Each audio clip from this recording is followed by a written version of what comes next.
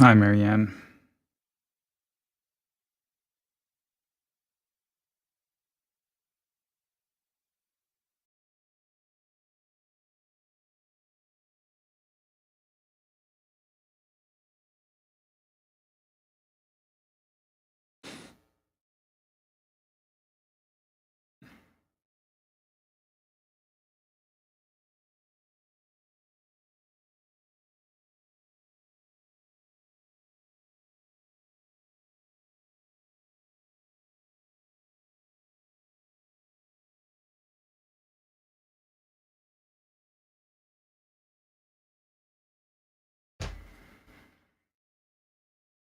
Aurora, are you here? I need to hear back from you.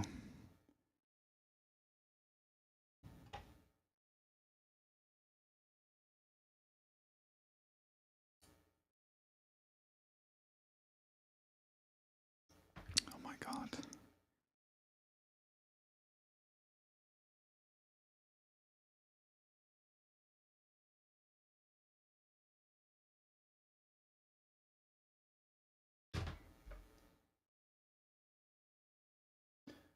You took that put, got out, 50% profit. Amazing.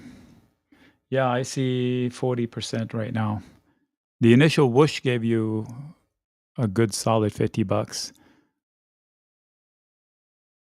So this one played out to a T. So now if you want to stay in it because you see more downside, that's on you. But we are falling into the baseline from the overnight. We are falling into the 50% retracement level. Logic dictates that they can bounce here.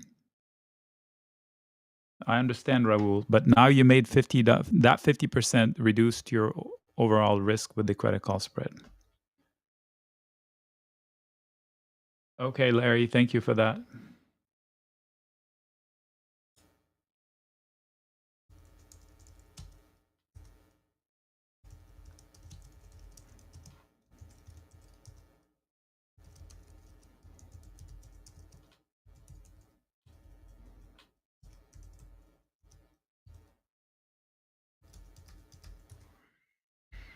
You're back at 50% profit on this put if you bought it, and it's perfect.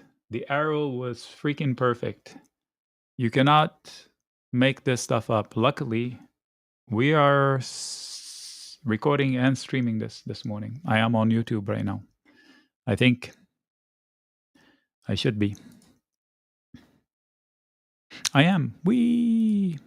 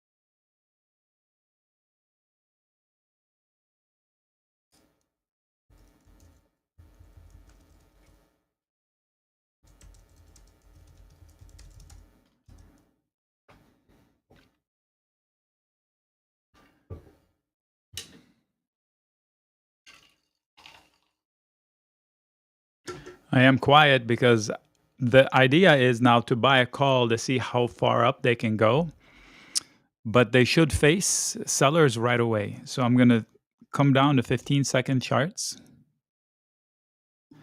This is going to complicate some things for newer people, but trust me, it works better that way.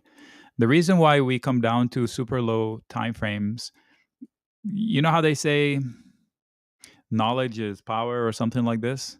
Why wouldn't you want to know 4 times more than the other person next to you? Most people have 1 minute charts. We have, if we go down to 15-second charts, we literally have 4 times as much data as the other person. Like these four candles might be wrapped up in one and it would look like one big stick. We know that inside of it where the sellers are. Every little piece of information in these gives us a hint. Oh, okay. Nobody asked me about the earnings trades this morning. They were all pretty good at the open. So if you were here and you managed out of them, you did well.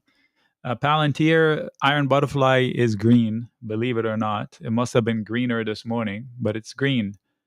You can leave it if you don't think it's going to go higher. Your break even point on this one is 171.6. The Iron Condor is definitely green. You can close it for more than 50% of its gains. HIMS, I think I didn't give anything. Oh, bearish bet. So if you close it at the open, you made money on the bearish bet. STX, I got my number. Side conversation. Melly, we didn't do anything. Cat, the Iron Butterfly paid $200. Sorry, $300. $300. The Iron Condor is winner, almost max gains. You can close it. Close both and move on. We did well overnight.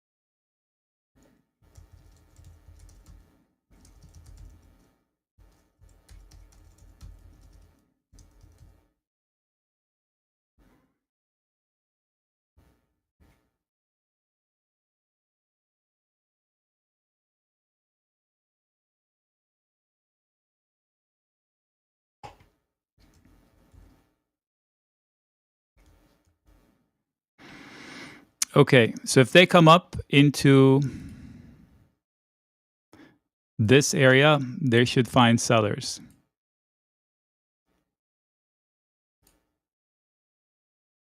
Of course, the white line, look how surgical it is. I believe that's a moving average. It is. This is a longer distance moving average that just matches up perfectly with that head and shoulders that we traded on the downside this morning. So this was perfect. I'm going to delete it so it's no longer here and messy. That was the perfect arrow of it. A new low of day would push us down to 629.6, which was the actual target if you were stickler about head and shoulders and such, somewhere around here. So let's keep that in mind here. So if you want to hold your put or hold another put from here, it's not as easy. We do have support from overnight action, from Fibonacci mindset, from this green line, but you should know that this was a target of the breach of 631.4. You also have the XLF, which is a pretty big contributor to the market, trying to hold its support as well. So we are at a critical point. I put critical in quotes for the bulls. We're talking just minute to minute. I can't believe we still listen to these reports, Tom. It's just really crazy that people are like, oh, 0.1% this way or that way. I've said it for decades. The government reports are a joke. If you are a financial analyst, if you're an FP&A person, you would be fired if you delivered reports that are as inaccurate as the government's accurate, these stupid reports. Yet we pour over them. Like it was like, oh my gosh, what we missed by 0.1%. What? their range of error is points. Anyway, but yes, what did they say? U.S. goods exports to China rise, even including the tariffs. Imports from China fall. Okay, I challenge those data points. I want to see hardcore numbers. I don't believe these percentages. I want to see the table. I don't trust these mathematicians. That number does not make sense. I want to see the table.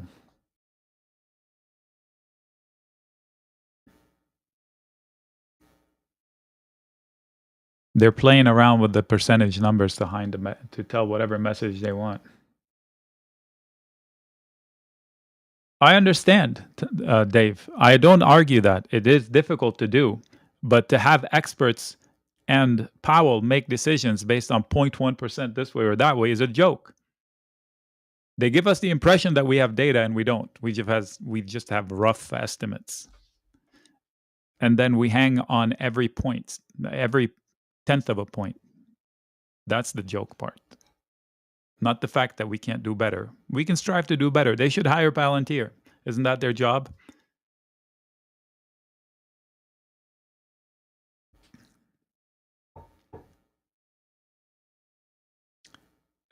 Is now a good time to sell a credit put spread to go with? Good point. Give me your credit call spread again.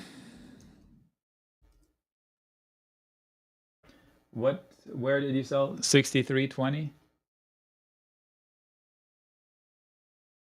Yes. You can do your credit put spread. Yeah. So now you collect an extra $50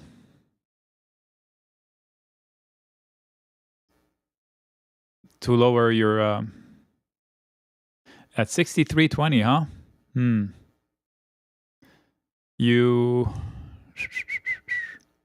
If we don't get weaker in the SPX, you might want to roll it early and higher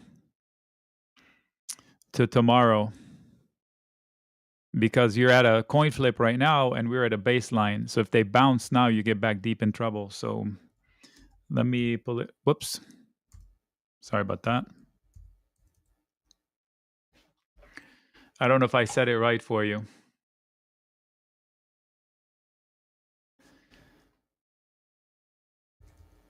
$250,806.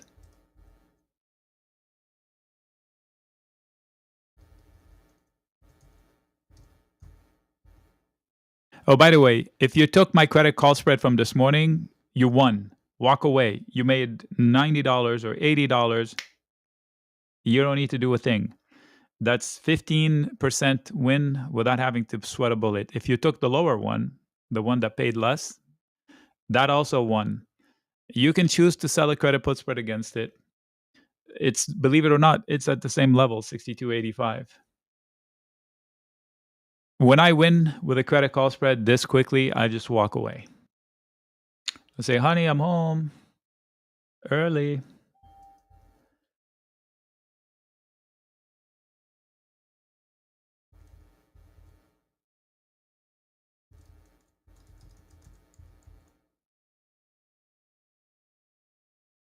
Raul, if you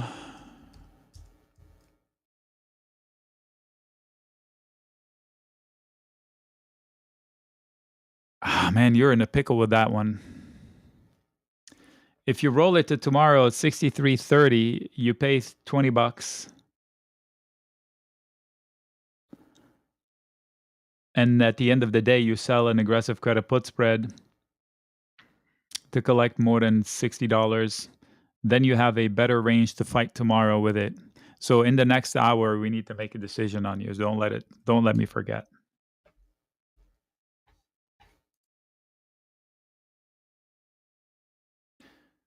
Looks like Intel, I still have those calls. Thanks, Palantir.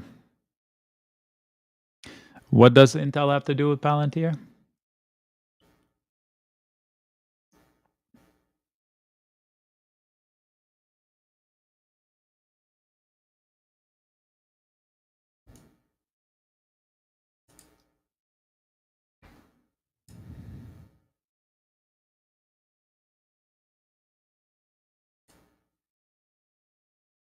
I don't know. Why would it?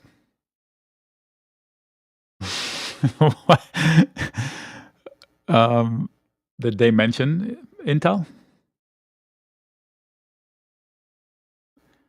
Oh, you already did. Okay.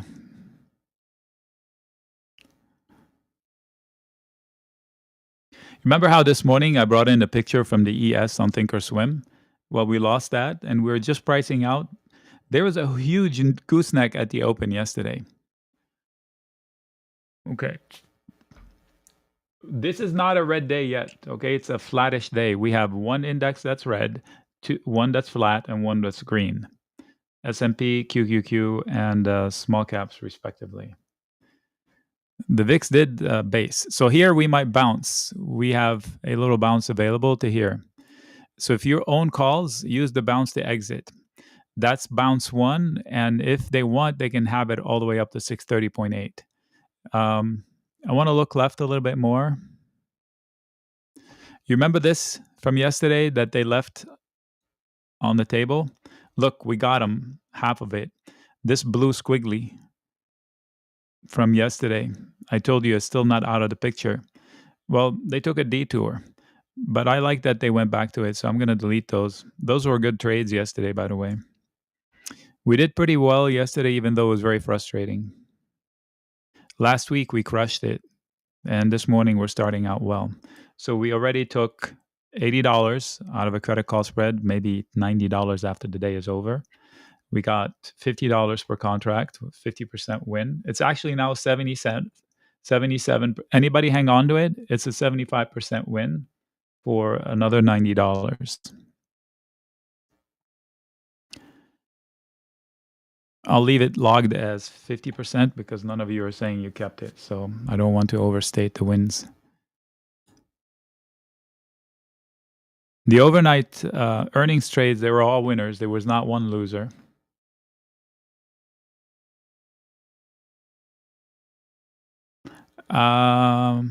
You see the arrow. If you can make money from point A to point B, go for it. But I want to show you what we're working with. Bottom right-hand corner of the screen. I'm going to take out my arrows and go to 60 minutes to show you. So we lost the consolidation of the overnight. We're going into the base of that goose at the last minute yesterday, or after the market closed. We had that goosing, but we have that whole thing. We have an open gap on the 1 hour down to 63.14. That's 30 points lower. I don't have a reason to buy a call. Let me go fish for one. Other than that white arrow, that's target 1 of 2. So let me check. We can go to 630.8. That white arrow and another one above it. So if you think you want to risk money on a call, this is target 1 and 2. We are selling rallies here. I don't have any other tangible reasons to take a call, and we have a lot of hot air below. I'm leery of that call, but it's available to you. The VIX is climbing, so it doesn't inspire taking a call. So this is the overall, this yellow box is a gap in the, this is a gap in here that you don't see. These are fair value gaps. It's unfinished business. There were orders that were not done right. So they have to come back here and close it at some point. I mentioned the top right-hand corner. This is 7 major stocks. Look at the engulfing candle at the open. Takes out half of yesterday. So they better not lose that wick. YouTube people, I'm ignoring you. Sorry about that. What's the best way to hedge your position? Well, give me the situation, Green, and I'll answer you. What is the ticker, position, time frame, and all of that? That's somebody on YouTube asking.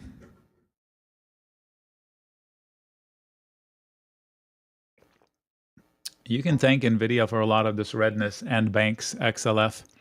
Die STX, die more flicker. Sorry.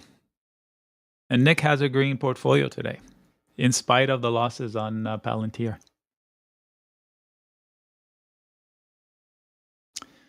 DIA. Trade green, no need to do anything.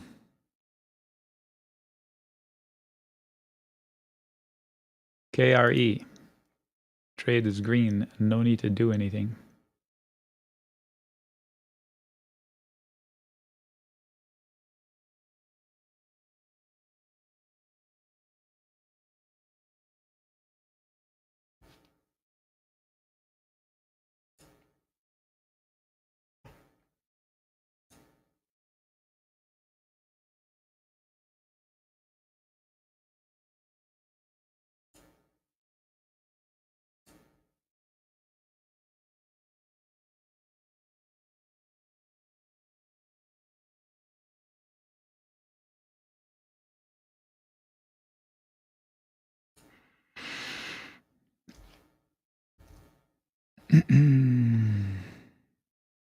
On AMD.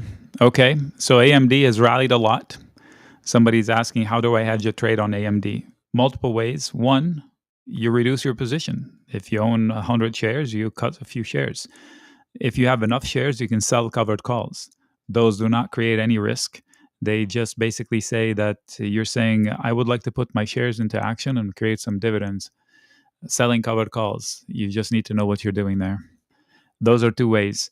A third way would be buying a put. That's pretty expensive going into earnings. You combine selling a call with buying a put, you can basically finance the whole put by selling the calls. So you'll be totally protecting. Another extreme way is to sell all your stock replacement strategy.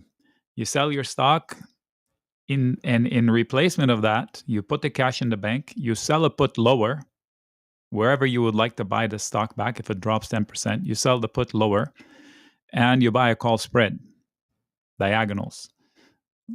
This way, you're long the stock with very little out of pocket. And if it falls 10%, you get to buy your stock lower at 10% and you did not participate in the loss. If it takes off, you're already long. Stock replacement strategy. All these and any of these in combination would work. Don't consider this as advice. I don't know you. These are things that I would consider doing.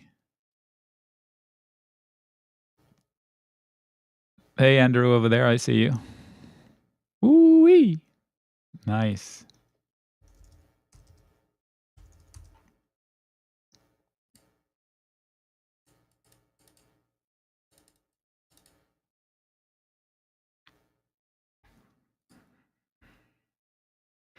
So those calls did not work, and that green M is being tested. In fact, it's kind of broken, so take those arrows off. If you bought a call, you should stop out based on your stops. That was pretty cool strategy, stock replacement. I love stock replacement, but you can't convince people to get rid of their share. Look at this! Look at it! What is that? Look! What does that mean? Took a minute. Took like 2 minutes plus 7 or 8 hours. Oh my gosh, that was from yesterday. Phew. We got our cycle.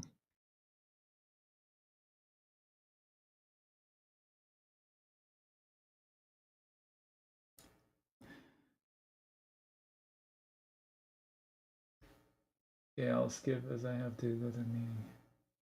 Didn't move volunteers. So I did not hear back from Aurora.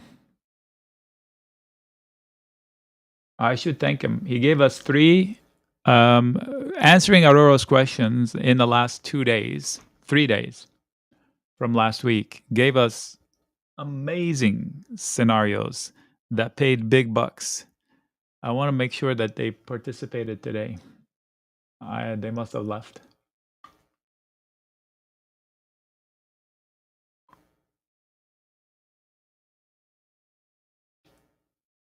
The NASDAQ triggered a wolf wave and it hit the target right away. The SPY has not triggered a wolf wave, but in essence did. I called it out for you and I drew that arrow that played out. And now the VIX is recovering like they figured out there's something scary. We are priced to perfection. We are at all-time highs, so those two things do make sense. If people are optimistic and we are at all-time highs, that makes sense. So the question is, from here, what is the incremental reason to buy? There could be anything. Symbotic today spiked 10%, so its incremental reason is whatever news that came out.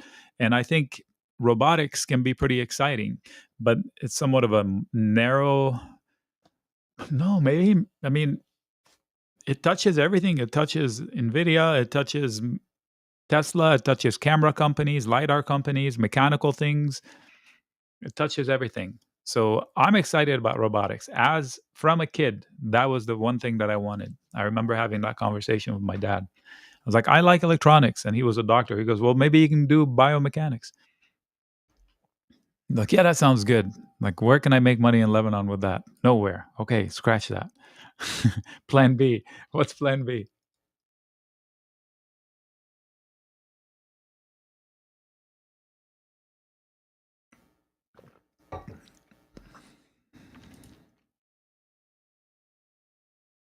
You're welcome, Green.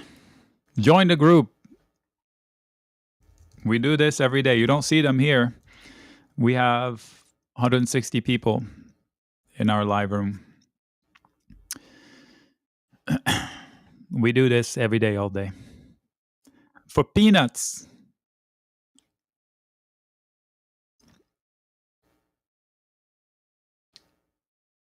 What's that? What's a Twiggy?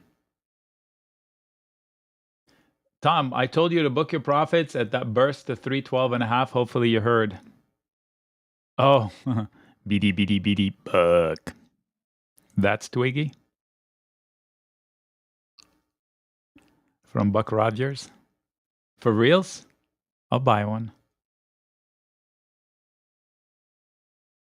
I was 19, Marianne.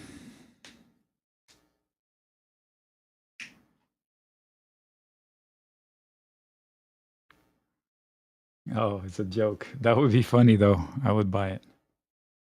I loved that show. Who watched Buck Rogers back in the day?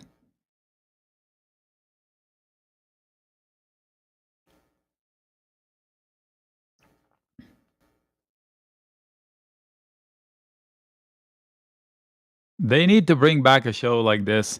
You know, there was a show kind of like this that I loved and disappeared. Firefly.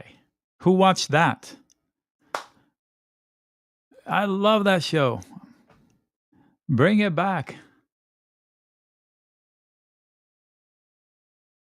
Oh, thank you, Marianne. Yeah, that's another conversation with my dad, Marianne. No joke. So I'm Lebanese. A lot of people don't know Lebanon was a French colony until the 40s. So our official language is French and Arabic from day one in school. So we school French, Arabic, all the sciences in French. And somewhere around seventh grade, I don't know the system here, we pick up English once a week. So so my dad goes, "You might want to pay attention. One day you might want to live in the United States." I was like, "Oh, okay." So I made it a thing. Yes. I kicked Fanny on the TOEFL, that the English language.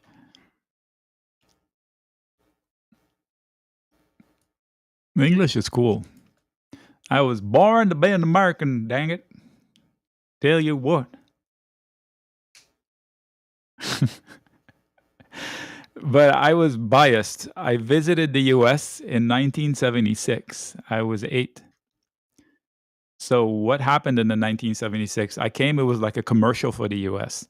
It was the bicentennial. America had just turned 200 years old. The whole country was decorated red, white, and blue. The fire hydrants were painted. Disneyland was all red, white, and blue. So I was like, dang, this place is amazing. I will be back. And then 11 years later, I moved.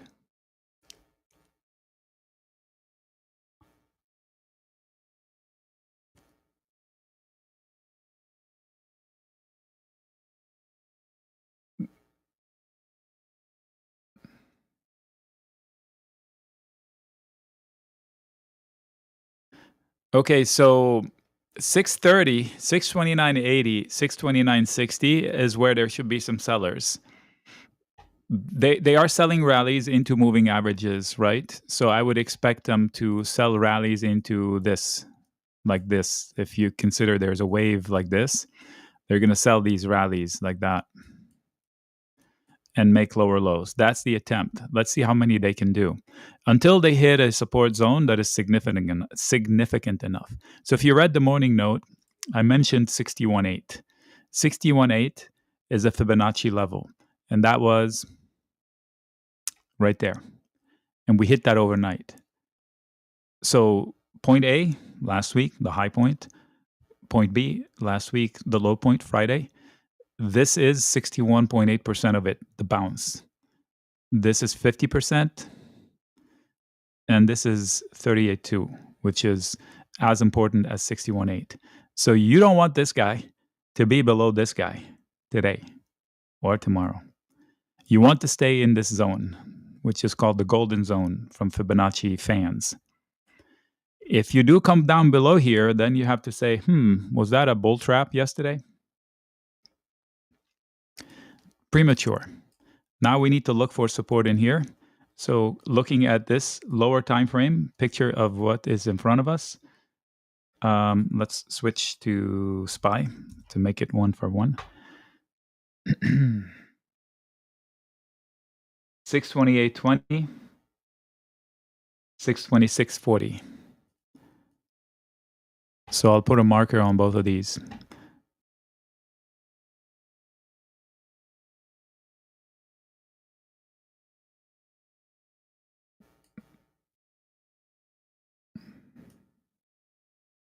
Maybe we don't need them, maybe we do.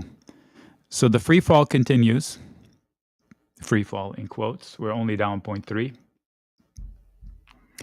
The free fall from the overnight highs. When they told me Trump was going to be on TV, on CNBC, I was like, uh-oh, he's going to say buy stocks. And we're going up 1% today to hit an all-time high.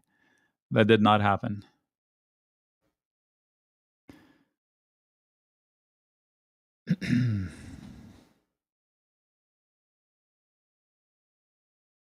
Let's go visit the VIX calls. Just to tell you, a lot of people are uncomfortable buying VIX calls. They're only down 11%, 9 to 11%. When I say only, this position is more than a month old, and it's a bearish position, and we have broken record after record after record. And 2 days ago they were green, and now they're a little bit red. And it's protection for your account for free. For free. I don't know what to say. It is a uncomfortable feeling to be long everything at all-time highs. It is so much more comfortable to just add a free trade to guard against the holy crap moment. I promise you the holy crap moment comes out of nowhere and you don't have time to buy the VIX. If you're too young to have traded through a catastrophe, the VIX goes from wherever it is to 30 in an instant. And I mean a catastrophe. I'm not going to mention any of them now because they'll be flagrant. But when the you-know-what hits the fan to where something that they did not expect, it goes from 0 to 30 plus in an instant. Why would you not take a free trade to protect against it? I promise you, you're not fast enough.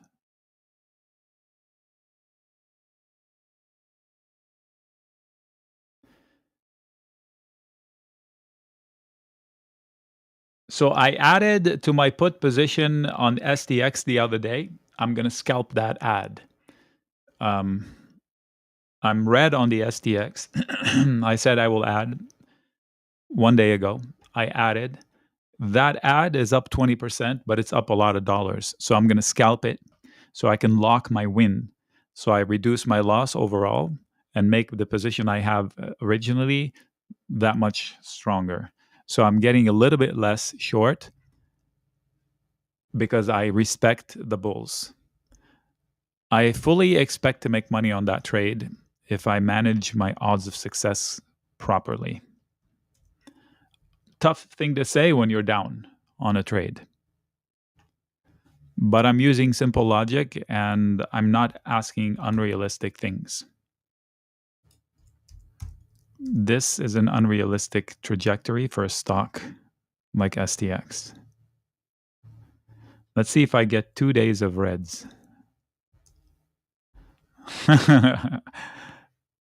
I've seen those memes with the dogs running. That's hilarious. You guys are funny. Like, yeah, I would laugh louder if I knew baseball. So this is a bullish setup that Gint is posting. Why are we falling? Alice! Hey! I think somebody named Steve used to come in here and genuinely ask every time. The nicest person. XLF lost yesterday's low. Dime O flicker. I am short the XLF. Let me go get less short. Is there anything you're not short, Nick? Yes. I'm still winning on the XLF. I have 45 days.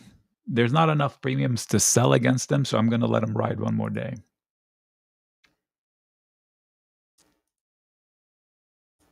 Yesterday, I sold an Iron Butterfly. It's just $40 cheaper now, so I'm making only $40. I'm going to leave that.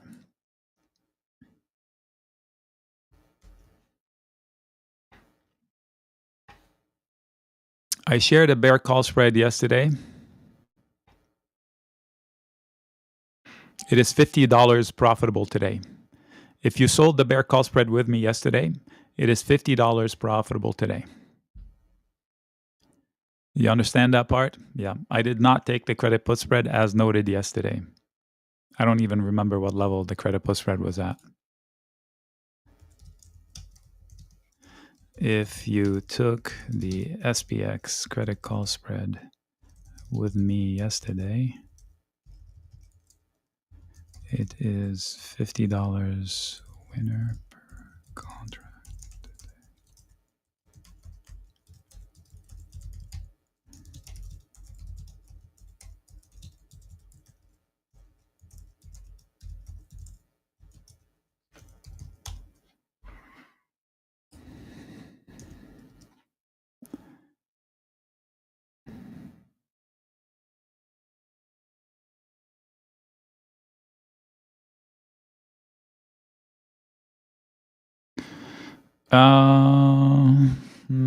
XRT.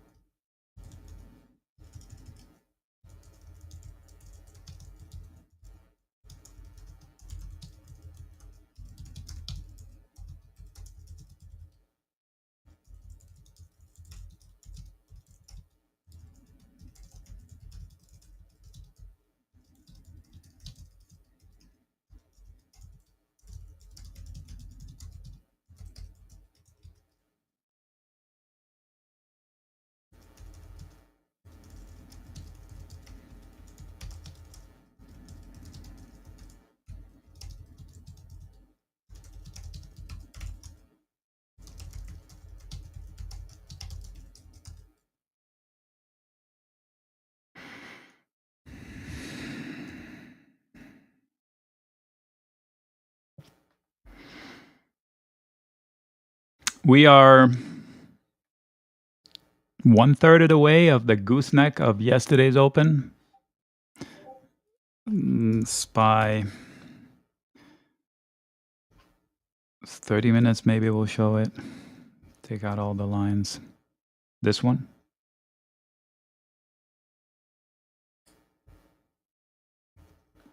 Let me see if I can get us any hints of bounces. Any harmonics? Okay, so we are covering a fair value gap on the SPY, starting it. That yellow box on the bottom right-hand corner, it should show up here, down here somewhere. This one. So this is a fair value gap inside this large candle. It's unfinished business. So now it is slippery slope. Why? We rose through it too fast. There's no prior history to hold us up as support. Like there's no transactions. You got to wake up the buyers and the sellers. And because of the fair value gap, which is not a physical gap you can see, but I can promise you it's a gap in volume. Here, maybe I can show you that. 1 second. All right, I'm going to take out all the lines and go 5 minutes. Look how slow this is. Okay.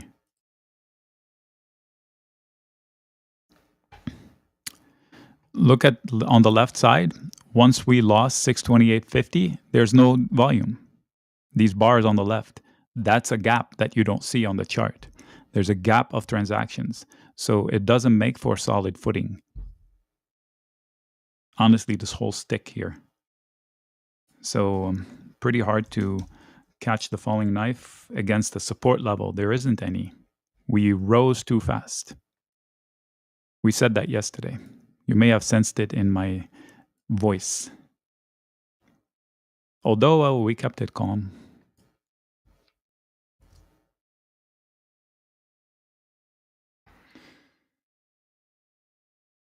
Great show, Terry. That's hilarious. Yes, we're here to please.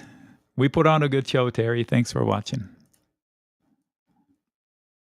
This candle, you got to pay attention to it. So next time we go through 628.80, 629, you should expect some resistance. So this letter R, I would bring down to here. What did we say? 620, right here. I will move this over to here. I will copy it over and bring it down.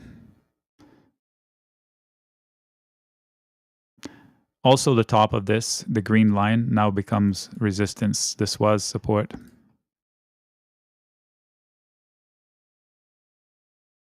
You see, there's no level they can lean on. Not even this one. They took that out.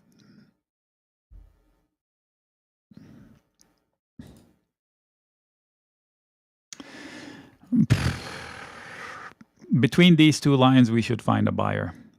This is the 38.2 Fibonacci. The fundamentals have not changed, right? It's just perception and price action. Look at the XLF. The XLF is about 13% of the S&P, I'm roughly estimating. That's a pretty heavyweight lead balloon. It's like Apple and Nvidia falling like this. And it doesn't look like a lot of money, 52 to 51.4, but for the XLF, it's a mountain. Trust me, I watched this thing like a hawk. A couple of days ago, I told you I'm watching what the KRE is doing. And the KRE has been selling rallies. And I think that's my thesis.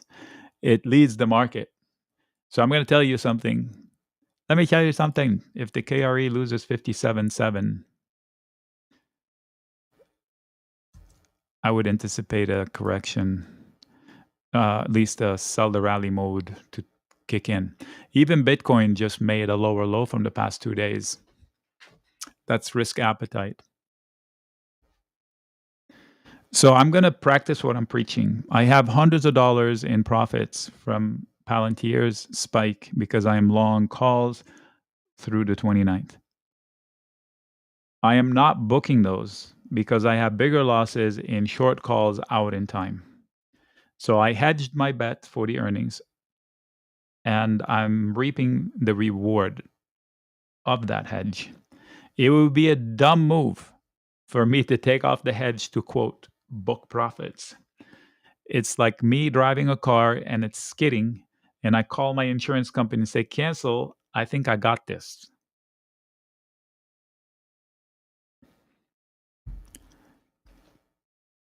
The only reason I would close a long that is working is because I decided to call it quits on the short.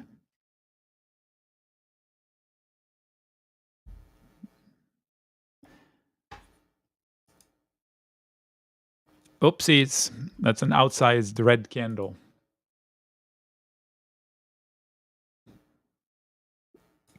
My instinct not to buy a call was correct.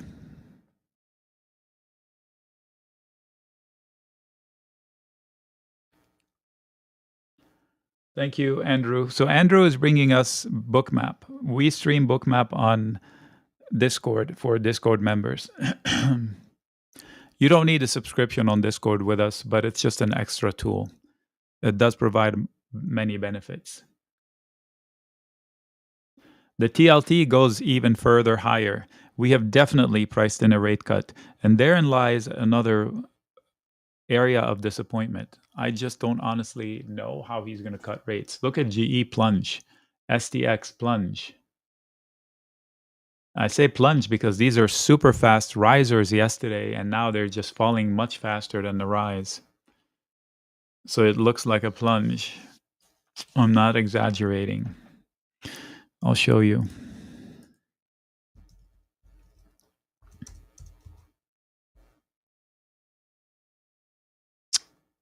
That's a pretty big drop. That's like an earnings drop. That's STX, GE. I don't know why TradingView is so slow. That's a pretty big move. Yes, they had a big move yesterday, but this is much faster.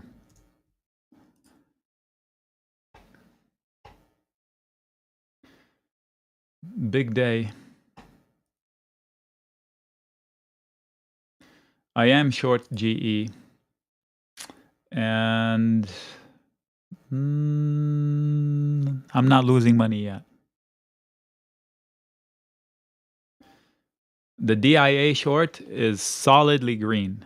Solidly green. There's definitely no reason to get out of my bearish bet on the DIA. That's a short on a daily candle. A classic looking harmonic with much more downside. I sold some puts for this week. They brought me $135 in profits against something I paid $870 to buy. So now the cost of entry for my short is $135 cheaper than $870. So after this week, I'd be holding something that cost me roughly $120. I don't know what costs of trading was, and per contract, and it's worth definitely more than that, and it has 45 days to play out. It's a good position to be in. We'll see how quickly it plays out. I'm also short Boeing, and today I have greens. I don't have any puts in Boeing. I just sold the schmutz out of the calls. I have bearish positions from here to January, scattered. September, October, December, January. I did that last year. Sell a credit put spread. I don't know your portfolio. You can sell a credit put spread. If you have bearish positions, absolutely. For today, you can, and you roll it to tomorrow if it doesn't work. The problem is that we have a pretty frothy candle, but yes, you can. Your plate is clean. Your plate is clean. Then let's wait for better clues. This morning I said short the small caps. Anybody take those positions? If you did, win immediately. Close all of them. I shared them before the market opened, and then after the market opened. Let me reprice them. It was a bear call spread for tomorrow, and that is now 10 cents from 50. Close it. Yeah, you don't have to close it actually. And a bull put spread. Sorry, a bear put spread, that debit put spread for next week. And that was, where is it? RUT. That's making $15, $20, actually $30. That one wins at a slower pace because we chose it out weeks. But now I said if you did 5 credit call spreads for tomorrow's credit call spread, you would have financed a debit put spread fully. So that means you can close your bet for tomorrow or decide to sell a credit put spread against it to make more money. And whatever you capture from that debit put spread you own is pure profit. And currently it's $250 per contract. So if you did 5 credit call spread and 1 debit put spread, you already cashed in on the 5 credit call spreads, 80% of it. That means that anything you get out of selling the put spread that you own for next week is pure profit. Beautiful position to be in. Hopefully you jumped on it. You guys asked for it and we delivered. Corey asked. And I shared them in details and I gave you pictures of them. And I said you can do the same on the IWM. Either or, not both. Tesla traders, I offered you an exit this morning at the perfect time. Like it was to the minute perfect. Hopefully, crossing my fingers, you jumped on it because we went back to the lows of the day.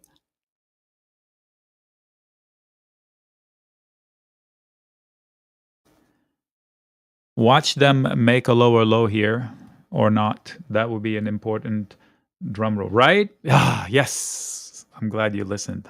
Fist bump. Whew, I was sweating it. I was waiting to hear from you. I didn't want to call you out again. I called you out earlier. Yes, but I did see what you were saying, but I saw the levels and I thought, there we go, my man.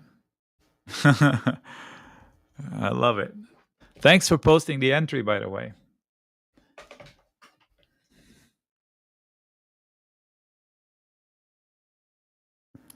Woo-wee.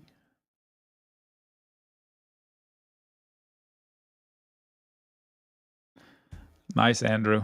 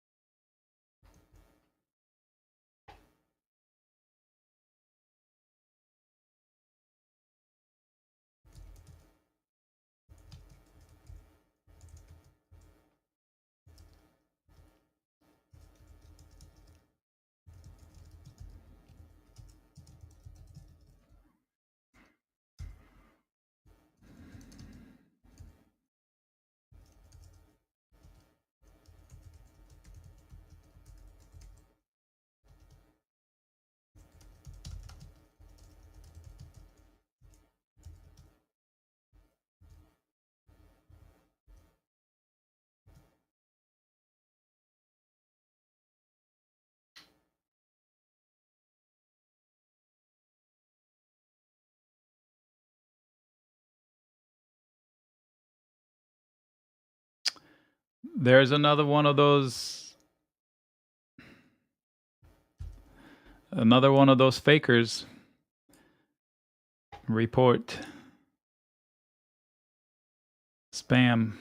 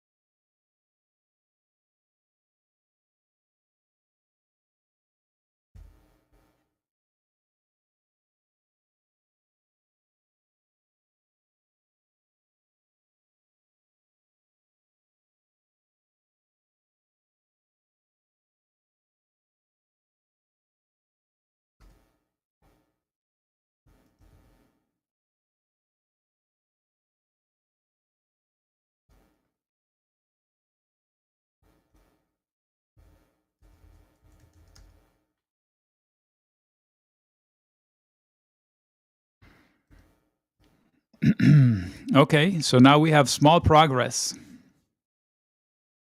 Small progress.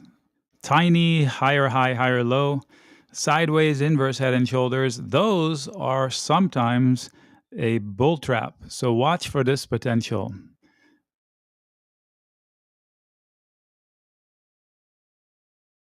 Okay, so that would be a surprise, this blue path. I only say it because of this slant here. Careful. Just because don't buy a put for it, just be careful with your calls. If you bought a call here against the support zone, which it is, we did hit a support zone. So the volume is growing down here. You see that? It is plausible to go up to the letter R, but watch out for the fake out once they approach 628.60. So be on your toe and scalp, scalp, scalp. Meta short term. How short is short term? All right, 764 plus or minus should be solid support. You have a gap into 748.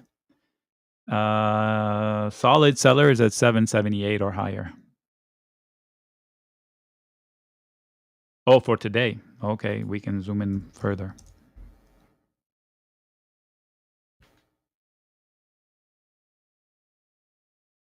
$763 should be a base from the value area of the last, say, 24 hours.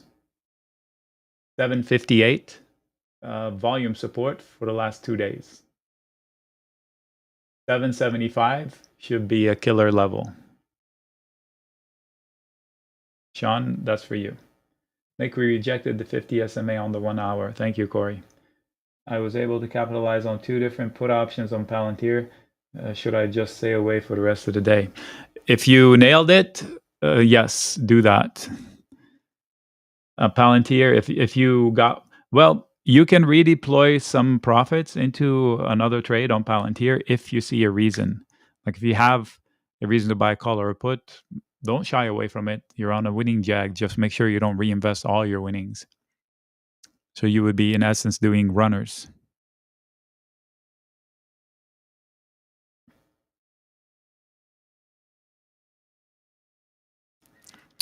Let's see if they give me that blue path.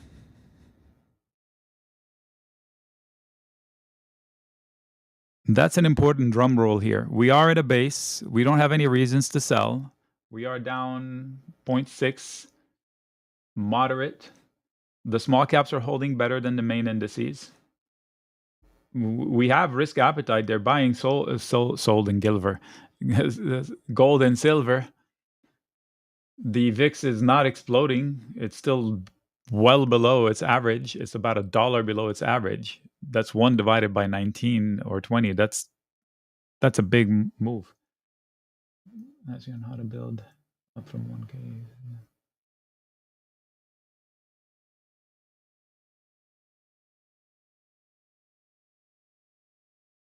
Hey, Jordan. Dang. Fist bump. I love this. Yeah, don't buy the 2012.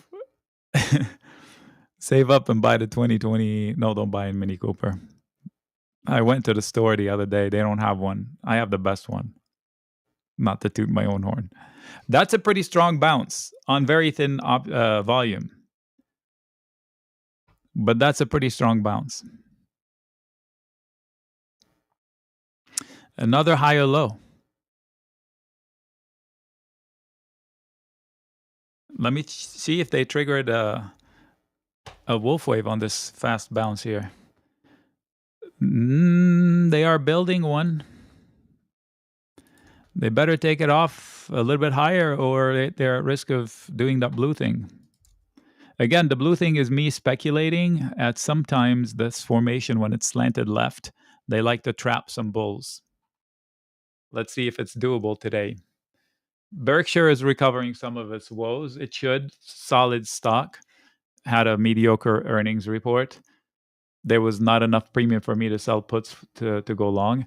This bounce is highly reliant on NVIDIA. So if I put NVIDIA down here, 15 seconds, you will see that a lot of this contribution is NVIDIA. Apple as well. Apple, they run for the hills when it comes to Apple, but the last 15 seconds, that's just NVIDIA. Boing. It is 8% of the market. It is the largest company on the planet, $4 trillion.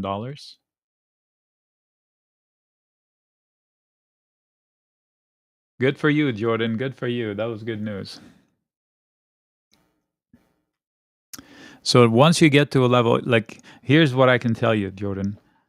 If you start with a small account and you trade aggressively buying calls and puts, and you build it up to a certain size, change your trading habits. Don't risk your entire account on trades. So now you can still trade the same way, but smaller scale, so that you avoid going back to the start. I can't tell you how many stories I've heard like that. I started with X thousand, I ended up with so many thousands, and then I went back to X thousand plus a little bit. That's because they continue trading. Like, every trade has to be huge.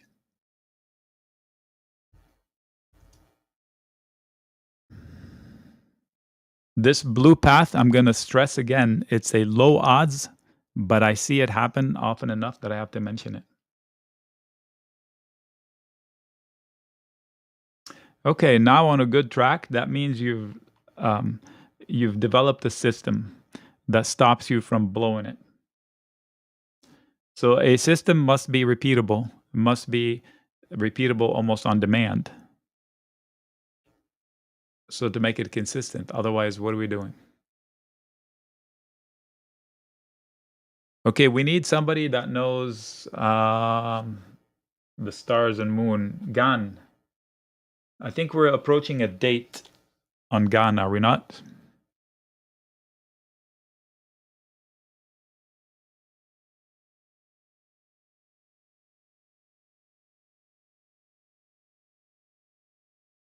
I spent 2.5 hours last night trying to code a new thing for TradingView and failed.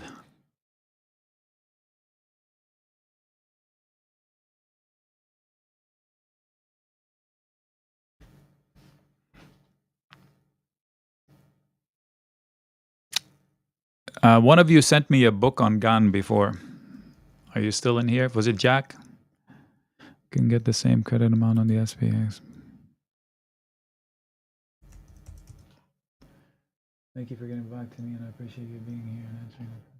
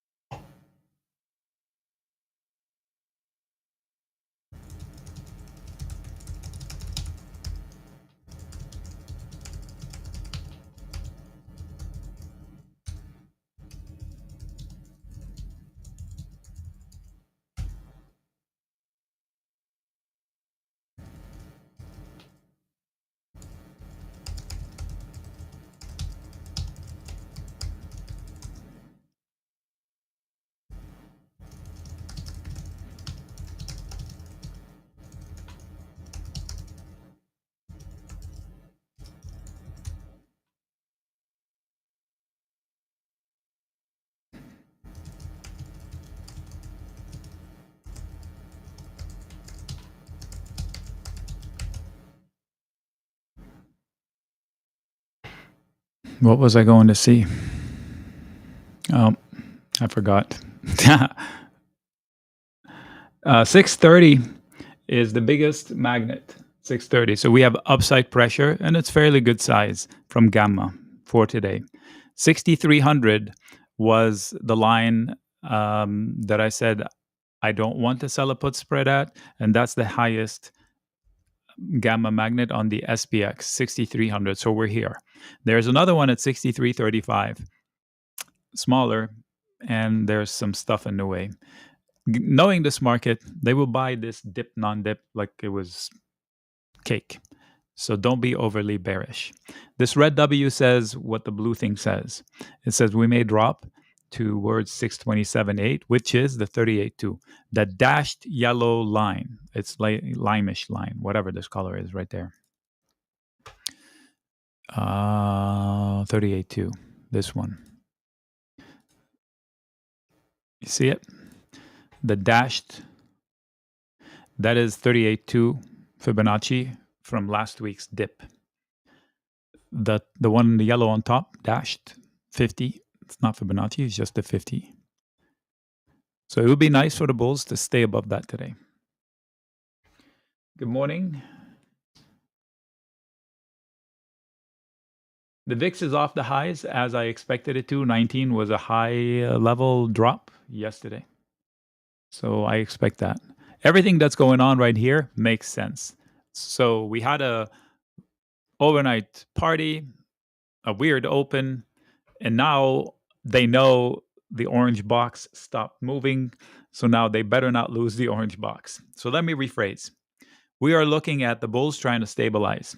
If we do the blue scribbly, if we actually do this, which is I'd give this like a 20% chance. If we do this one, we're going to go much lower.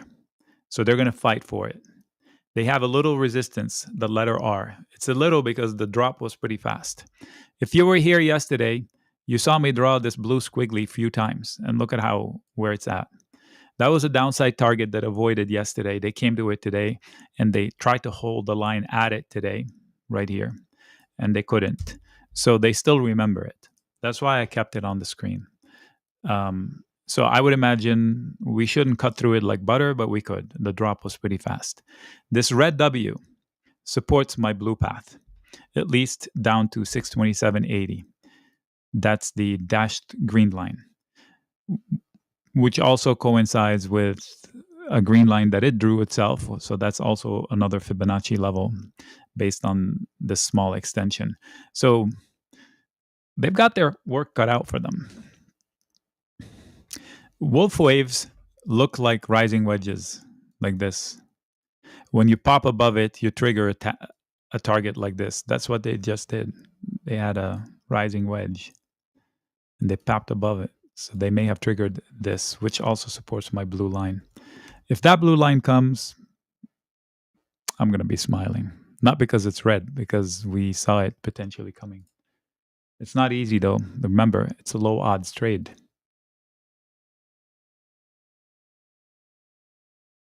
Momentum indicators I use, like something called momentum. I don't use them, but momentum is part of the game. So, like what? What you see on my screen, I do have 24 indicators, but I only use like 4, maybe 3. I use harmonics. I use wolf waves. I use a couple of my own concoction, which have momentum things in them. I don't use anything called momentum. I am not a momentum trader. I'm a guy that knows where buyers or sellers are going to be and where targets might be based on extensions. And then we add an extra layer of information from the options world, and that's what gives us the edge. That options data is, whoa. What did I say this morning to Corey? They are transacting much lower prices. So something to keep in mind. And then we opened, and then they let go the ghost. So there are hints inside the options chain every day.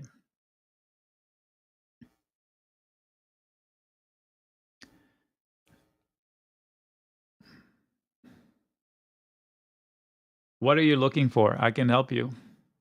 Who is this SMLV? Is this Steve?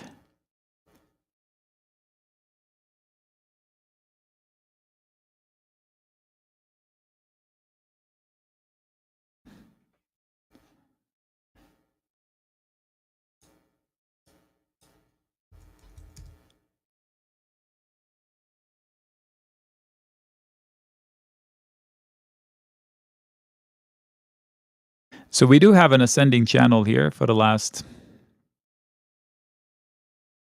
30 minutes.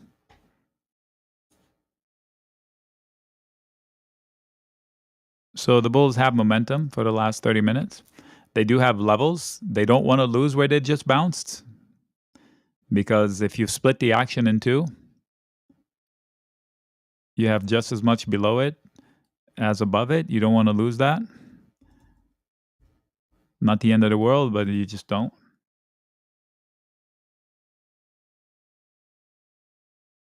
Adnan is doing his own thing. I spoke to him in length a few weeks ago. He offered to host the room, but we had Mert step up to the plate. While I was gone on vacation, he was kind enough to offer his time. He seemed pretty busy.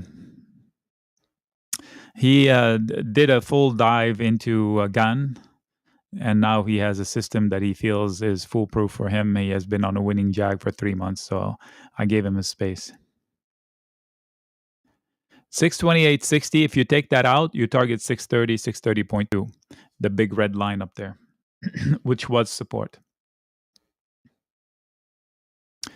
That yellow bar that we're approaching should have some sellers. I'm looking left, and there was a big green candle there that they lost.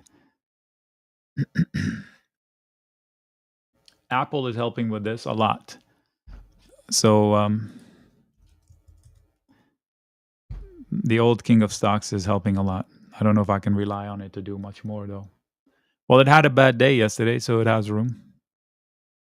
I can guarantee you that this market will not sell everything. They will buy something. If not, they wouldn't be buying Palantir up, and they would not be selling the VIX down. And they are. So the bulls are in charge. The bears should just take every red tick and profit from it and run. So if somebody took my credit call spread from yesterday and they want to add a credit put spread today, they can. So yesterday I sent out a trade to short tomorrow's call spreads. Today it paid. I sent it out more aggressive than normal on purpose to give us room to scalp. I don't remember the credit put spread because I didn't do it. 62.30. All right, let's go see if that's available. My dog is losing his mind out there. 62.30.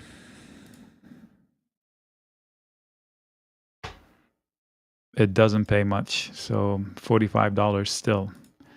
Nothing I would do. You can do it, depends on your portfolio. If you have a bearish portfolio and you are short for tomorrow, you can sell a credit put spread for tomorrow to balance your bet. So you collected $75 or $80 to open the credit call spread, and you collect another $50 or $45 or $55 to open up a credit put spread. So in total, you may have gotten $120 to $130 in credits, and it expires tomorrow. And so that's $370 in risk, but you divide 120 by 370, that's a huge win in 2 days with pretty good odds. Not too shabby.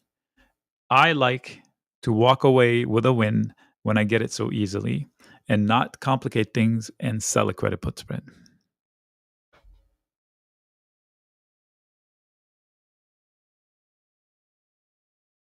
I will get us GAN levels. I know Tom knows a little bit. Oh, that's what I was doing. God, I'm getting old. I know one of you sent me a full book on GAN. I was like, okay, I tabled it to read later. I'm pretty sure it was Jack.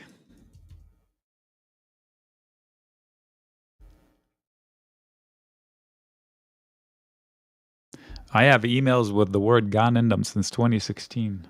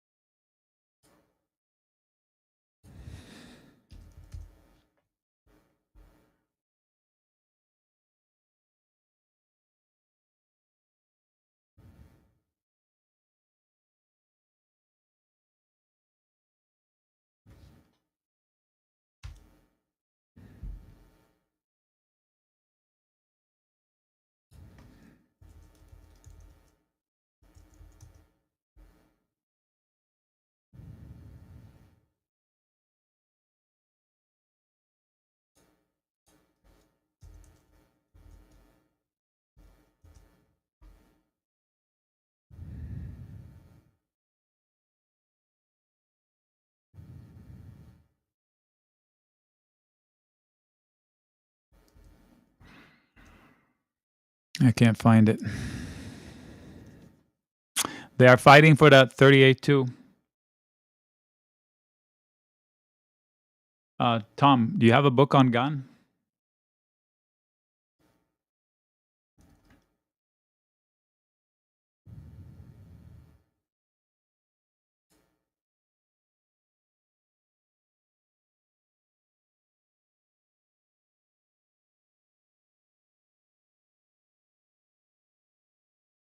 $212. Okay, thanks.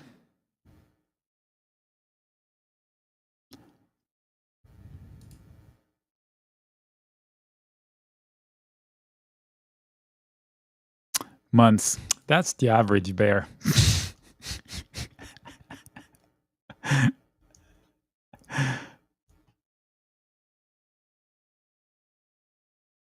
I'll be an expert in 2 days.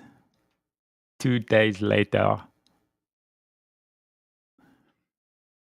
I swear the guy sent me everything. I started looking at it. I started doing some angling and I fell into a trap. I was like, wait, that doesn't make sense. And then I lost interest.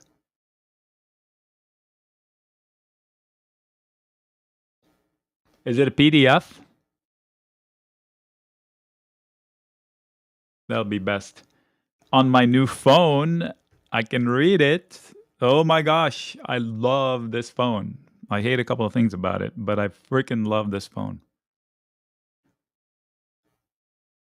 When people see me in public, they're going to be jealous and they're going to buy that same phone. Be careful, Apple. You better come out with a foldable. It is a game changer. I did. I get the Z Fold 7. Yes. You have the 7?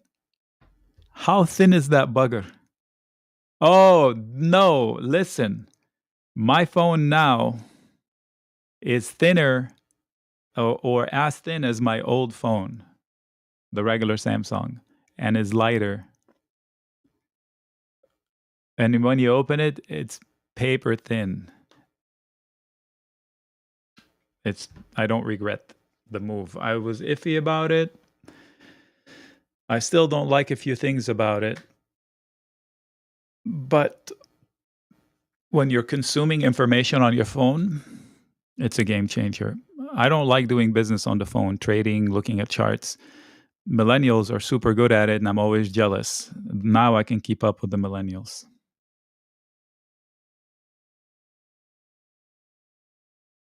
Go to the store and test it out. Go to a T-Mobile store, open up the Z Fold 7 and just test it out.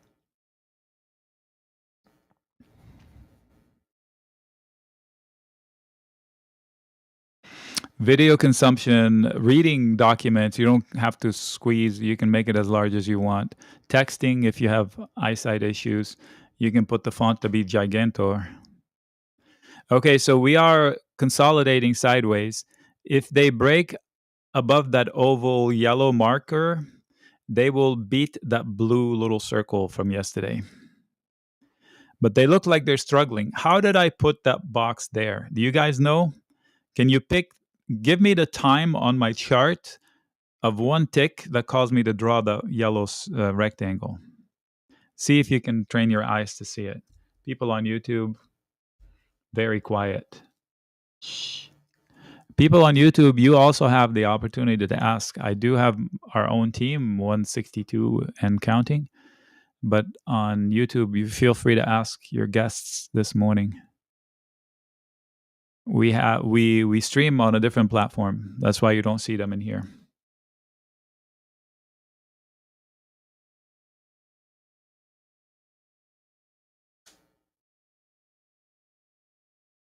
Yes, last half hour of the day, I'll look at AMD. 740 what? 740? Yes, 740.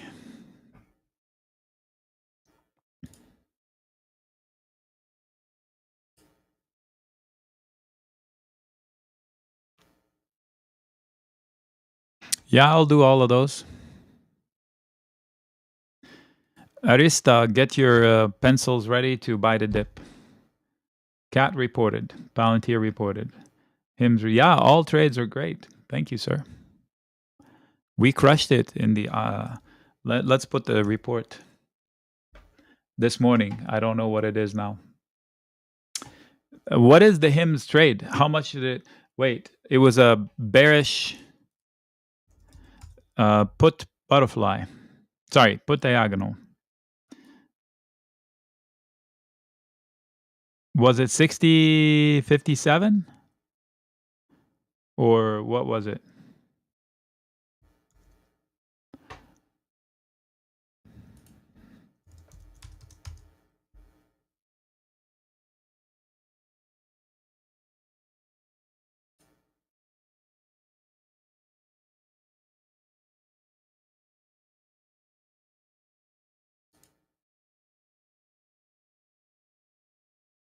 $61.54. Thank you. 61. Where did we? The 54 for this week still carries some money. $50. 61 was for September 5th, maybe? Yes.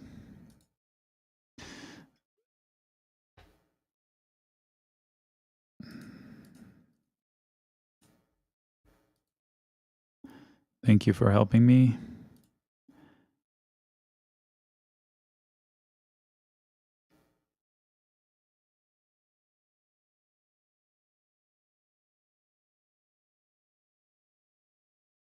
So now it is worth almost $600. How much was it to buy? 200 and something?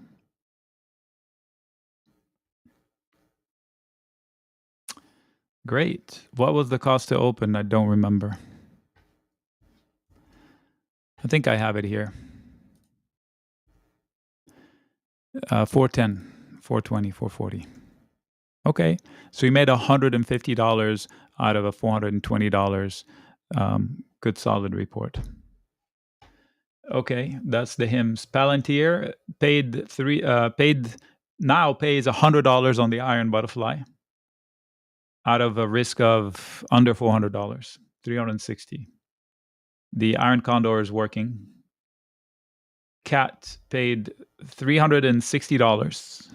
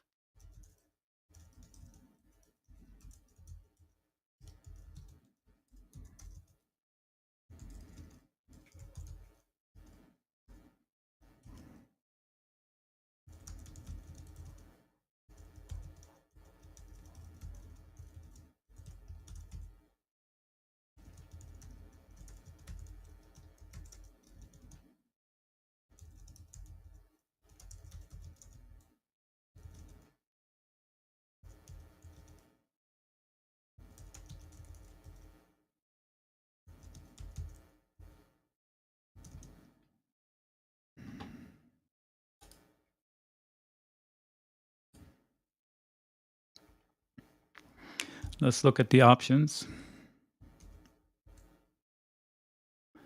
We do have support from the options. We also have upside pressure. I don't think the options world was ready for this dip, so they might want to push it up $2. We'll see. So now that's the dilemma. They need to push it up $2 to get back some of the put money that they're paying out if the bell rings right now. These are the mega caps. The opening candle, that's a 30-minute candle. So very slow poke trade here. This opening candle is very important. It took out more than half of yesterday, and they cannot recover the tail end wick of it. So I'm going to put a box around it, especially the bottom end of it.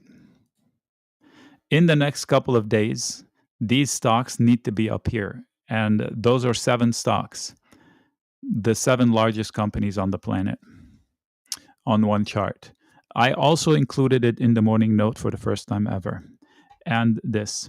I said this morning that these guys are in worse shape than the mega caps. Well, now they're both in the same boat, kind of, but it's still in worse shape a little bit. Mainly because the XLF is super weak. And this is not looking good right now. They're making lower lows. Yes, they've been holding the floor, but now it looks like a head and shoulder-ish, not really, 3 peaks, falling peaks, whatever. They're testing the floorboard unnecessarily. This was relatively easy to take out to get to the blue one, in spite of my letter R. But now they made it so that they need to hold this 627.6. If they get to 627.6, I think it's an easy trip down to here. And if it is, then they're probably going to finish this blue path. Let's see here. What else do we need? Where can I get some clues for us? Good Lord, I'm running out of windows trying to get clues. Well, we are a one-trick pony, and NVIDIA, I want to put here.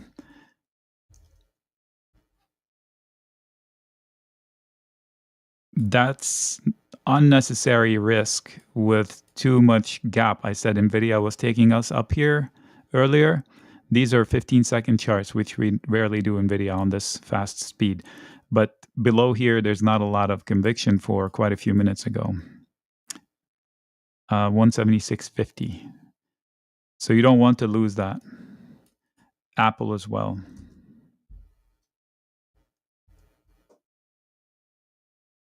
That's a good base for NVIDIA to pop. But if NVIDIA loses this, I think this one drops. Let me zoom in on these guys. So these are the XL group, bunch of ETFs all together.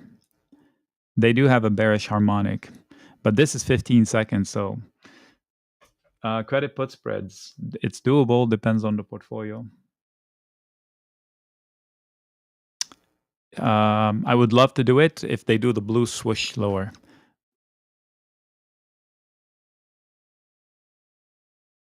So if you don't have a reason to jump in, you might want to wait. Wait, did you guys share a book with me? Okay, thank you, sir.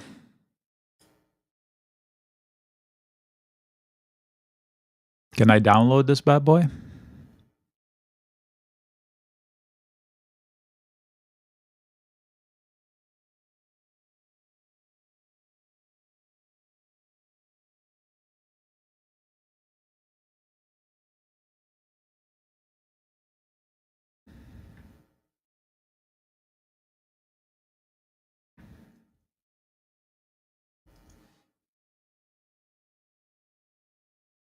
Good morning, good morning. Second shift.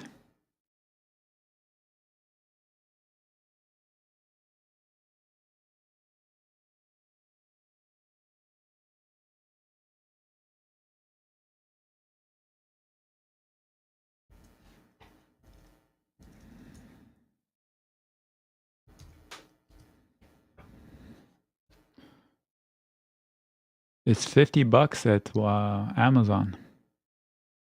The book from Dave. $34 at Target.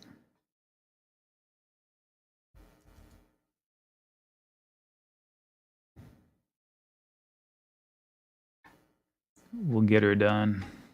What a joke how Cat was bought this AM despite mediocre results. Yes. We discussed that and expressed outrage already. All right, the XL group is making good headway here. I wonder if we can pinpoint one of them. We can go here and take a peek as to who in the last minute is actually doing the work. XLB, XLE, really? We're rallying behind energy? Look at the XLE the last minute. And materials. What? The BS ones. When the real ones can't rally, the BS ones step up to the plate. XLE is Exxon Chevron, 40% of it, more. XLB is materials. That's because they had a dip and they're just rallying. Okay, nothing to see. Look how pinpoint this price action is. Well, I have to say that in this environment, you give the edge to the buyers. So when they go sideways this long, when you give the bull a lot of time, they will find their way and bounce. Why haven't they done it yet? What are they cooking up? Are they cooking up a minus 1% day or a slightly green close? I don't think we stay here too long. So hold the drum roll for a minute. All right. Thanks, Dave.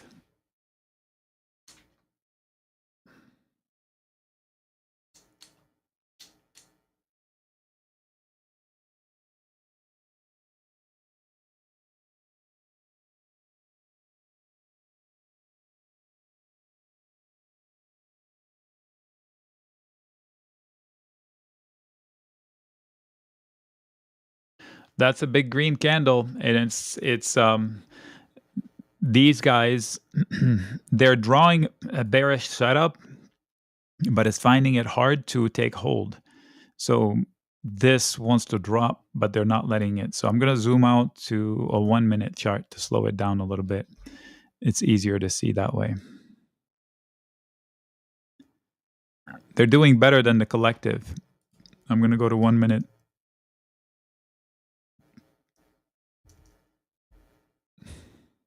Oh, came out as 12. Okay, that's weird. These are the mega caps collectively. What a battle. I'm going to mute myself for a minute and go get myself a fresh batch of water. I'll be right back.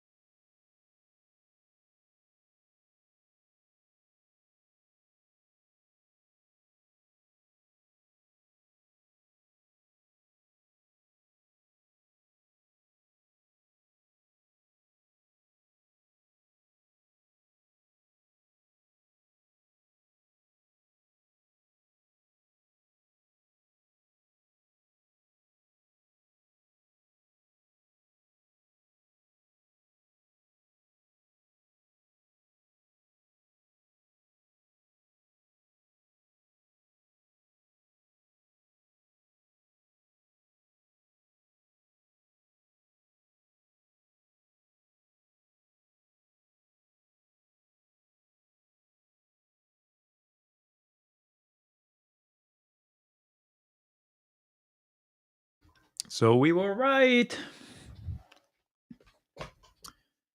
They haven't they're not done finished exploring support. So it's not quite the entire blue marker, but pretty darn close. So I made an observation about a slanted inverse head and shoulders. Hopefully you took notice.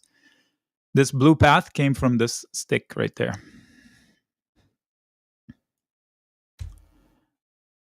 Actually, I'll leave it there. I'm not that guy, but some people trade the underneath of these.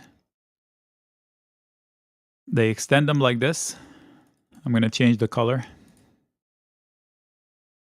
And when we approach them from underneath, they count them. I've never done that, but let's see if it works.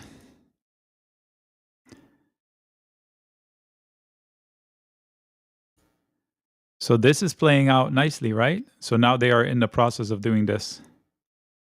Let's see if they finish it. I only moved it sideways because they took a little bit longer to start. So if this peak was here, I'm just moving it sideways, right? So I'll leave it there. I'm just giving you the visual.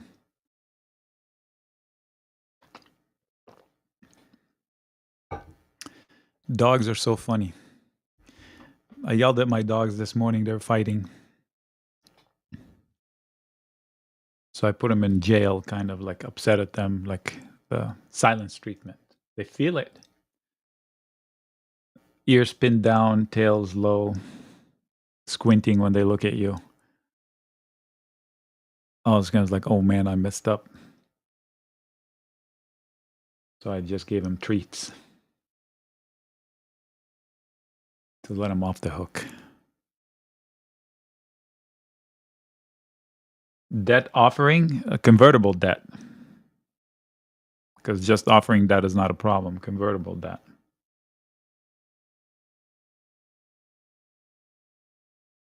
NVIDIA lost its support. Coinbase.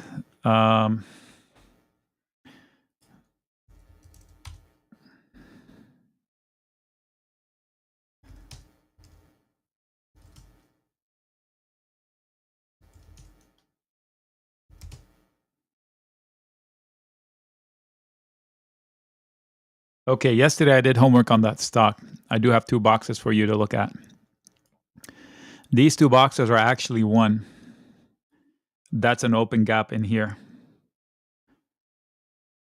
So I wouldn't be surprised to see the stock at 275 or lower.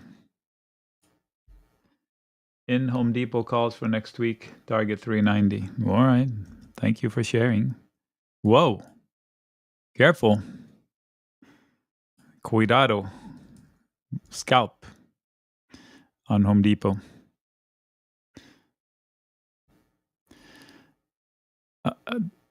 Is this a new low of day? Okay, so new people, and especially people on YouTube, here's what we do. That orange box on the left, if we lose it, we probably will target 625.80 or lower. Or lower. So we haven't lost it. We're just exploring support zones. Unfortunately, NVIDIA decided to poop itself, and Microsoft too, and Meta. So the upper right-hand corner box of my screen is the collective 7 largest companies, and they just lost their support. So in theory, this chart should be coming down to here, from here to here. So that's a 0.4%, and they're about 30% of the market. So at least 0.1% risk on the SPY, which is here.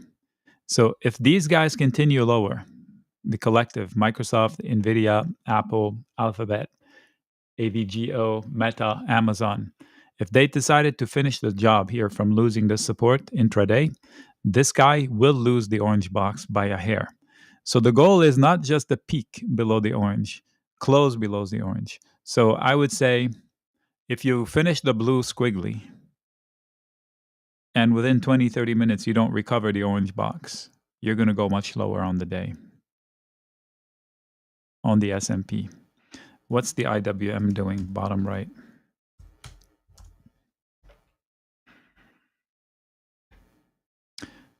So the IWM was it still is leading. It's doing the best. And it does not have mega caps. So yesterday the mega caps helped. Today they're a drag.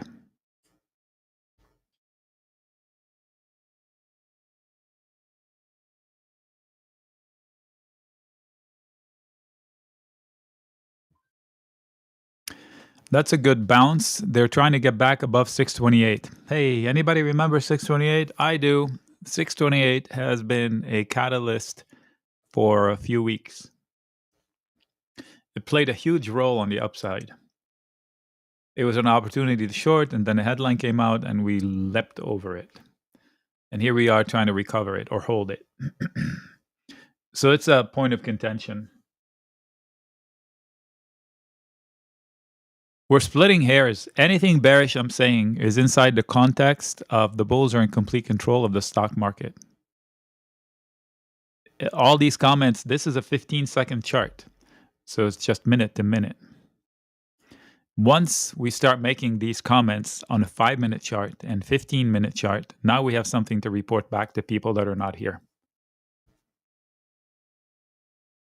For now, we had a dip last week. They bought the dip, and they're trying not to lose the support from which they bought. They bought the dip too fast. They took out 2/3 of it, and now they're back at the 1/3, a little bit more. This is the 38.2 Fibonacci retracement level, exactly that dashed green line. I'm not a religious fanatic about Fibonacci, but they do make sense, and the machines look for them. Speaking of machines, let's go look to see what the machines are doing right now. The algo flow is bearish, but there's no divergence. Let me check on the dollar amounts. There was this morning, if somebody took that trade with me, or the trade I mentioned, there was a $2.5 million bearish bet on the S&P using October. If somebody took that, it was $1,000 to buy that put. I don't know how much it is now. Let's go check. I didn't take it, but I said if you wanted to join them,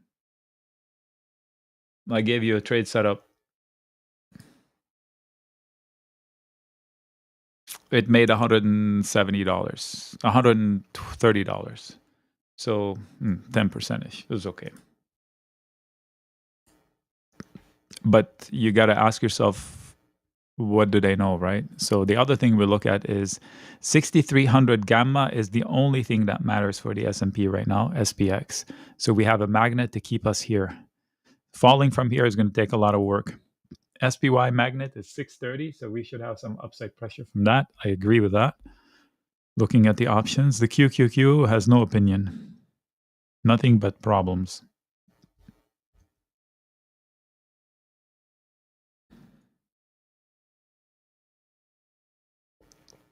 I need comments from you. I can't be talking all day.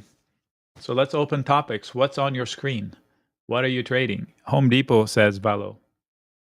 What else? I already shared with you, I'm staying short Palantir. I'm making hundreds on the call that I hold as defense for the 29th. I am not scalping it. I'm not, quote, booking the profits on the call.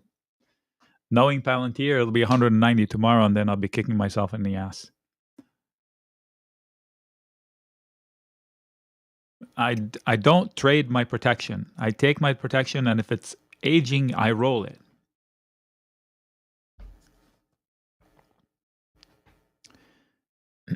I'm staying in my other bearish positions. The Dow is green. GE, I'm not losing. I'm not making, but I'm not losing. XLF, I'm not losing. I have 2 months on the clock or more. I'm staying. Bear call spreads are all working. Yesterday, I reopened the one I scalped on the SPX, the Iron Butterfly at 6100. Okay, I do have a chart that I do love, and let's go visit it. It's weird. Not many people understand it. It's this guy. It's my favorite chart. This says we go to 6,500 or 6,130. Those are the two next stops. You pick. 6,130 or 6,500. You pick. That's a good bounce. Back to the middle of the range. I did not draw this red line. It's an automatic Fibonacci draw from the software. the Harmonic software. That's solid right there. And it's not the mega caps, it's these guys. Look, they're going above and beyond. They have one level to look at here. So that is XHB, Home Builders. XLP, okay. Not XLV. XLB, recovering the highs of the day, but it's it. And probably XLP. I don't have the XLP here. I thought I did. Let's see here. XLF, I, SMH, B, E. Oh, there it is. XLP.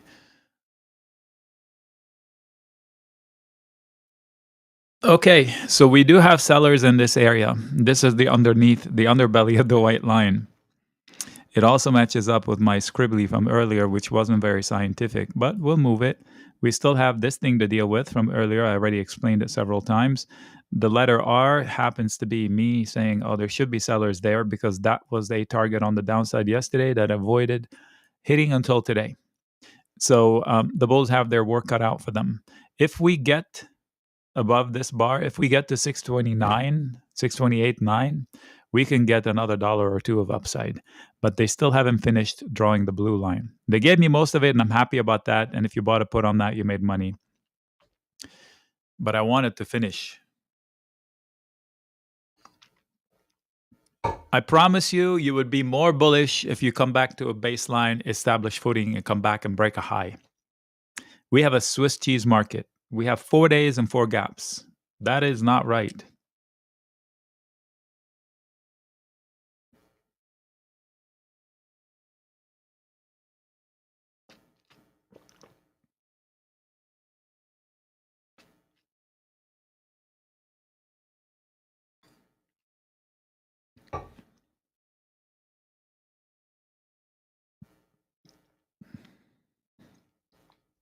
YouTube, give me tickers. Nothing?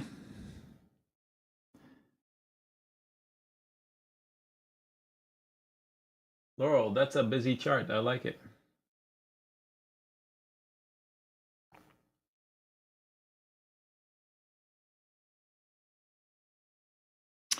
Well, there's nothing to manage right now. I thought you. This morning I was saying, wait an hour, let's talk about it in the next hour, but then you immediately said you rolled it. I was a little surprised because you had to leave the office. I understand. Well, don't do anything. Don't hedge the hedge.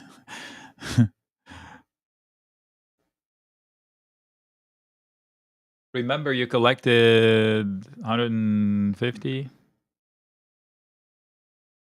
I understand, but I was still talking, and then when I looked up, you had already rolled it. The plan I had was perfect. I said, let's wait an hour and see what we need to do, and we wouldn't have needed to roll it. Hindsight. But now that you have the credit put spread, it is for tomorrow. There's no need to do anything now.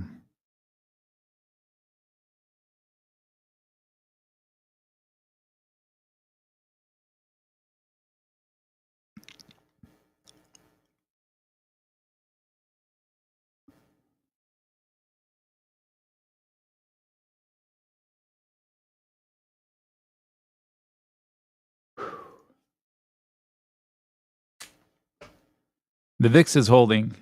Nothing fantastic, but it's holding. Okay. Who wants to put odds on Caterpillar at 414 today? It's at 433. I say if it loses 426, it goes down to 414 or lower. What do you think?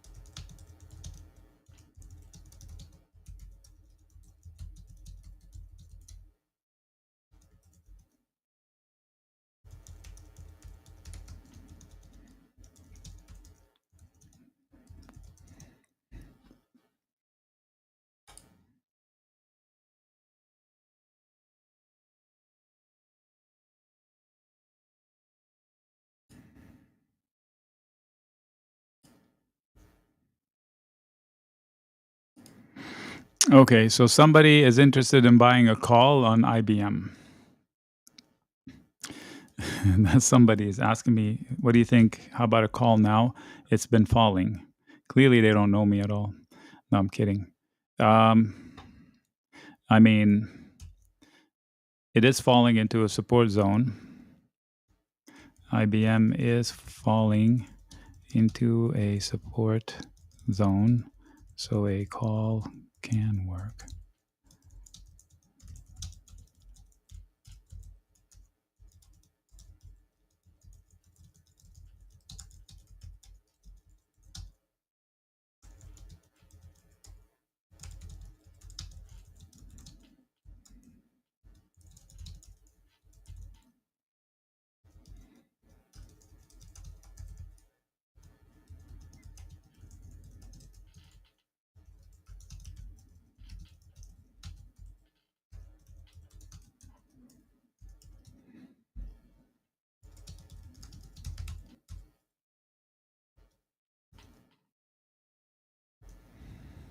I would rather use a credit put spread to go along IBM, to be honest, for them. I'm not short IBM anymore. I exited my short. I won. I was right about it. When does it report earnings?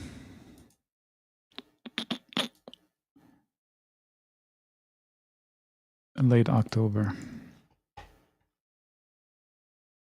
So we can go to September and do a credit put spread on it. There's not much premiums. They will have you step up to a 16 delta maybe. 230, 225. I'm definitely not a fan of that. Oh, look at that. I must have sent it out already.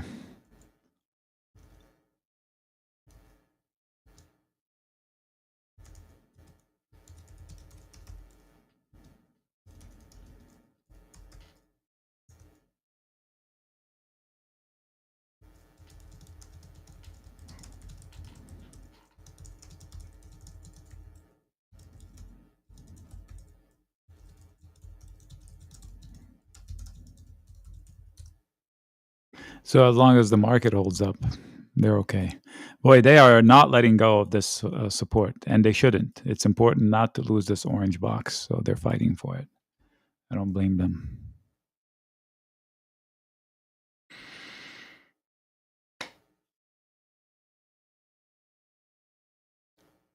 Bull, there's a ticker called Bull.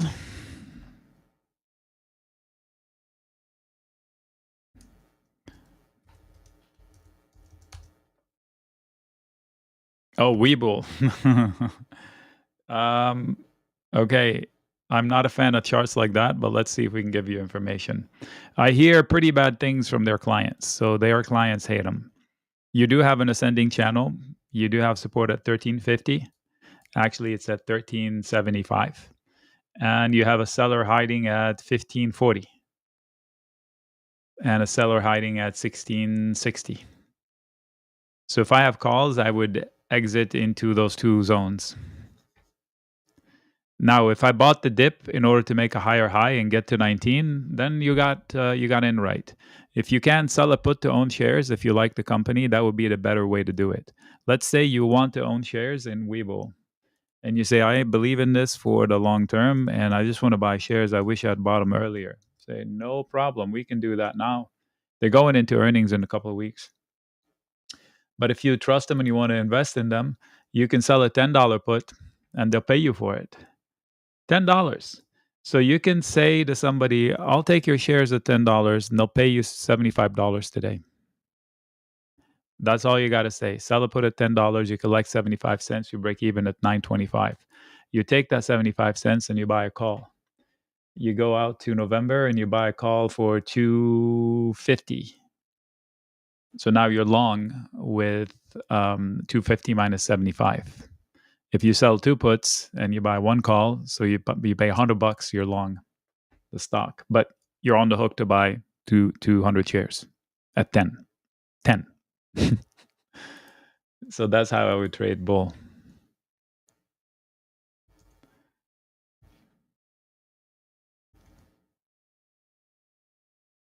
Sienna short. Yes, you're welcome.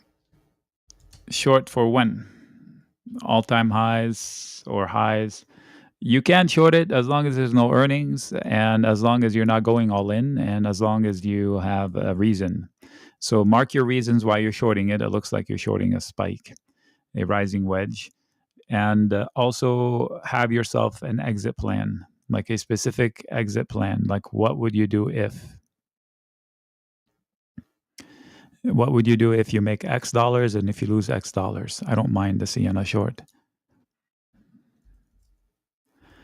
It's going into a prior fail. It has more room to go to the upside, so you should know that. Maybe 50% of the position, so you can add to it or call it quits without major damage.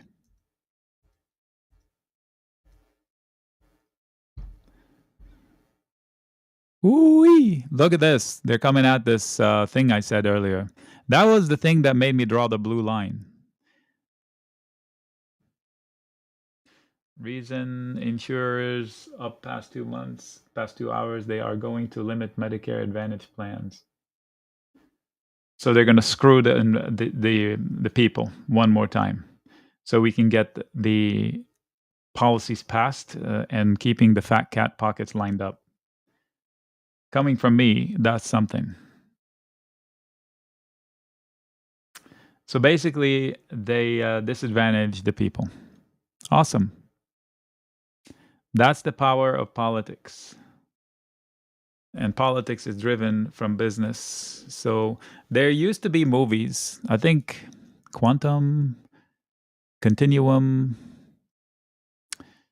where in the future the countries are run by corporations, not governments. We're there. We are there. We are there in California, 100%.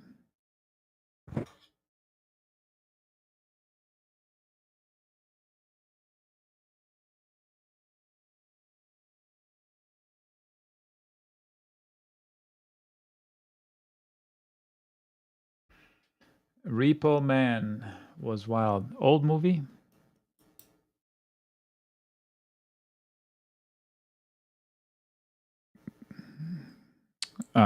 Corporations and families. I read there's you should look into California's history. It's like, what is it, 6 families control it?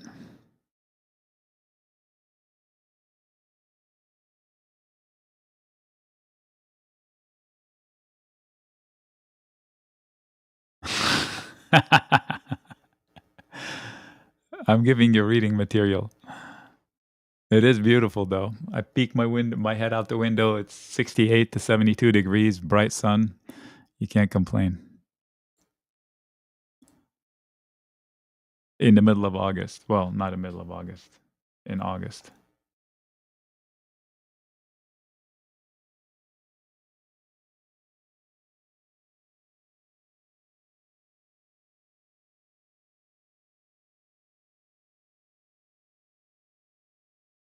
Zero chance of rain. Okay, the bulls are making progress. They recovered the dash green line. That's the 38.2. They can totally get to 630 and 631. They have upside pressure. I think if we move up a little bit higher, we can drop back down, but only to establish what they just grinded for. They grinded since 8:05 my time for 1 hour sideways.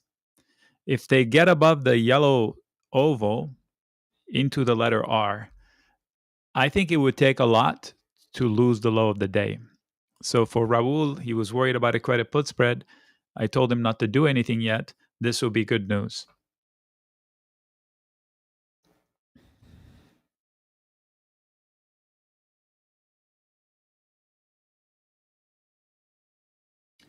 Meta fell off a cliff, so the mega caps contributed largely to the weakness.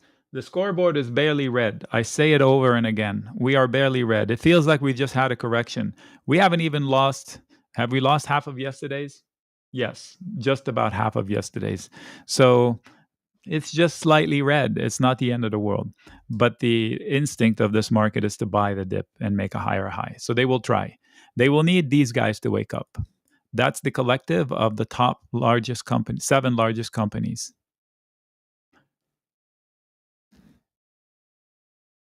If by some chance we lose the low of the day, it's going to be a bloodbath this afternoon.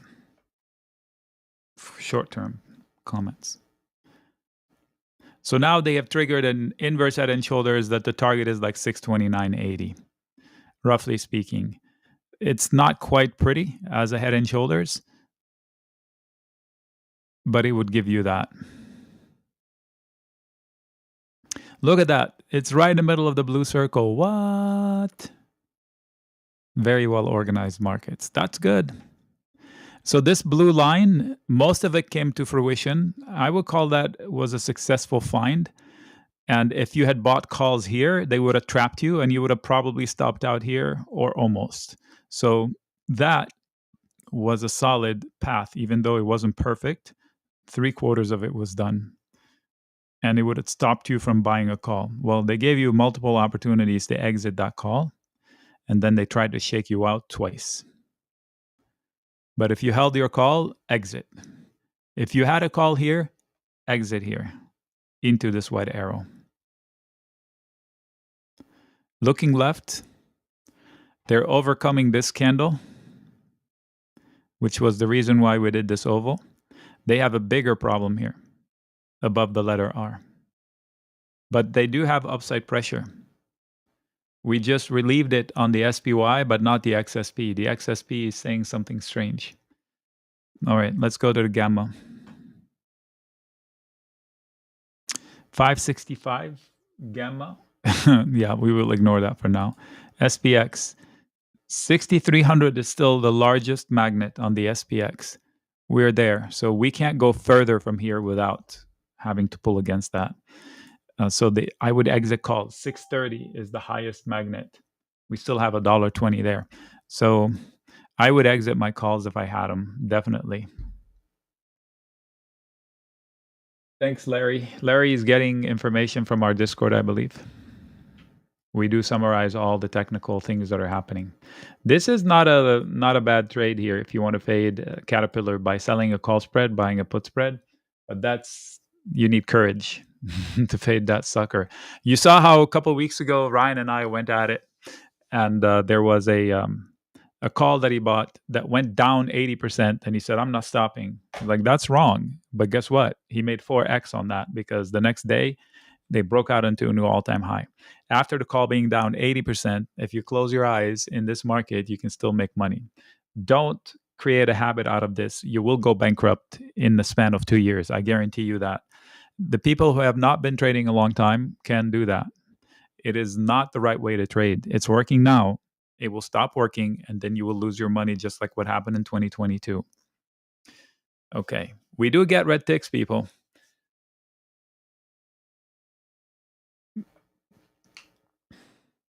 If you wanted to go long the market because you think we're going to recover today and tomorrow, you enter along as they approach this area they just cleared. The white, the yellow, the dashed green, the low of the day. Logic would say, all right, this is a bullish market. They just had a red open, and now they're going to establish the footing and go higher tomorrow. This is where you enter. A couple ways to do that. You buy a call for tomorrow or the day after at the money, or you sell a put spread, or a combination. You sell a put spread for tomorrow or today, whichever you want, and buy a call or a call spread for the end of the week. The opposite of what I said to do this morning. We sold a call spread to buy a put spread this morning, and it worked out. You can do the opposite now if you believe that we're going to go higher. I don't have any reasons to believe that this is it, that this is where we're going to not buy the dip and make a higher high. We don't have any evidence of that. The VIX is not exploding. It's green, but let me go check on the calls. I bet you they're red. No, they're not. Okay, so I do have greens and barely. So, but the VIX is not that much. It's not frisky. It's not inspiring upside.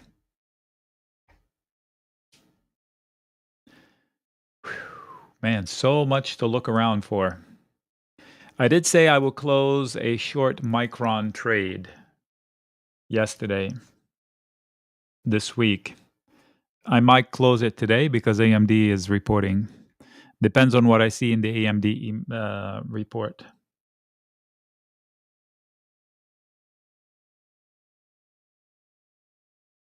Purely because I want to release margin.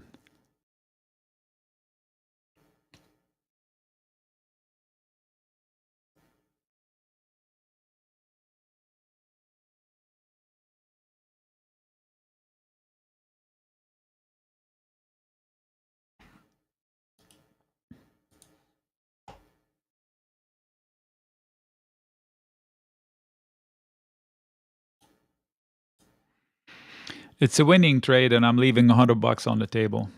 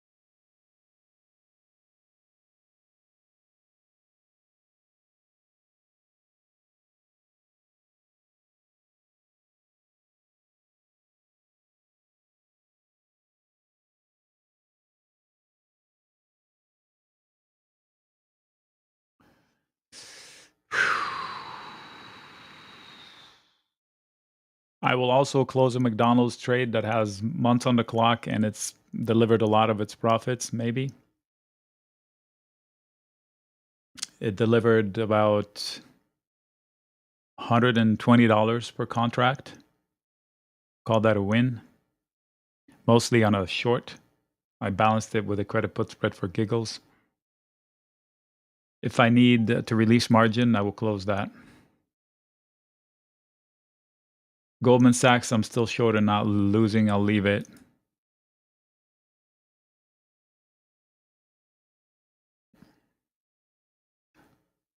I can probably close MSCR as well, winning trade. I'm managing my risk. I don't like to leave open risk like this.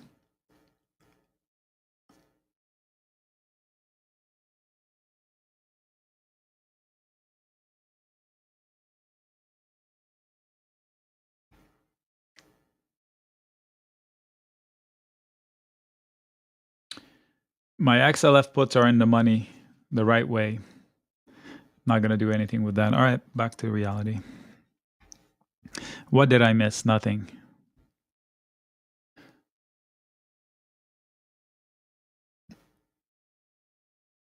Talk to me, people. People in the live. What's on your screen?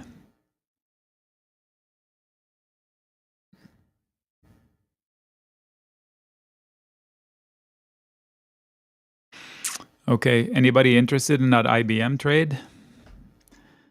Did I send one? I feel like I've just sent one.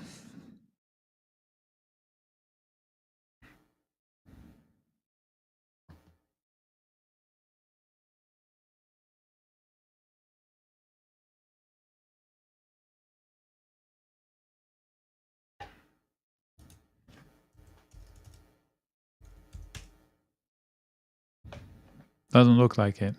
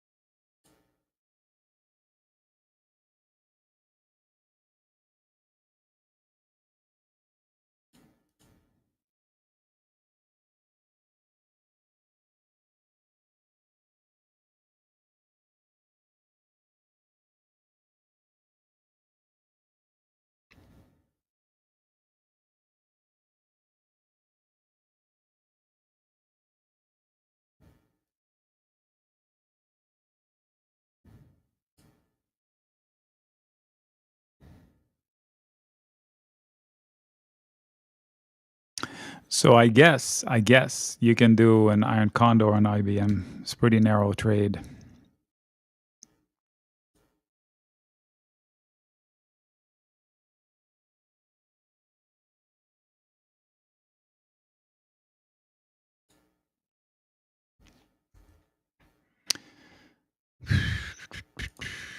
IBM. Somebody asked about selling a put spread. I don't know where this came from. I must have written it up at some point. Well, if I don't have a credit put spread, somebody asked, can I go long by buying a call? I was like, okay, how about selling a put spread? You can buy a call, you can buy shares, and if the market rallies, IBM could rally. I don't have a specific reason for me to expect a rally here. It has support and it's a zone. So I guess I can sell a put spread for the middle of September and hope that they don't fall below 230, which is this box right there. And that's the credit put spread I'm talking about. September, whatever the weekly is, September, whatever it is, 16, 12, 19. September 19. And if you're interested in that one, you might want to hedge your bet by selling a 270, 275 credit call spread.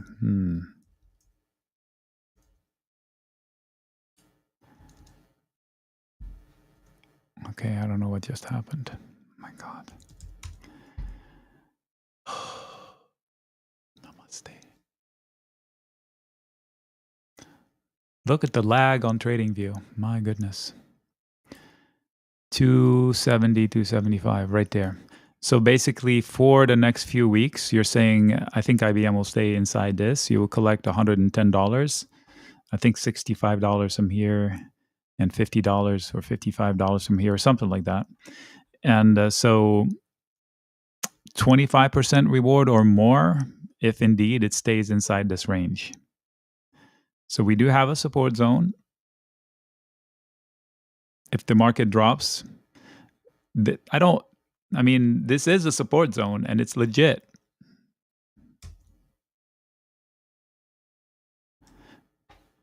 Look at that rising wedge. Woo-wee.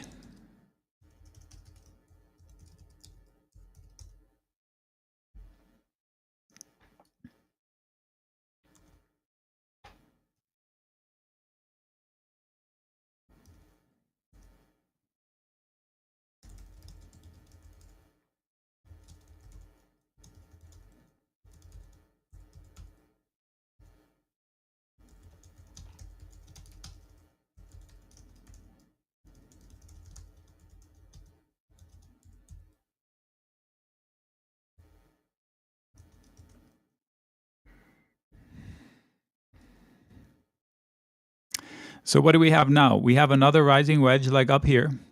That could bring us down a little.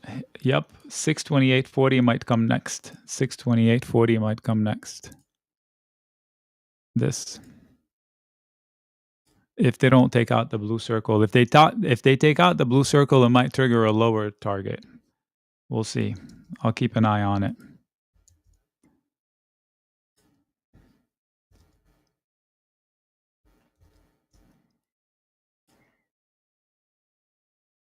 Or if they pop like same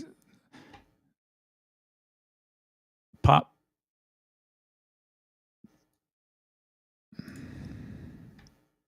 What they want, we talked about it yesterday. They want to trigger some stops. Like if some people had stops like right there, they would be stopped out. I would like that idea better if we were down here. This breakout right there is perfect off the white line. That was perfect. They came to a prior fail. They pushed right through. They came back, touched it for support twice, and now they're making a higher high. That breakout is confirmed. The arrow should finish, if not all of it. So 629.60 in theory should be easy. Let's see how well they do. These guys are doing a lot of heavy lifting. Those are the collective of ETFs. So it's not the mega caps right now that's doing the heavy lifting. These are the mega caps. These are both 5-minute candles. So keep your eye on what NVIDIA is doing. It's so flexible today, NVIDIA. It's going in sheets this way and that way.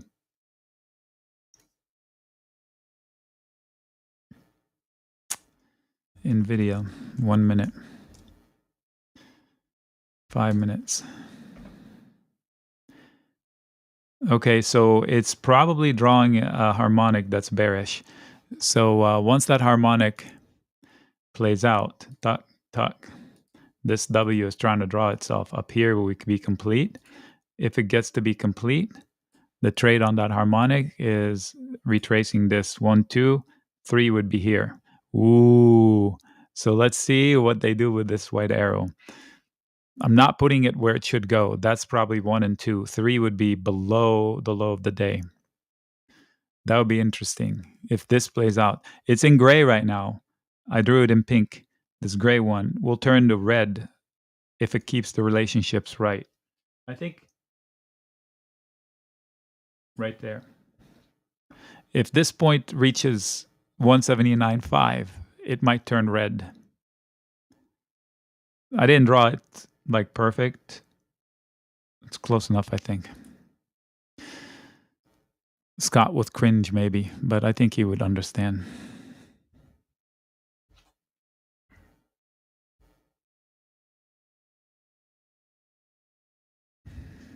You have a bigger blue one here forming, kind of like the same idea. So this blue W showing up will turn red if it completes its formation. So this must be a 1.8. There, it just turned red. Okay, that wasn't me. It turned red on its own. Technically, it's not done yet. You need a circle, one of these, or a triangle, or both. A little tiny circle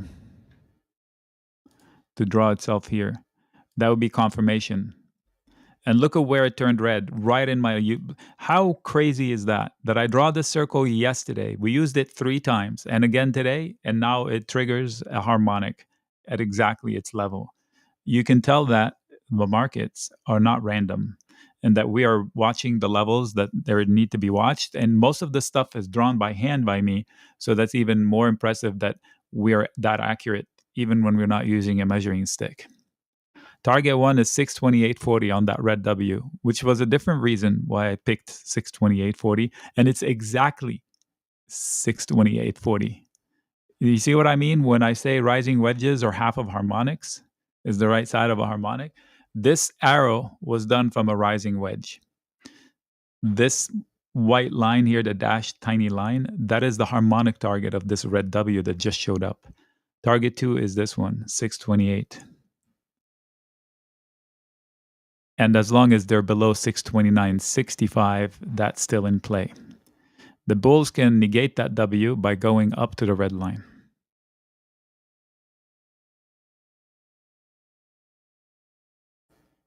Let's go cat.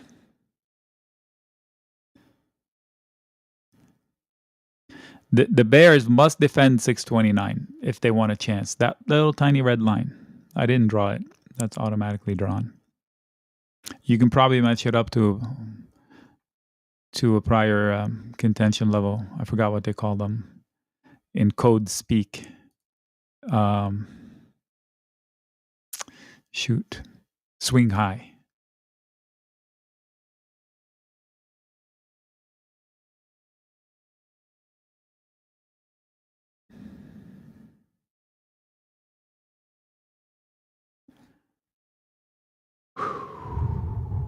Today is Tuesday.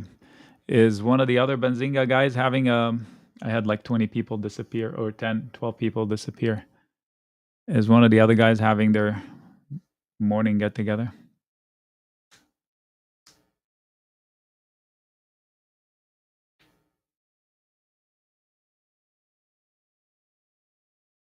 Oh, Matt. Yeah, thank you. I figured.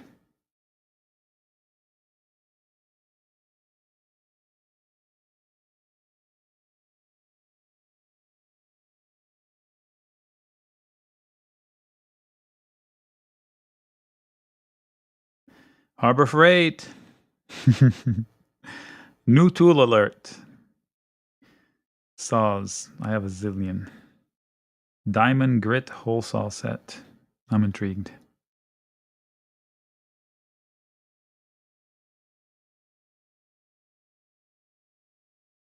$30.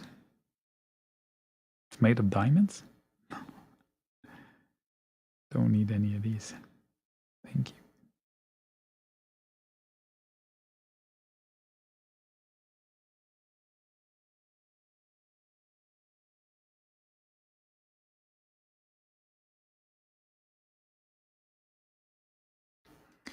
What should we 3D print today?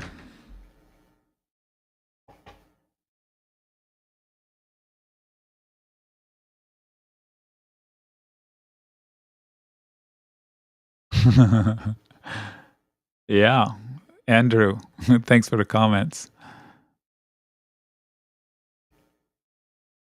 I did give it a lot of kudos. I don't know if I can reward people on YouTube. I don't know how to do that. There's a place where you can like top fans. What is that top fans thing? Can I just 70 Green is number 1. Number 2 is Andy. Number 3 is Hong Bits. You're lagging, Andrew. Suki, you're in 6th place. Get to work. I don't know how you climb the rank, but challenge issued. Put it on X. Yes, yes. I shall. I did already. I'm pretty sure I did. The comment with 350. If I put one more time, that's spamming. It's going to have a reverse effect.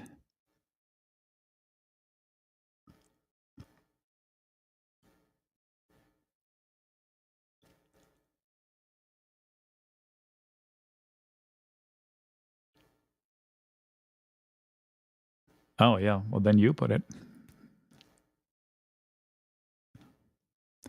Here's the link. And tag me. The sharing link on YouTube. I have it here somewhere. I think that's it. Let's make sure it is.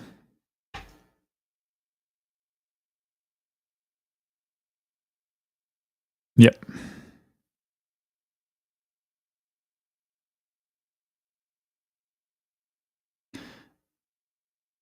I want to go back and watch that rerun, those reruns. I liked how they cussed in Chinese. What in the Shangdao is going on over here? I like how they put spins on things in the future that is not typical.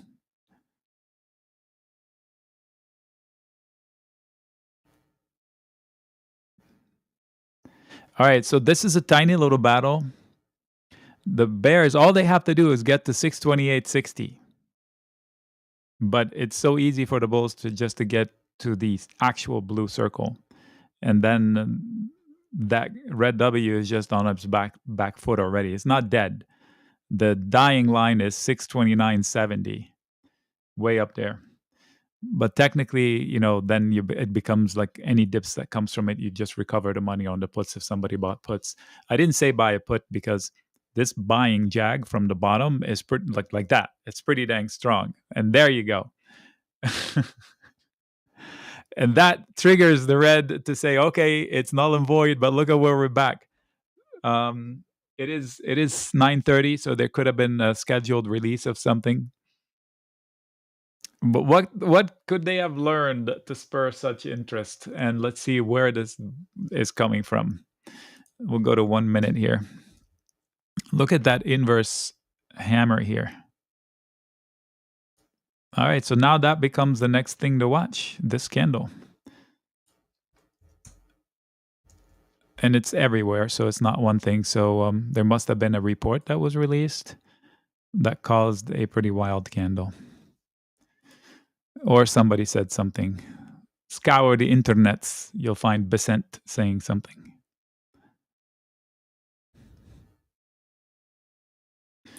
Buy stocks.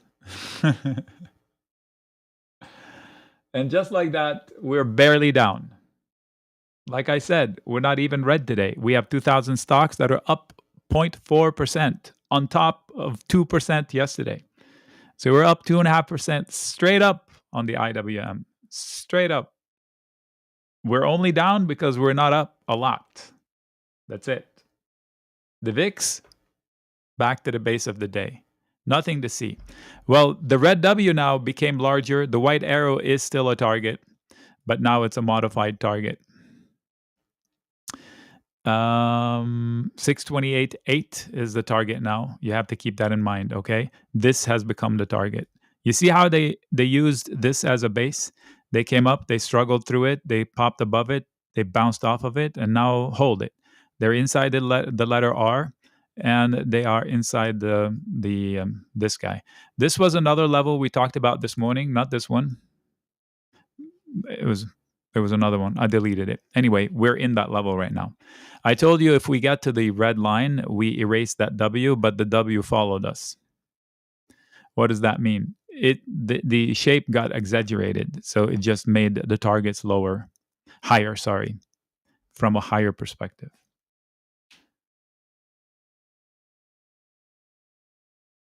Can we sell a credit call spread? If you sold the credit put spread, automatic yes. If you didn't, depends on where they give them.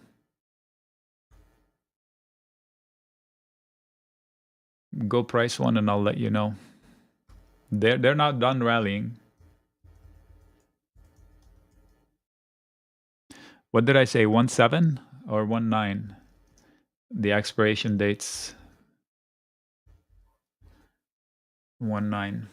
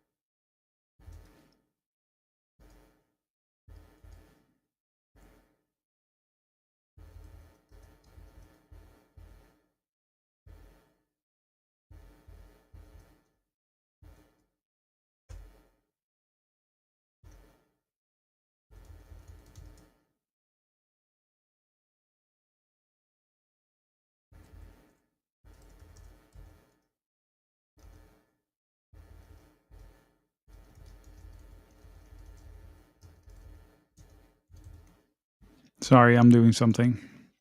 Nothing has changed. I want to see if they finish that white arrow or not, or at least 628.8, like inside the yellow bar. I'm hesitant about sending this IBM trade, but it is doable.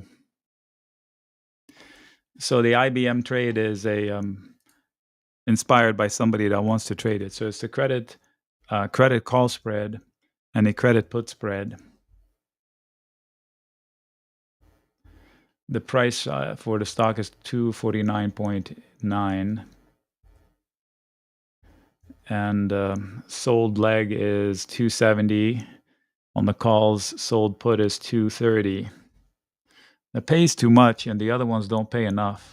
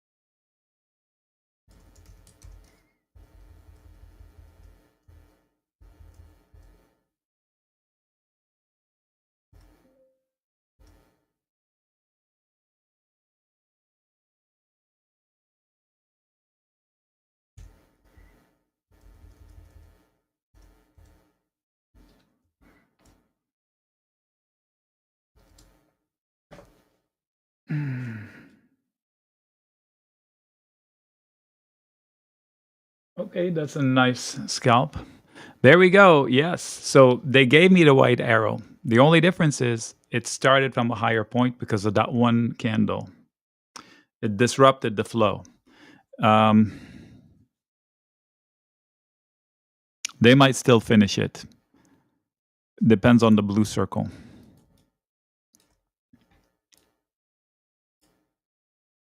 They're drawing a head and shoulders. Let's see if they use that.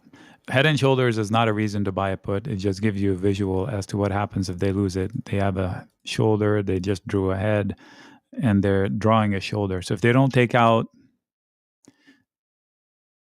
that, they will more than finish. They will actually come back below this yellow thing. Okay, remember this?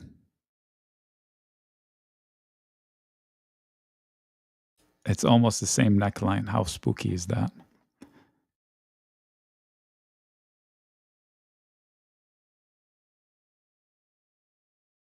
If they don't take out 629.40, they risk coming back into this yellow box. Look, they left unfinished business. They were here. They should have finished this yellow box. They can, folks, come down this much from here, which will more than finish the white arrow. I would not be in calls, as I said. Slanted the right way, though. On the head and shoulders, the slant needs to be left to right to be a trap. Look at the mega caps. Lead balloons up there. Apple, crapple. Ooh, Apple gave some earlier, and now it taketh away. Thanks, Suki.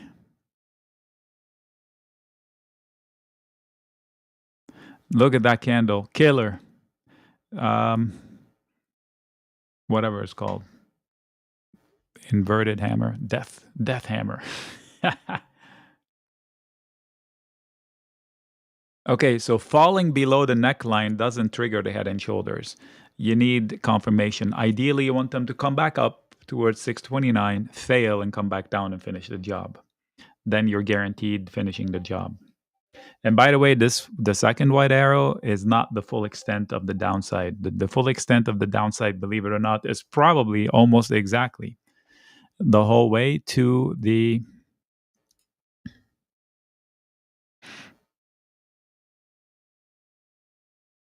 $38.2. Not that important. We're talking about control of the price action. Okay, the killer of the day, Climber, is here probably somewhere. Watching the RTY. This is like one of his favorite things that he highlights. The RTY, that's the futures contract to the small caps. Think RUT. RTY. If by some miracle today, now they're miles away from it, the RTY is still up 0.2. If they lose the low of the day, it would lead to the downside.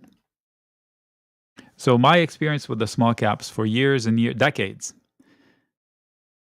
it tries to buck the trend of the major indices. But if they don't join it, it says, screw it, I'm done. And it turns around and it goes in the other direction faster than the other ones. We haven't seen that in a long, long time. Let's see if today is one of those days.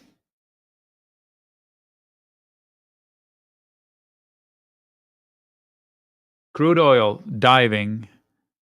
The XLE, where is it?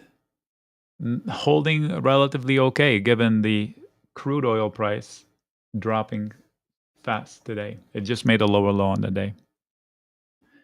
So let's see if they are able to recover the yellow sideways scribble bar or rectangle, the neckline. Look how many things come to confluence. Is that the word? The white slanted line from this morning. I told you I don't use it this way, but look how accurate it is. The yellow bar, the rectangle. The letter R, the blue. This is from yesterday, the blue circle. The letter R is from this morning. The yellow scribbly is from this morning. That's just crazy stuff. This yellow box is from yesterday.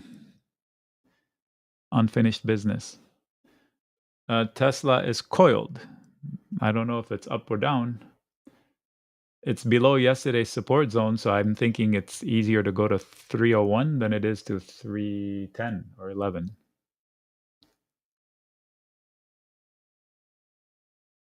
So maybe a straddle or strangle if it's cheap enough. If it was Friday, I would buy a straddle. But this early in the week, it's just too expensive.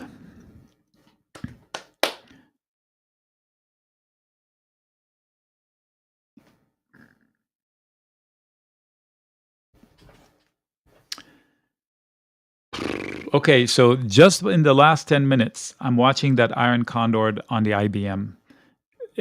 Its makeup changed drastically. The credit put spread is now $70 and the credit call spread is still $50. So maybe now we can get a 225 credit put spread. Give me $50 on the 225. Okay, $45. I like it better. Much better.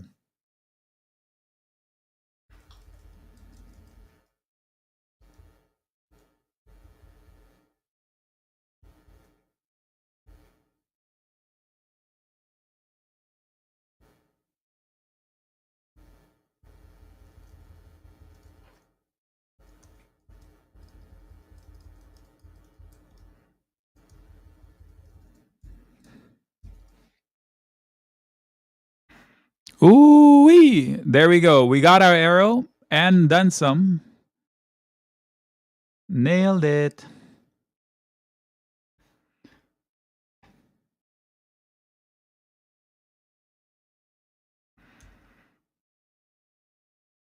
This is a new format I'm trying to play around with for the Iron Condor.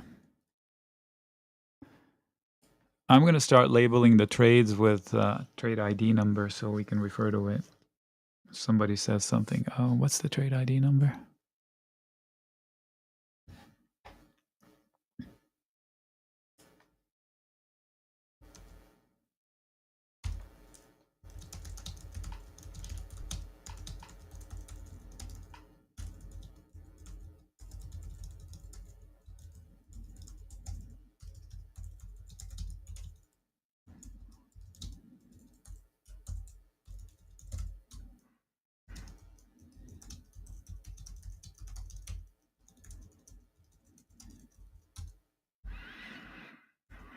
What I don't like about doing a lot of sold puts and put spreads at these levels is we need a catalyst. So we just lost a major catalyst.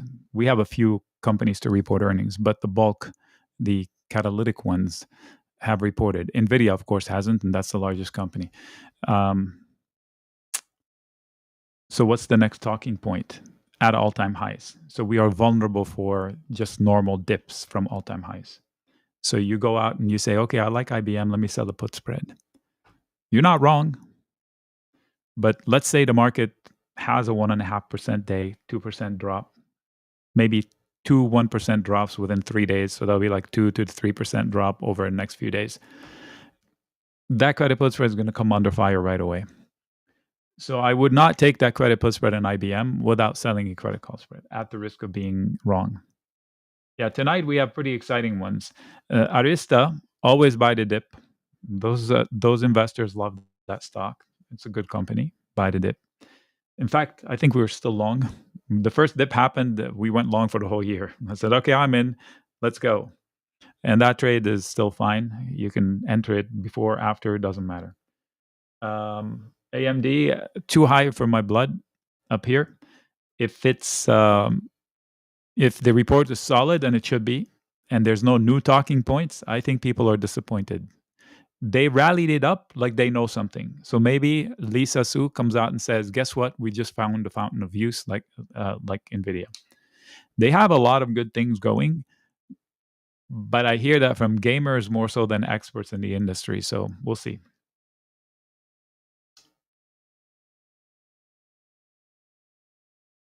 Shopify and Uber and Oscar. Hey, Oscar.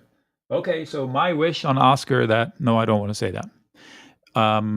If Oscar drops on earnings, thanks to Bo that introduced me to the stock, I may pounce all over it as an investment for the long term. I load it up by selling puts in that stock and say, give me the shares and we'll talk about it later. I don't have any shares. You can sell into the... So this one went down. It didn't even draw the harmonic, so I'll delete it. OSCR. 1 day. Solid performance, bounce worthy, low dollar stock, very doable for smaller accounts to sell puts. What does that mean? If I sell an $8 put, I'm just making up a number. I just need $800 to buy the shares that I'm selling. So I'm not going to get margined.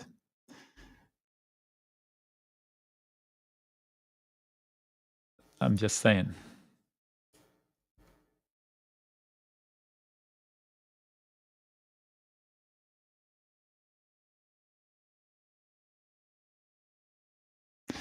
Okay. They bounced off of the 38.2 like clockwork. Solid. I expected it.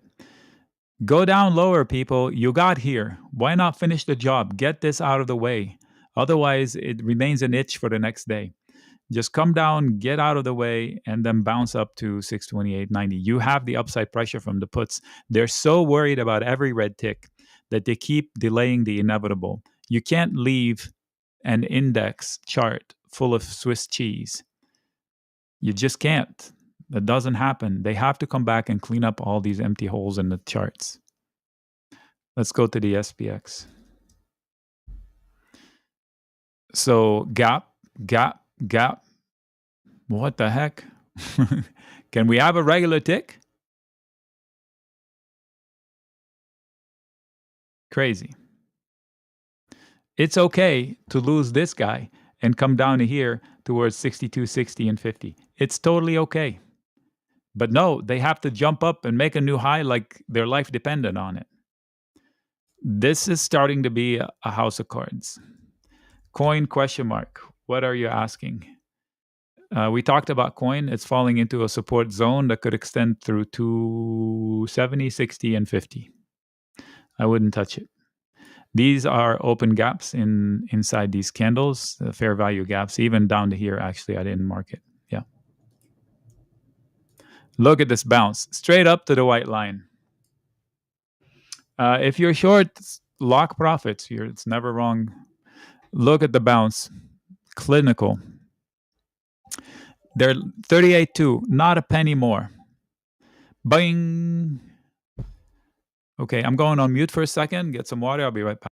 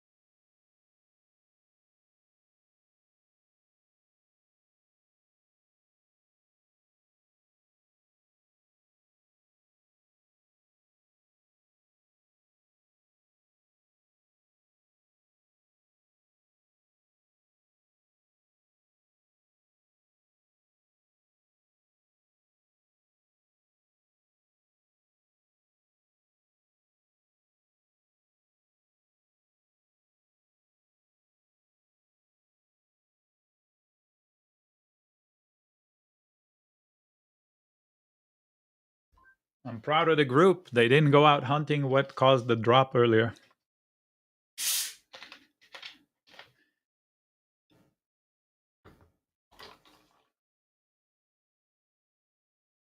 The small caps right back to plus 0.4. Very resilient market. That's 2,000 stocks, folks.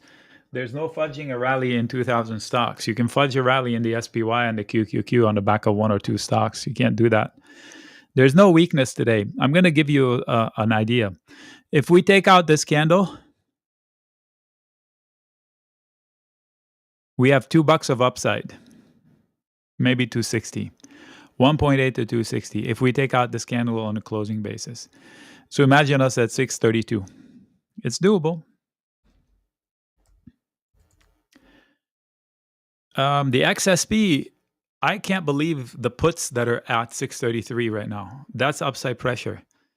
Like a mountain of puts transacting at 633 and 32. Twice anything else. That's very unusual. Technically, it's upside pressure, but there might have been something there before. So let me go check. So much going on these days. We miss a few things here and there.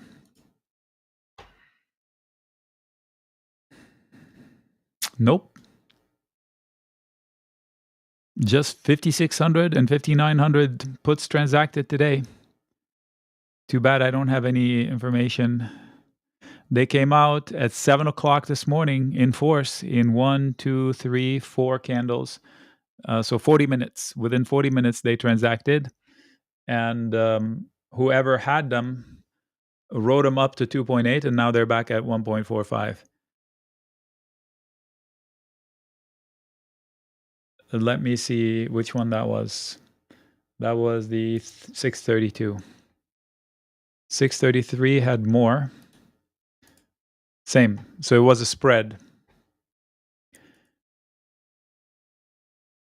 If you buy a put spread that's in the money, time makes you money.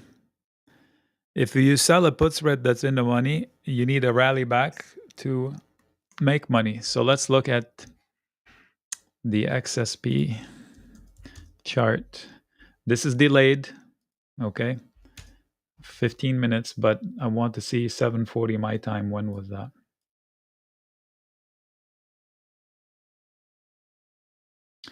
Right here, somebody bought a bearish bet and somebody sold a bullish bet. So this rally would have made the seller money.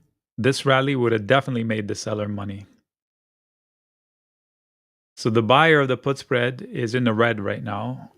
They get some money back as we drop. But this is 15 minutes ago, so we probably curled back up a little bit now. Okay? And I don't want to leave it here. People will get confused.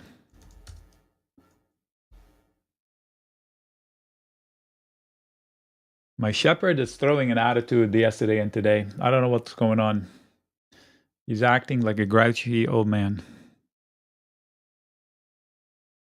He nearly killed the little dog yesterday over nothing.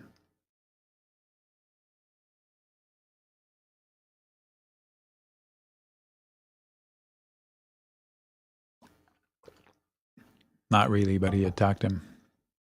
He corrected him very sternly. Sounds like he's about to eat him.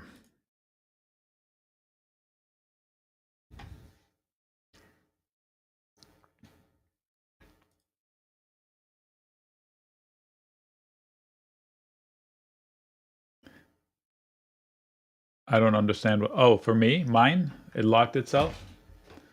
Yes, I didn't see that.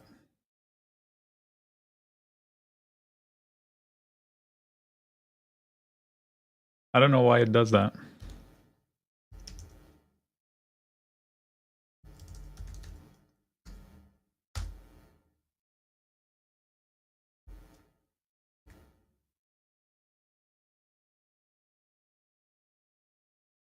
Whoa, look at the Q's pink bar. Dang. Are we going to have a rotation out of the IWM into the QQQ?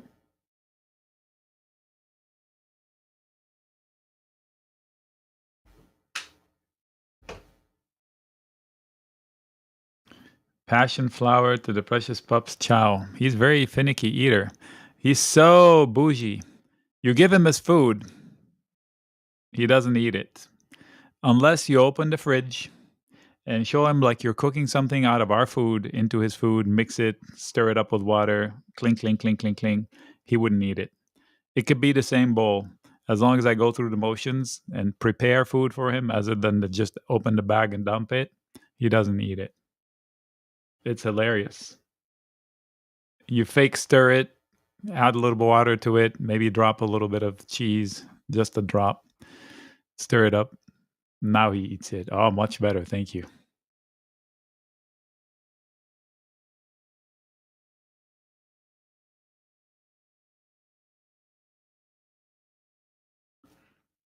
But he's a gentle giant usually, but these 2 days he's irritable. They're funny. The other dog is a little much to take. Very hyper. My goodness. He runs hot. Look at how they're stuck on that white line. I told you I'm not one that uses it, but I told you it holds its water. We keep extending it. This was a neckline from this morning way back there.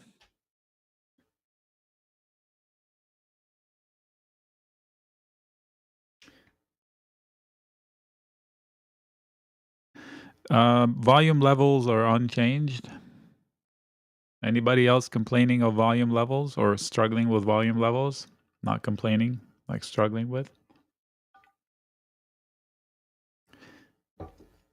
I'm less animated. Does that matter? I mean, I can turn up the volume, but then it starts clipping. Must be on your side, Mark. Have you cleaned your ears lately? See? Volume just fine.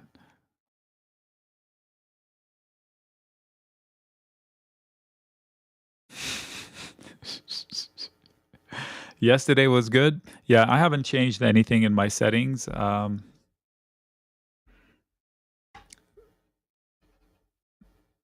try to speak into the microphone.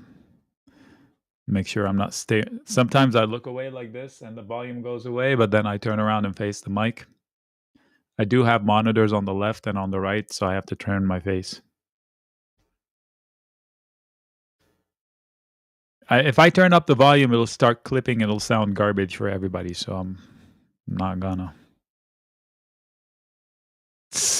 Yeah, no, you can't turn your head. You got to focus, man. Focus.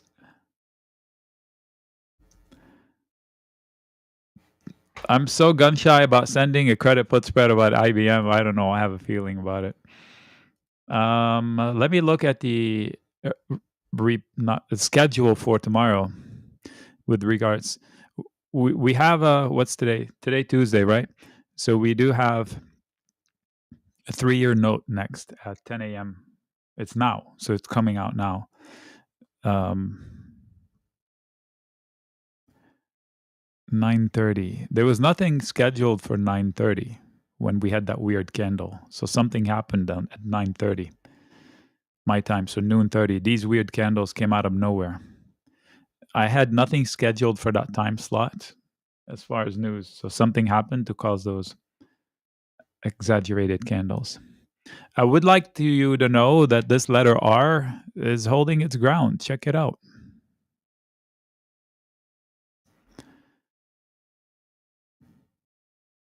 Okay, new lines. Okay, so we got this. Check. We got that. Check. How about this one? Can anybody know what I'm going to do next? Now, this is not to buy a put, but if you're buying a put, this is your reward. Step 1.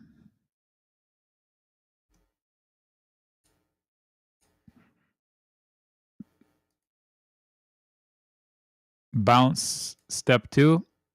Lose it. You have one more recovery opportunity.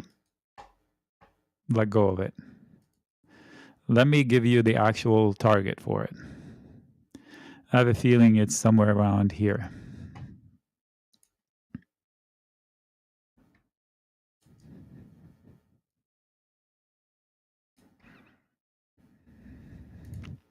Now, that is not a forecast. That is the worst case scenario for the bulls. If they drift towards the 38.2, the dashed green line, you see it? And they're unable to hold it this time, the downside will be that white arrow. I'll repeat. If that's one if they come down, oh my gosh, it's 3 times today. If they come down to this one and they cannot defend it, they will end up here.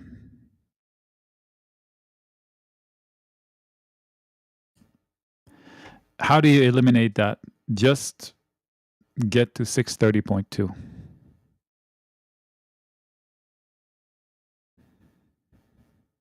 So if you want to put another circle, which are the 3 things in play, whoops. Get to green circle before you lose yellow circle to avoid the red circle.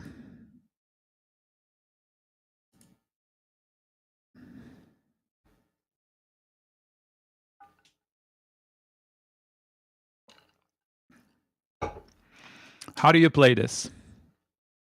We look for clues that support one scenario or the other. We take a directional bet.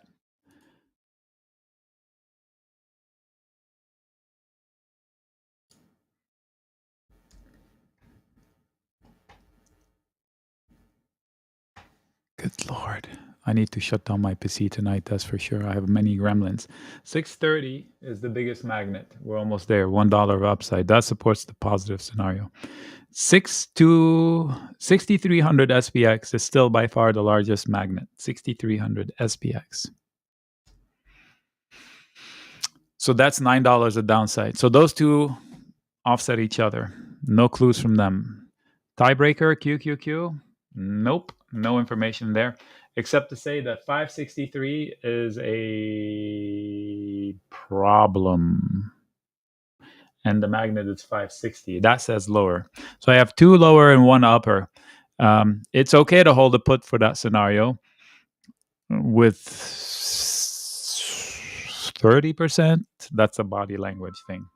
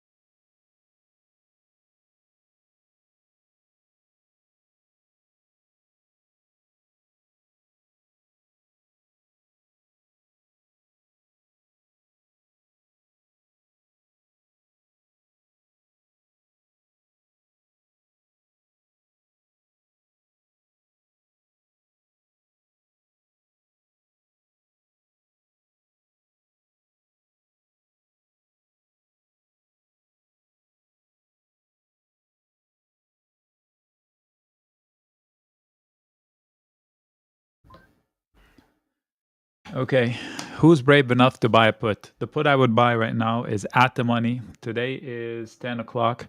I mean, the hour is 10 o'clock, so it's still okay to buy today's puts, is what I was trying to say.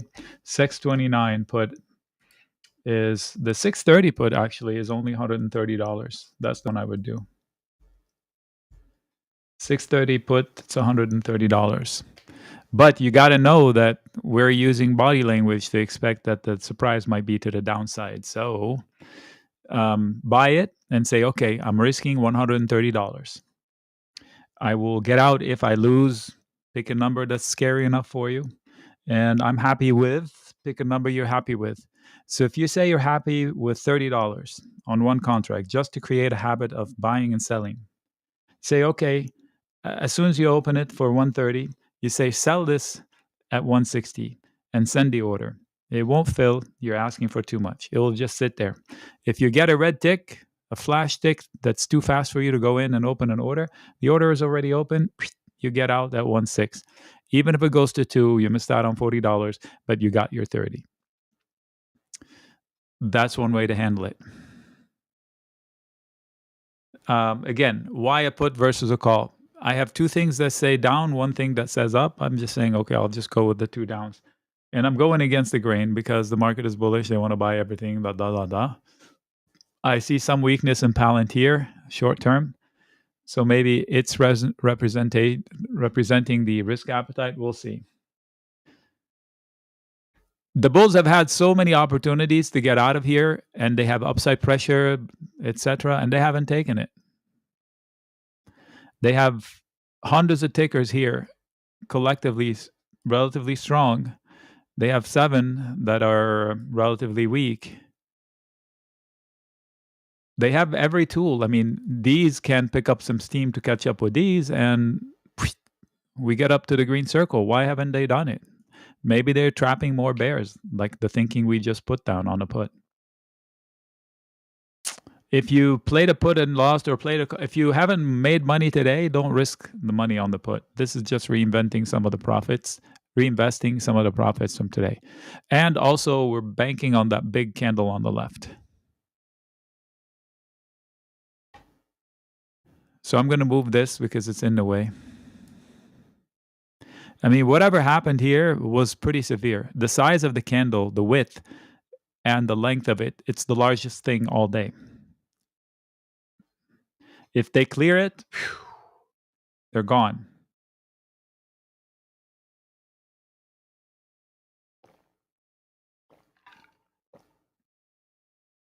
Okay, Aurora, I don't know what's going on. This morning you came in and said, what can we buy? I said, a put. Here's the put to buy. It made a fortune. Did you participate? I also gave, no, okay. I also gave a credit call spread, which also paid a fortune, $90 out of thin air. For tomorrow, the one I said for tomorrow you can sell a call spread on the RUT and the IDIM. That also played out. I don't know what happens. You ask for the trade and I post it, and then somehow we miss it. That's unfortunate. Let's try to catch the next one, I guess. Corey, you missed a lot of good talking points on charts. Why is the XSP 630 put so much cheaper than the SPY? They're not the same ticker? They're not the same value. Right, TS?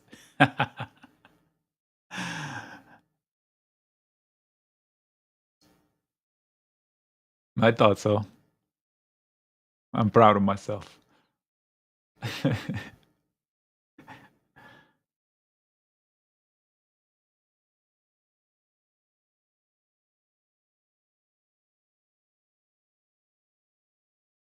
It's been a good day. It's been a good day. The Iron Condor is working. Even people who took the credit put spread, the credit call spread worked. The puts worked. A couple of people bought calls. Tesla worked. Overnight earnings trades all worked. Hi, Dave. UNH looking good from what perspective? I hear there was a post from Larry earlier about the insurers. They got good news. They have permission to screw the clients. That's good news for the company. Yay!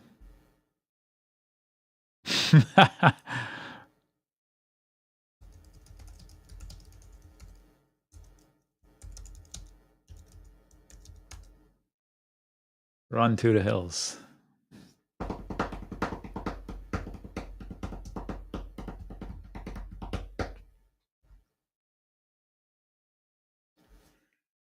Warren Buffett ain't buying nothing, but UNH would qualify because he wants cheap stuff and he knows the value in that company when it falls. That wouldn't be too scary. It wouldn't be too crazy of him. That fits his profile. I cannot believe, this bounce is on the back of the financials. Remember I told you the financials have had a bad day? Yes. And I told you, I know it doesn't look like much. It's only pennies, but it counts. Look at the round trip with these guys. So first of all, they spike overnight. They beat the spike at the open. They collapsed past the lows of yesterday, and now they're back to halfway. Without this bounce, these guys would be down here. This is 13% of the S&P, or it's a good chunk of the S&P. It counts as 2 mega caps. And for it to be that elastic is a joke. These are freaking banks, supposed to be banks. Let me go see who in here is doing all of this shenanigans. Well, Goldman Sachs is one. Berkshire recovering a little bit from yesterday. JP, Visa. Okay, so MasterCard is culprit. Visa is in that shape. Bank of America, Wells, everybody. It's a party. Goldman was not really weak. And this idiot. Can't stand this company. I can't stand that this company is allowed to exist. This is a ratings agency, no? Yeah. I cannot believe they're allowed to continue to do business. Can you imagine if you were a lawyer or a doctor and you ended up doing so egregiously wrong that caused harm to hundreds of millions of people, and then you're still allowed to do the same business you did before? Can you imagine that? The '08 crisis was all because of these guys. They allowed it to happen because they kept slapping AAA ratings on everything. And then we found out that that stuff that had AAA rating was just garbage. Those are the same companies, and they're still allowed to exist. How is that possible?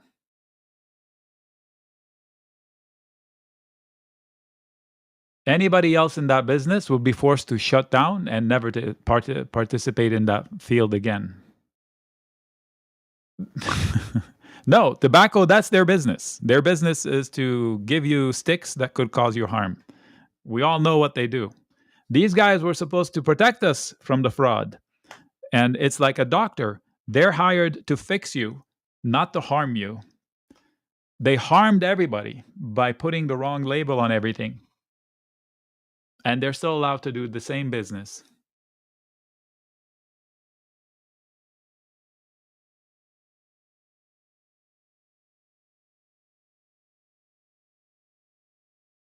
Okay, if you bought a put, you're making 9%, not a lot of money, but it's headed in the right way, right direction.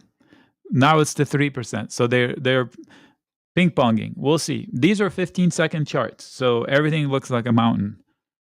If you haven't watched them for a while, it takes a minute to get used to how fast they move and how everything looks big.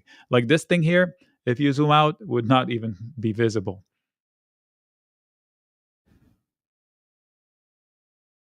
The conversation here, get to the green circle so you can avoid going to the yellow circle so you don't have to go to the red circle. You get it? So go up here so you don't have to retest here, so you don't have to go here. The bulls have no power. Oh, challenge issued. Oh my God, that's it. Buy calls. Get out of the puts. It's over. We're going to 631. Those are words you don't speak when you're holding a put. Good Lord, man. Climber comes in. Sell puts, sell puts.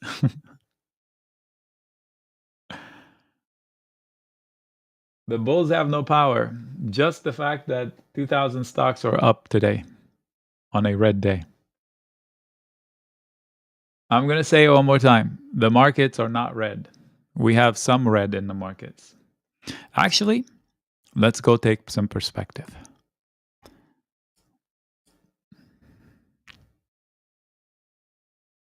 We have a reddish market, but it looks redder because of these big boxes. That's exactly the opposite of yesterday's comment. We did not look like we had a 1% up day, but we did because of giant green boxes. Here is the Russell 2000.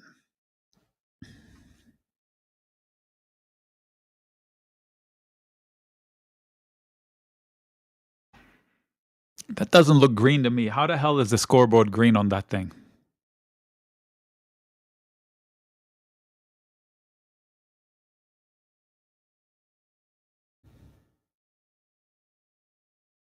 Russell 1000.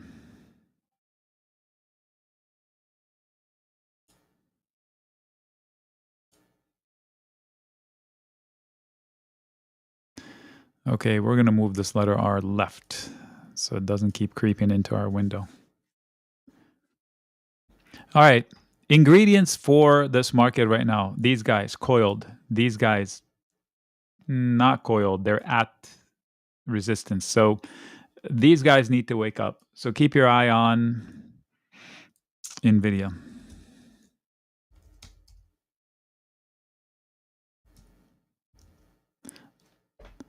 Again, last time I said keep your eye on NVIDIA. It took a dump. It did this. Keep your eye on NVIDIA.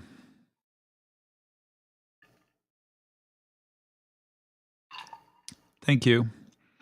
Is there an earnings report coming up, or are you just creating income on A-Lab?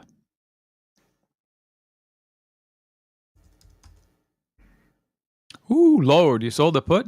Oh my God. Yes, earnings report coming. We'll look at that tonight.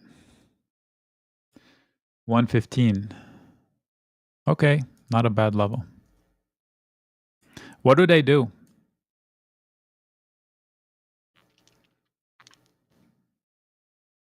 On the Dow, as in YM?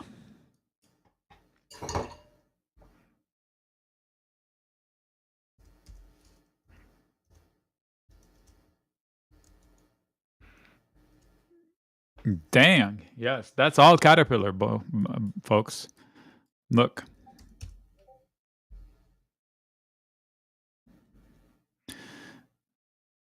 Because Boeing, GE is down. Where's Boeing? I have Boeing here somewhere. Oh, Boeing too. Boeing's helping. I'm short the Dow out in time. I'm long the Dow this week. So I guess I can roll up my put and collect more credits if there's room. The one I sold.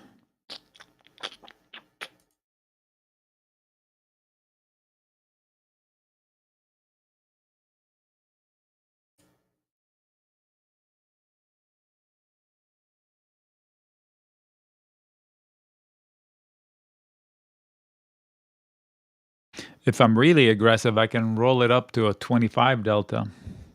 Let me look at the DIA.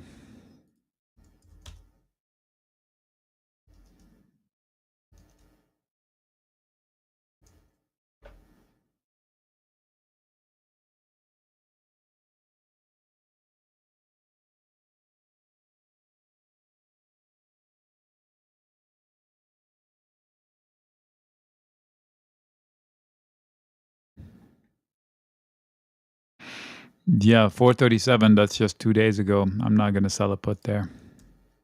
Thank you. 434, maybe.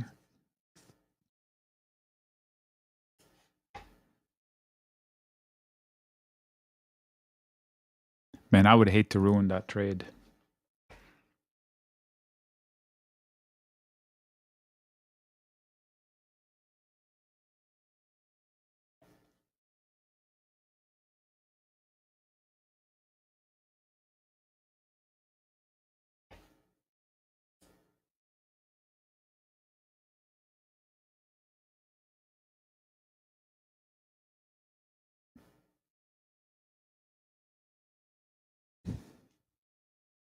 I'll decide by the end of the day.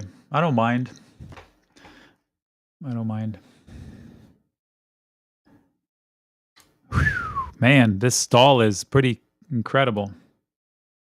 Thank you for sharing. So when somebody says they sold a strangle, that means they have an account that can absorb the margin. So when you sell a strangle, that means you sell a put naked to own shares. That takes away buying power. If the stock price you're selling a put into is high, it eats up a lot of margin. If you sell a call covered, it doesn't eat up any margin. If you sell a call naked, it eats up more margin. But if you take both, most platforms, depends on your account, will take into consideration that your risk is hedged. So they require less margin in total in most cases. Depends on different situations. But for all intents and purposes, you're short with no hedge and you're long down to zero. from your sold put. So you need to have a good size account to be selling calls and puts naked like that. You can modify these trades by turning them into narrow iron condors. So whenever somebody says, I sold a strangle, you say, okay, let me sell an iron condor that looks like it, which means you sell the strangle, but then you protect yourself by buying a put and buying a call further out.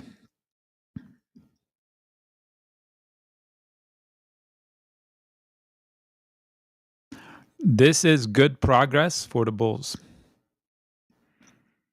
Mini, because they're trying to inch away into that giant candle on the left. But it's looking strong, and look at who's leading it. Upper right-hand corner. The mega caps are waking up. 1 or 2 or 3 of them. Meta is recovering a little bit. We'll see. It's these guys now. I told you, these guys have done a lot. Look how much they've done. These guys can do so much more. And they have a catalyst to go so much more higher if they can break through this, and they can. All they need is one of them to recover. All they need is NVIDIA to go to 180 again. Why wouldn't it? Why couldn't it? The market makers can totally spoof it all the way up there. And this will go, and this will be in the green circle and then some. 631 will be next. They do have a seller right here, right now. But the buyers are there. This is worked like a charm.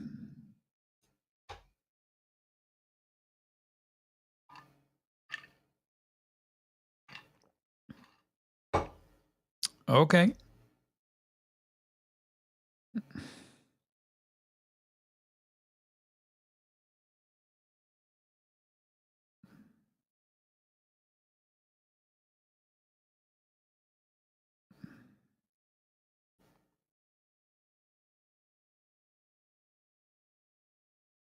We did disclose the put trade as iffy because of the body language, and it was worth it. And I did say if somebody is traded today and wants to take reinvest some of the profits into an extra put. So we disclosed it properly as to where it's challenged. Stopping out is awesome. That means somebody has a process and they're not just getting in and out willy-nilly. I'm going to get cut off soon enough. In the live room, you're going to lose my screen. On YouTube, you won't. It'll take me 30 seconds to log back in.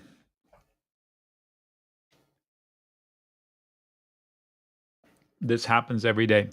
If you're new to the group, introduce yourself, please.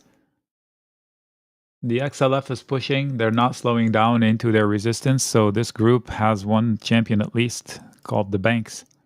I cannot believe how flexible these guys are. Like Wells Fargo. It pops overnight, almost 0.7. It is 0.7. It drops 2%, and then it rallies back 2%. No news, nothing. Just because. Mirror image here. This is a rigged market. If you don't believe it, you will after spending some time here. It's okay, as long as we know what they're doing. So they're pushing up into this 632, 633 XSP that I mentioned. There was a huge order there. It's a lot of money. Now we're pushing into calls on the SPY.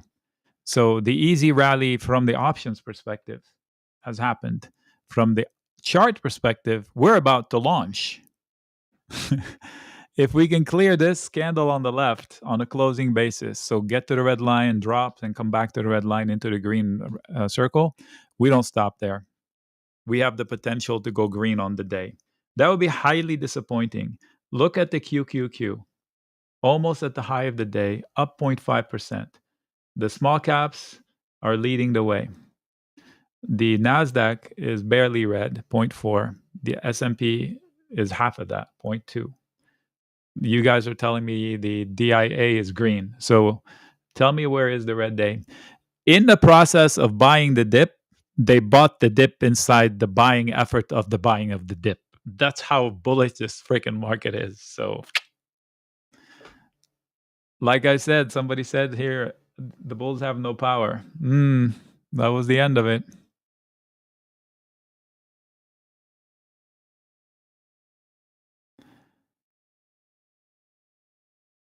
Let's see what happens overnight and tomorrow, how they deal with the lines they established today. If you're a fan of the chart, this week is phenomenal that way.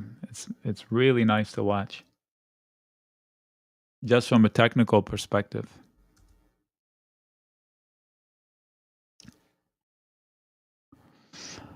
Oh, hi Q. I remember your name. Well, you can join this channel every day if you want to. All you got to do is make the commitment. Month to month or quarterly or yearly, it's dirt cheap. I give you 10 hours of my day, maybe more. You get to hang out with 200 friends. You get to learn a bunch. Consider it school to doing better for a lifetime. And it only costs $69 a month if you buy the yearly. Where can you get a better opportunity than this?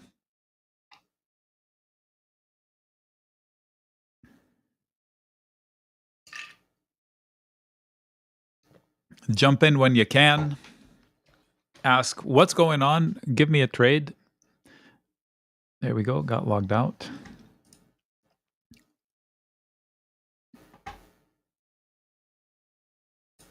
There are 155 participants in the conference. On cue, I told you I was going to get kicked out. Sorry, folks. Happens every day. The platform makers have a limit of 6 hours.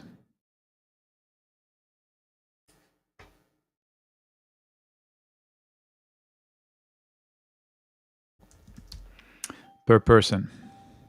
On this dip, if you were holding a put and you want to exit with a scratch, you can. You're down 30% right now on that put I mentioned earlier. This early in the day, I'm okay.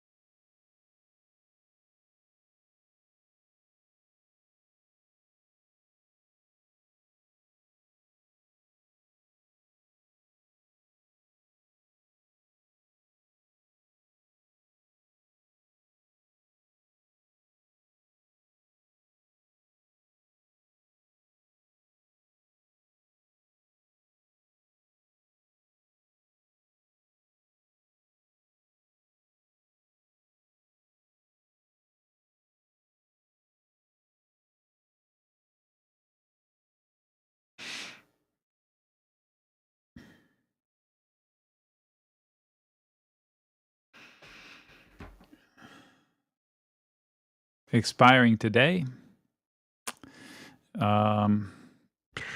We've been trying to trade all day. Let's double check.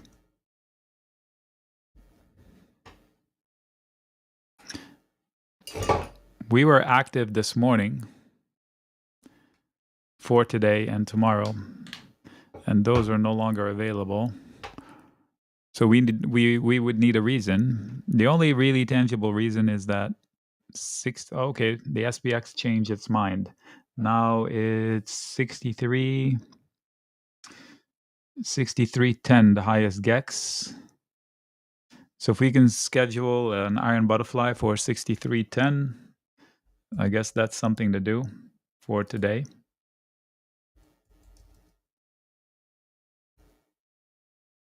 It doesn't pay that much, so you would have to risk $600 for it. I don't like it.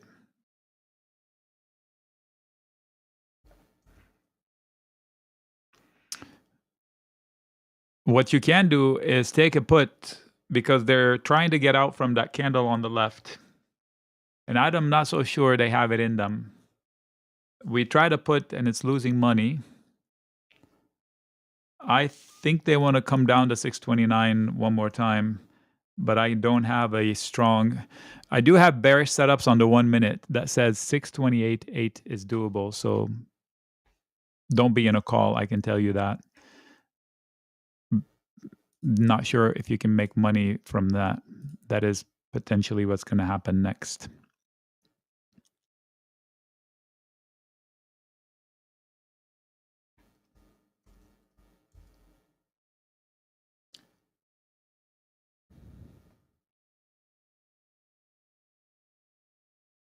You can sell a call spread and collect a lot of money right at the money. So you say, I'll face the beast.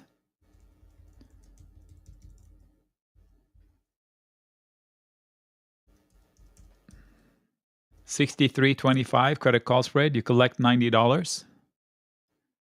$63.25. That's only $10 away from current price. So if the SPY runs up $1, you're going to be in trouble. But that's the same as you buying 2 puts or 3. So you collect $100, you risk $400. So that's a decent reward to risk, right? 25%, 25%. And all you need is them not to rally $10 on the SPX. You can buy a put if you're fast or sell a call spread. That's something you can do. You can sell a call spread higher, but then you increase the money at risk. If I sell that call spread, I would sell it with the intention of trading it like a put bought. If they break out from the zone, I think they have $1 in them, so you're going to be closing it. So let's say they rally $1 or $10 on the SPX. The $95, the $100 that it's now quoting will become $200. So you would have lost $100. Just to give you an idea of what you're facing. I don't love it. Right now, we're waiting to see their commitment. Are they going green or not? Thank you, Velo.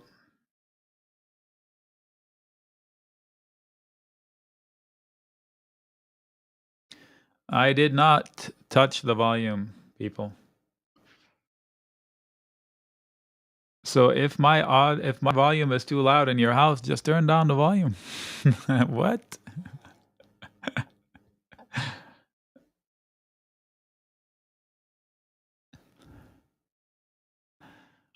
Look at that poke. The upside potential from breaking out into the green circle is substantial. I don't think people estimate that. The VIX is laying down. It's back to the base of the day.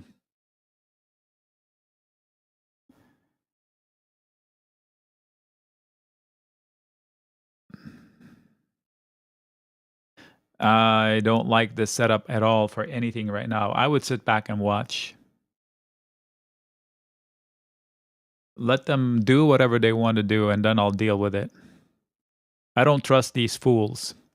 They are thieving people out of their money by making them believe one thing that is not there.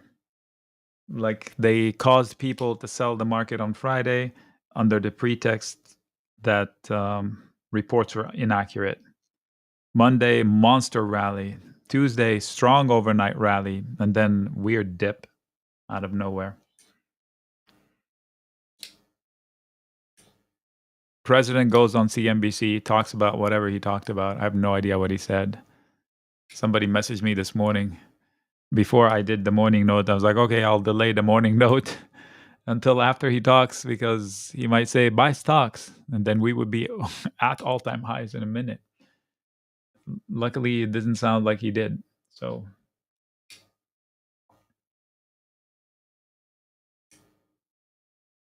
let's go to the SPX for some clarity. The SPX I like.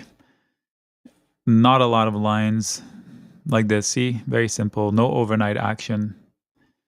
5-minute chart is good enough. Maybe 15 minutes. There we go. So we had a trend. The trend was clear. You can see it above the blue line. Nice. Buying dips. We broke into an all-time high in a gap up day last week. That was July 31st. We opened red in August. We went deepest on Friday.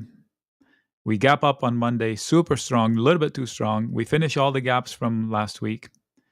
And then we gap up this morning, and then we come down. Why don't they close the gaps before they come back up? Nevertheless, we have a high, we have a low, we're somewhere in the middle. We're fighting for the blue line. If by the end of the week the blue line is above the price action, then we will see if we lose 6,220. If we lose 6,220, we are at risk of losing 140 on top, so 14 SPY points. So we will be under 6,100. That's an inverse cup and handle, whatever you want to call it. That's two big ifs. Job one for the bears, don't let them take 63.60. You can let them take the high from this morning or yesterday, whatever, this morning. Just don't let them take 63.60 zone.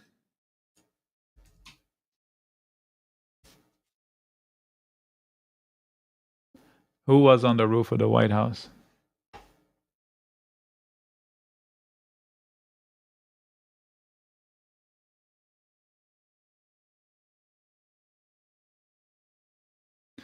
Oh.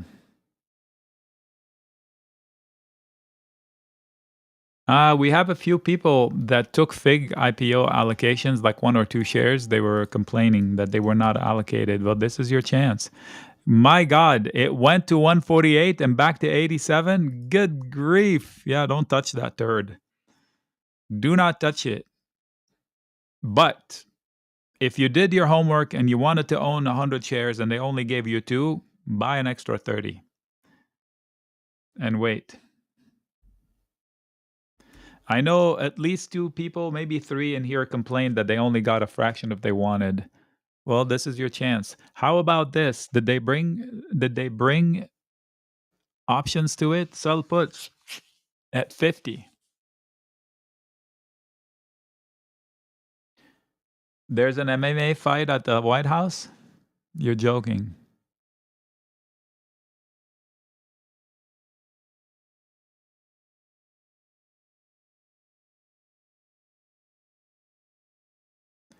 All right, thanks, Corey.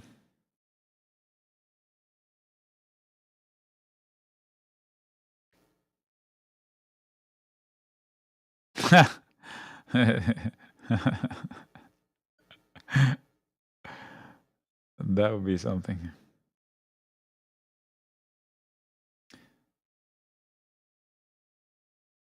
I'm not buying a put. Why are you buying a put?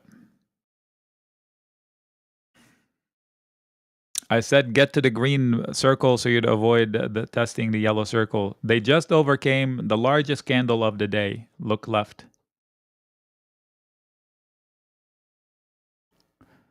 This is a rising wedge. The comments from Corey are bearish for tomorrow's put, yes.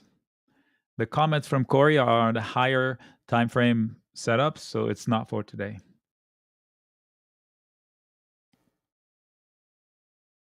Oh, 2026. Okay. Well, buy stocks. Buy. They're probably going to need caterpillars for that. My caterpillar setup still works, by the way. I forgot what time frame did I do this on. 5 minutes? Let's go 10 minutes. Okay, so Caterpillar is at risk of sliding. Where I had an arrow. Where'd it go? There it is.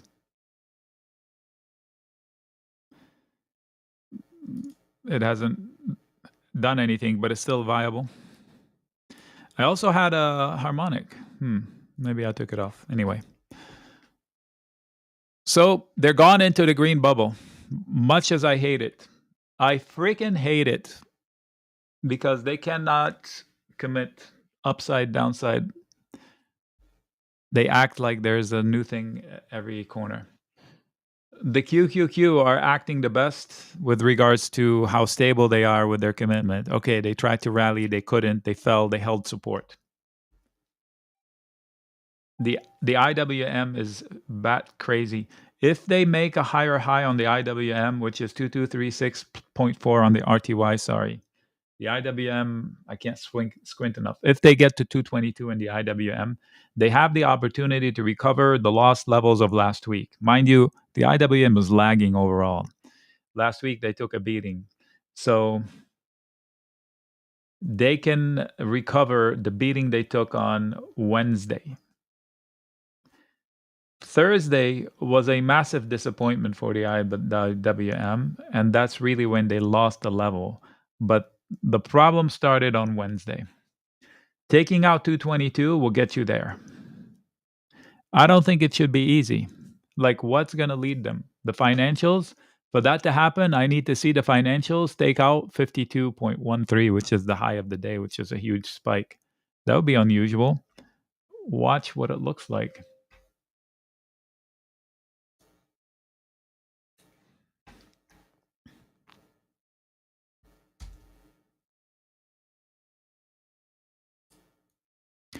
This is the XLF. This was yesterday, overnight. Boop.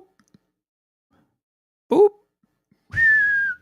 Zing. You want to tell me they're going to go up here and then break out? Wow. That is a mile. They lost yesterday's support like it wasn't even there. They didn't even slow down. That is not natural order of business. Freaking banks. Like, there's no AI, no nothing. It's the friggin' bank.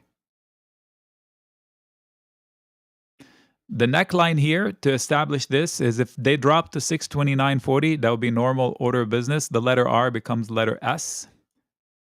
It was resistance. They took all day. They broke, well, not all day, 3 hours. They broke out above it. So you take that letter R and you delete it. And you say, if they come back down here, there better be buyers here.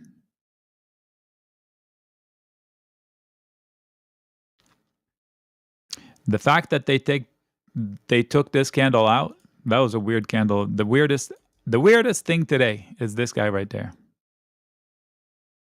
So we will mark it for tomorrow.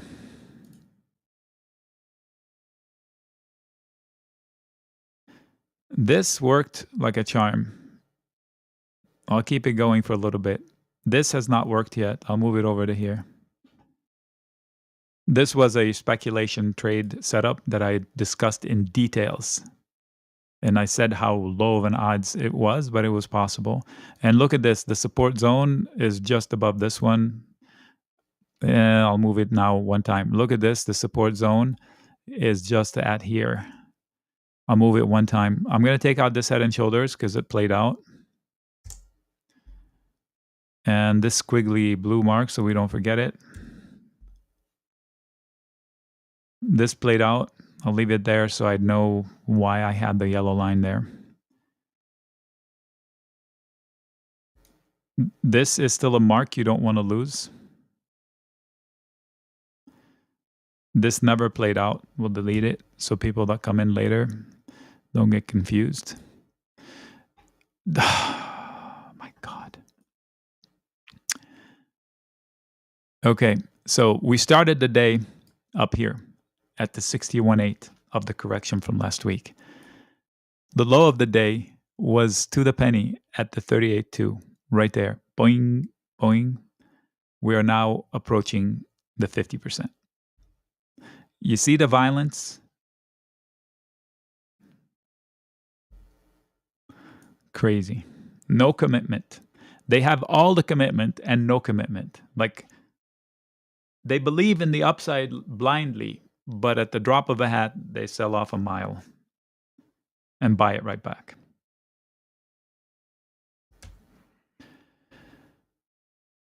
Okay, people on YouTube, I'm going to cut you loose. Thank you for being here. Well, do you want me to stay open longer on YouTube? Just because it's 8:05?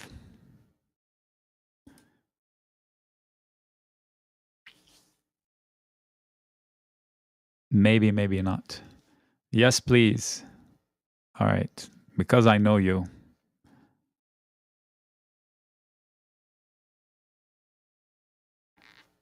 Yes, Suki.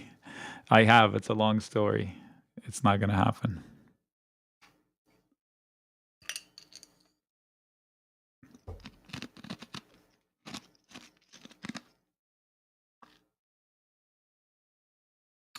XLV, Pharma, XBI, Biotech. Why? There's another one.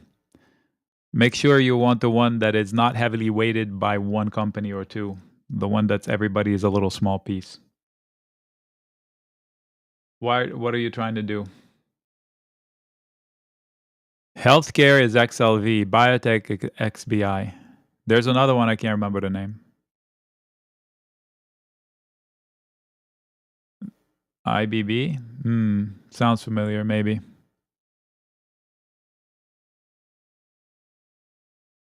Biotech.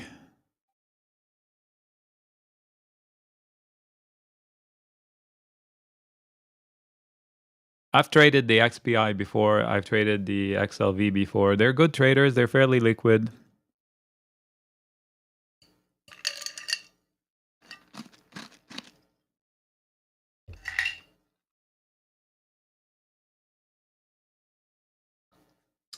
So was that headline that Buffett is interested in buying UNH or part of UNH? If it is, then that places a bid under the company. So you can't short it anymore, and you can sell a credit put spread in it. And if you're holding one, you're feeling better about it, right? If there's the buyout headline hovering over a company, it becomes a difficult short. Yeah, you're coming up with all these bearish setups because we're bouncing pretty hard.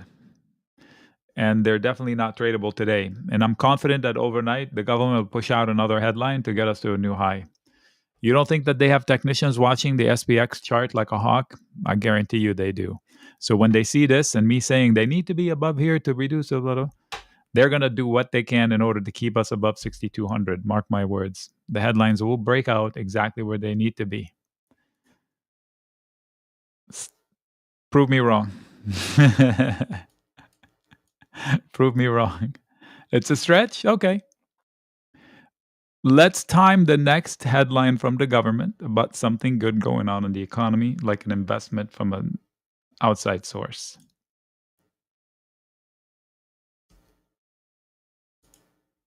It's not fact. It's a thesis.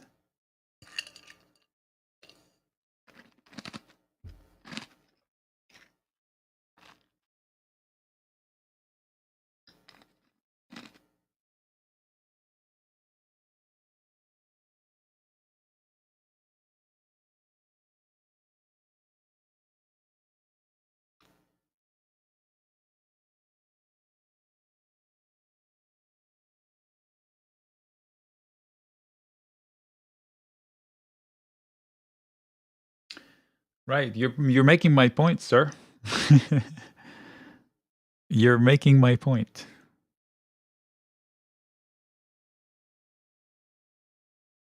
Alarms. Was I able to put alarms with a nice scalp indicator? I haven't tried. I have enough alarms. I put alarms when I'm not watching. I'm watching everything all day, every day, so I don't feel the need. I spent 2.5 hours coding yesterday. I didn't come up with anything. Got frustrated. It didn't accomplish the goal. My AI friend failed me. I'm going back to a blank page with that effort. So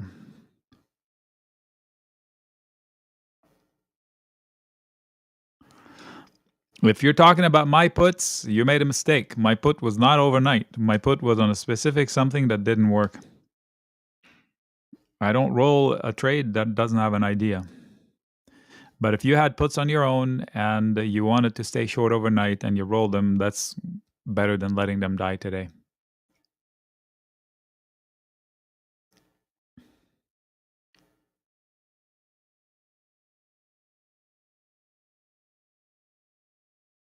Man, 15-second charts and we're bored to death. This inching, let's see if we can do that for Tom. Tom's favorite. Copy paste.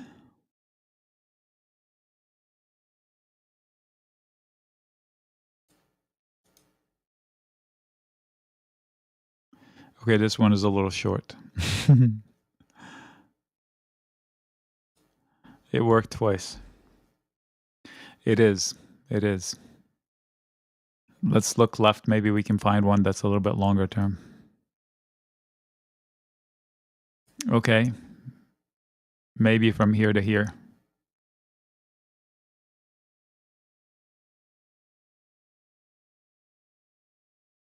Tom, we got something.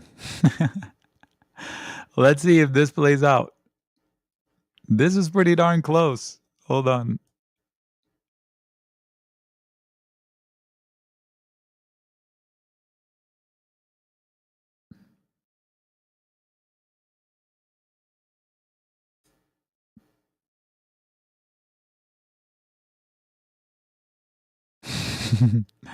Let's see if it plays out.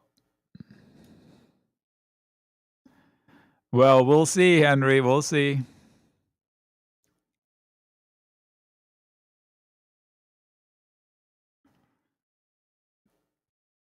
Look at these guys. They're breaking out. Good Lord. That's NVIDIA. Earlier in the day, NVIDIA was the nail in the coffin for the bulls. You saw how it fell apart really quickly. Right there. Tried, and then it finally broke out. Then again, now it's on a rip. You can't argue with it. 8% of the SPY. Apple as well had some moments, but now it's quiet. Let's look at the Google machine. Quiet. Meta. Whoops. Meta. Okay, nice trend. Amazon. Nice trend, especially now. Who else am I missing? Microsoft, of course. Nope. Quiet. AVGO. Whoa. Okay, so NVIDIA and AVGO. Mega caps on fire. Let's go back to 15 minutes. That's the perspective of today for the mega caps. Let me show you the better perspective. 2 hours. Now we're talking. So, Meta, Microsoft earnings. Last week, gave it all back, normal. Now, halfway. Giving halfway of the halfway, normal. All they need is to make a better high than this morning, and they're back at looking for a breakout. So the concept is, which mega cap reports next? I think the next one is NVIDIA, and it's for a couple of weeks maybe. So we might have a lull of headline there. I don't think AMD counts. 22 days.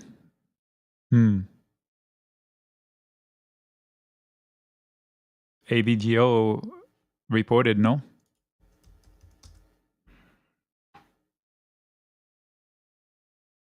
$30 days.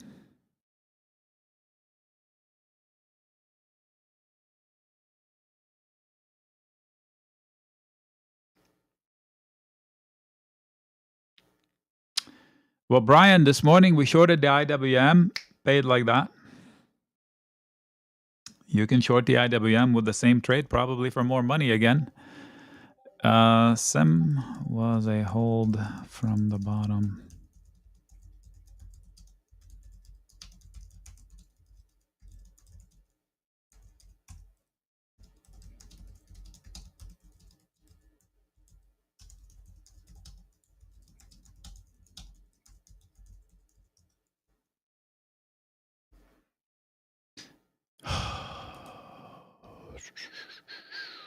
What am I doing? Oh, IWM.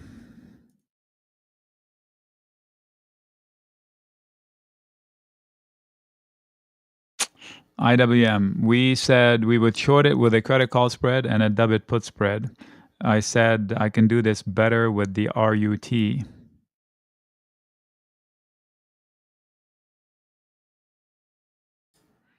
Credit call spread for, when was it? For tomorrow.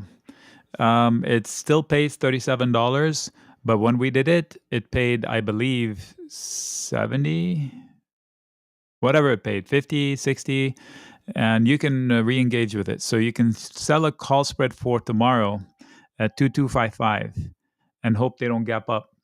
But I'm going to tell you, if today they beat the high of the day, they're going to leap to 224. So maybe you do it for 2 days out, for the 7th, and you go up higher and give yourself a little bit more buffer zone. So 2265 for the 7th credit call spread on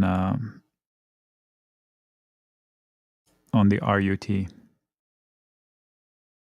Whatever you're comfortable with. That is if you want to short them. They are the laggard, and if the stock market is going to go higher, they have to catch up. So do that with, finger on the trigger.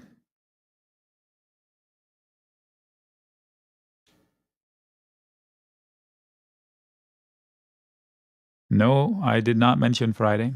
I said tomorrow this morning, but the person coming in now, the one for tomorrow this morning, would be immediately in trouble if the IWM broke out today.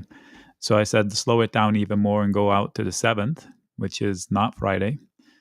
And you buy the put spread for out the next week. Middle of the week is what I suggested, but that could be plus or minus 1 or 2 days, up to you. The debit put spread would be done at the money. Doing both, you're taking too much risk at the same time. How about you start with a credit call spread, and if it goes your way and we hover here for another day, you can buy the debit put spread for an extra day for no money extra.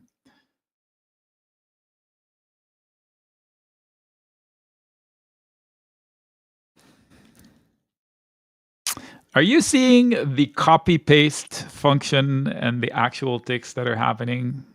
I'm not going to say a word.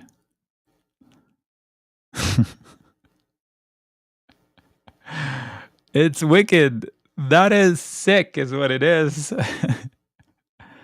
I hope I'm not right on this one, because it's just wrong. I hope they bounce here and get to 630.6 like they should be doing.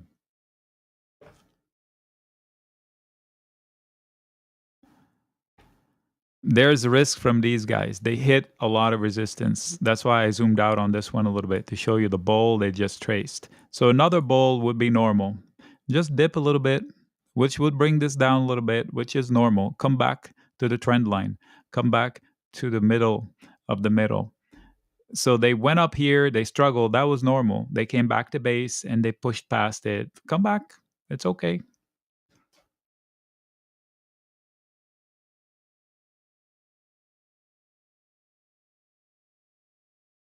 You can do that. I mentioned that idea earlier. As long as you treat it like buying a put.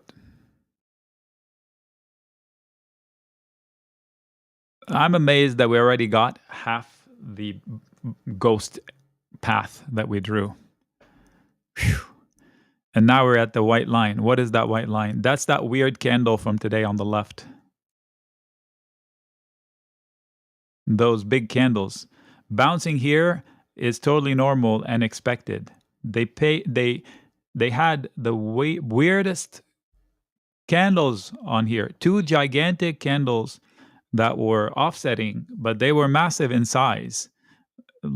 Like somebody said something and they went whoosh, and then whoa, they went really green and reversed all of it within 15 seconds.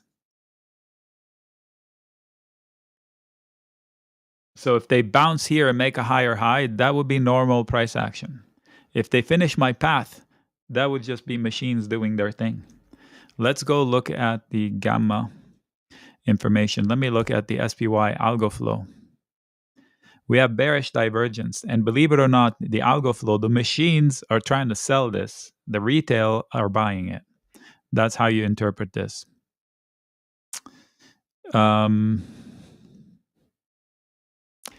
Okay, let's look at gamma. Gamma is all over the place. 63.25 is the highest gamma on the SPX now, but anything is possible. 6,300, 63.25. That's the bulk of the magnetism on it. So that's where we at. So that's here or lower. Any higher than here would be unusual, much higher. SPY, 630, giant magnet. Nothing but 630 matters, and we're here. So the magnet worked, and now leaving it is not going to be easy on paper. Qs, 564 through 566. But Nothing until you get over 563. So they have resistance on the 563. So all the gamma and all the algo flow says no more upside from here. So the selling credit call spread is the idea. It doesn't say we should fall. It just says upside from here should not be easy. Let me go to my options sheet. I agree. The only thing that doesn't agree is the excess speed, those weird puts at 633 and 632, but we already explained that. That was a put spread at 7:30 my time in the morning. Massive. 3 times bigger than anything else. Weird people. Not many people trade the XSP, and somebody put a big bet inside the XSP. I'm making the assumption that the data from TradyTix is correct, and they're telling me the algo flow is negative. The algorithm is negative, so they're selling machines. Price is rising. That means the retail is buying the crap out of it. In the end, the machines are smarter than people, but it doesn't matter if the people have become a big hedge fund. We all consume the same news instantaneously, and we all can act on it the same way very quickly. So we all, in essence, became a hedge fund, swayed by words on TV or on Twitter or on Truth Social. So when I say that the government can't impact the stock market tick for tick, I'm not crazy out of my mind.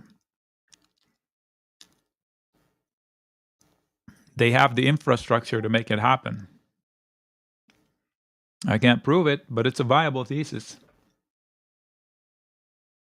Tom, I have a sticker from 2016 I will send you once I find it.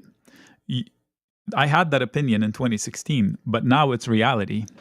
They own the outlet, the media outlet. I said the White House should buy Twitter in 2016 so they can disseminate their message. I was half joking, but they didn't buy Twitter, but they created a Twitter.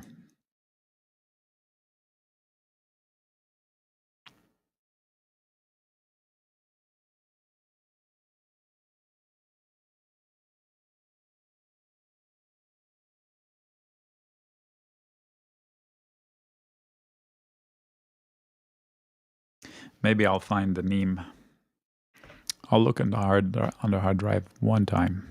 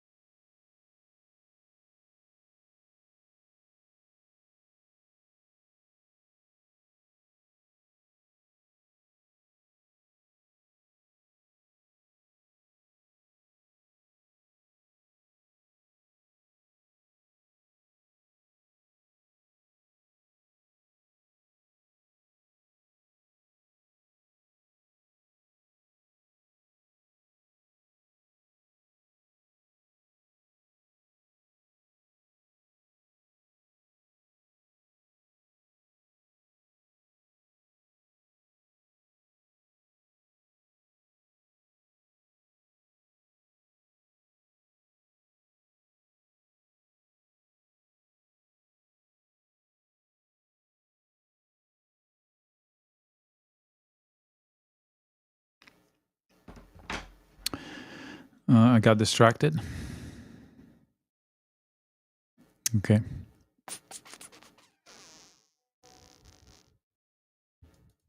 I'll look for it later.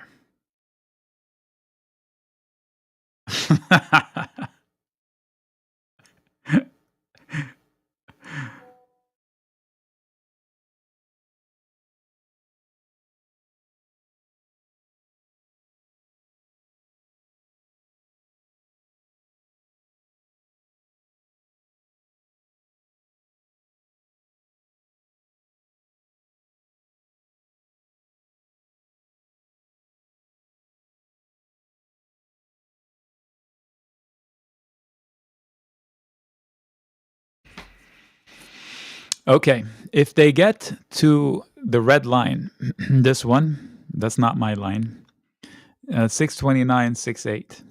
That means they're going to finish this yellow thing, or at least try to hit my white diagonal line. The circle is back in style. What? If they get to this red line, they're probably going to get to this blue line. They would have finished this copy paste. And guess what? We not only have it on camera if this happens, we're transmitting it live on YouTube. When we tell people we do this stuff inside this room, only those who know charts believe it. The rest, no way. BS. If you're so good, why aren't you a zillionaire? And when this and that and the other. Like I hear that 1,000 times. Or if you're so good, why are you teaching? But it's a hell of fun to spend a day with 200 people. That's why we do it. It's a lot of fun, and you get to change people's lives. Some people are not good with charts. If you provide them your charts and have them be able to do whatever they want to do, how good of an opportunity is that? I'm a hermit. If I didn't have this, I would have no life. As I age, I'm becoming more antisocial. So this is perfect. This is where they need to bounce right away and get to 630. Like, erase that whole idea. Losing the line is not a problem, just not being able to revert a little bit higher right away. It's a fun thing, Corey. You're a lot younger than me. I wish I had started way younger. Like, I wish I can convince my son to do this. I saw him yesterday at 10:30 at night yanking a big block out of a car to put it in his boat. 10:30 at night. Yes, this happened. He did it. One man yanked a big block, the whole motor, to put it in his boat because he's going tomorrow to the river, and the boat does not have a motor. So he spent the weekend working all day, laying down metal, building the frame, mocking it with his friend's motor. He yanks out his friend's motor to build the mounts so he'd be ready to drop in the motor tonight or last night into his boat. Can you imagine how much work that is? To yank a motor out, you have to dry it out, hoist it, move it from one garage to another, install it, or no, put it down to mock it up, cut, weld, bend, mount it, yank it back, put it in your friend's motor, a car or boat, wherever it came from. Put all the fluids back in. Holy moly. So he goes to the guy to buy the motor. He tests it out. Okay, it looks good. Drains it, pulls it out of the guy's garage, brings it home or to his shop. I said, we've got an easier way to make money. Nope, not interested.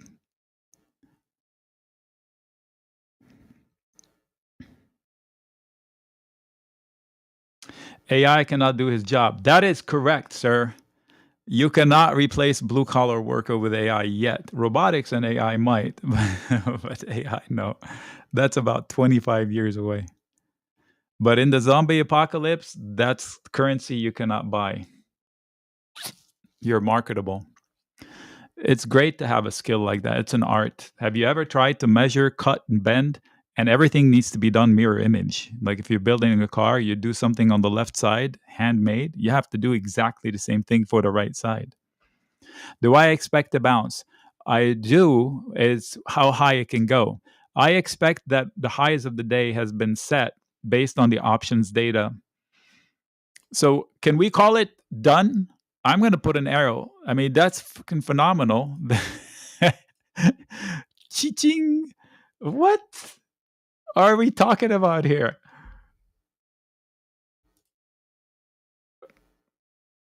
Gamma for the zombie apocalypse. Slim to none. Points slim to none. Very low gamma. But it's like it can happen at the drop of a hat. So be ready.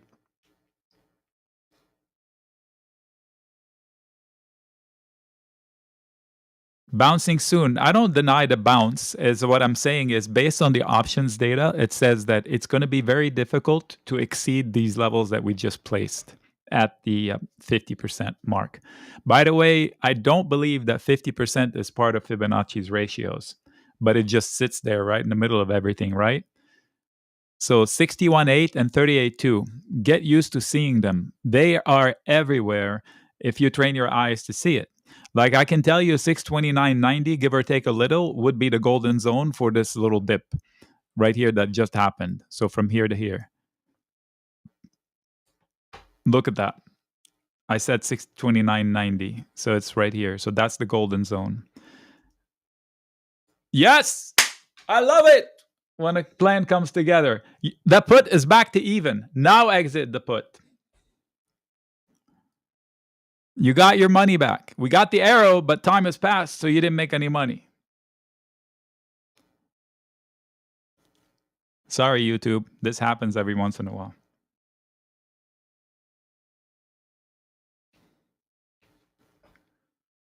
If you rolled the put, you got your money back. If you don't have a thesis to be short from here, consider cutting that put or trimming it.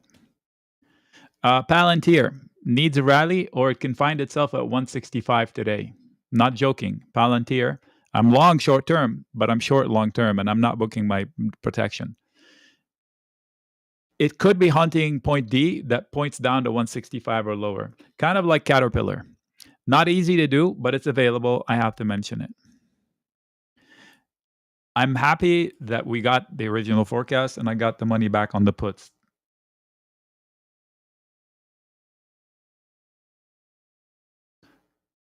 Good for him. I did meet somebody in Vegas. I was speaking at a Vegas conference for FinTwit back in 2022. That's where I met the crew that works with me, by the way. A young man, I believe he is still a member, him and his dad, came up to me and said, "What do you think of my portfolio?" And I was like, holy moly. I think he was 12 or 13.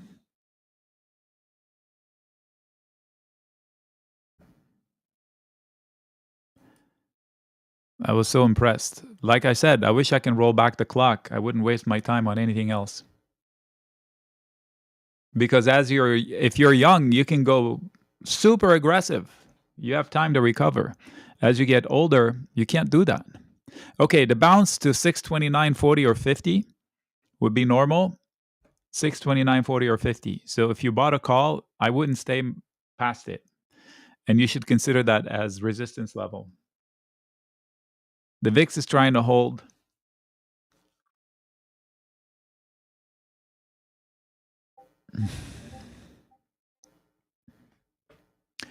Okay, so I need to write up a statement. So I'm going to go on mute for a little bit, okay? Hey, Jax, are you in here?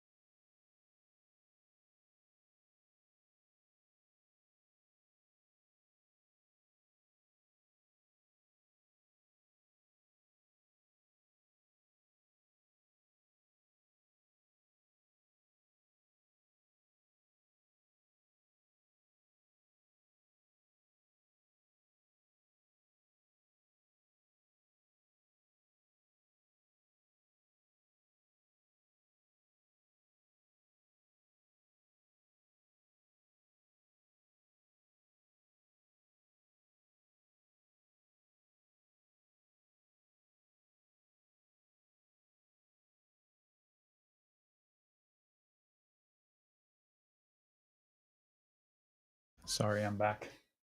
I'm testing AI on Palantir for the long term. I remember you always said, I am short as hell, which has not been easy. So I protected myself for the earnings on Palantir and I bought calls naked, which are super green. And they have 2 to 3 weeks on the clock. I am not touching them. It is the most expensive stock I've ever seen in the index. I don't believe it could sustain that valuation. The growth rate did improve. It's like 49% or something like that. That's pretty impressive, but it's still not as impressive as the stock growth. So they normalized the 130 times sales, but I don't think it's under 100 yet. So it's 5 times more expensive than Nvidia. I don't think it deserves 5 times premium to Nvidia. Outstanding company. The CEO used words. I went through them in the morning here. I forgot what it was, but oh my God, you cannot be more bullish with your words. And it was silly words. Anyway, I'll go through my list and I'll find the words later. CEO, CFO comments super bullish. People keep telling me, bringing up this negative thing that they have so much cash on the books, which hardly that's a bad thing, right? And they're collecting so much interest on the books, and it's such a big portion of their earnings. Well, who cares what their earnings are? They're a growth company, so it's about their sales. And if it's about their sales, then the earnings is cake, like icing on the cake. Like, why are you complaining they have so much cash and a lot of their earnings are not earned from the sales line? It's like they have a golden goose and they're doing so much on the sales line that makes them that negative is actually a positive in my book. For now, they have cash, and the cash is bringing them free cash, unearned cash, I guess. It's not a bad thing. Just dawned on me something. Holy moly.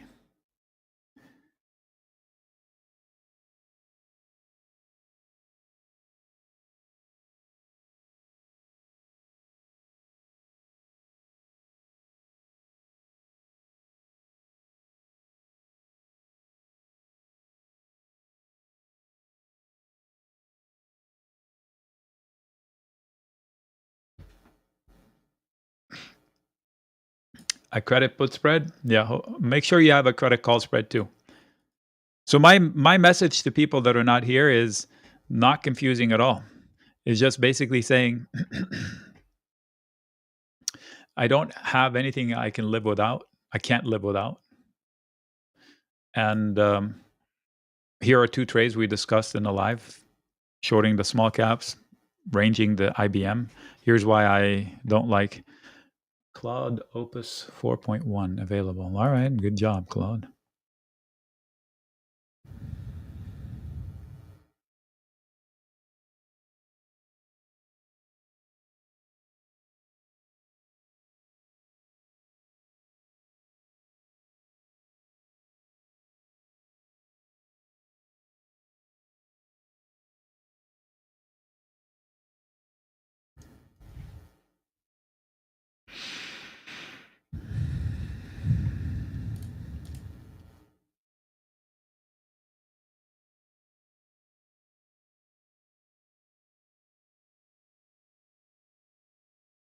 I met Karim face to face.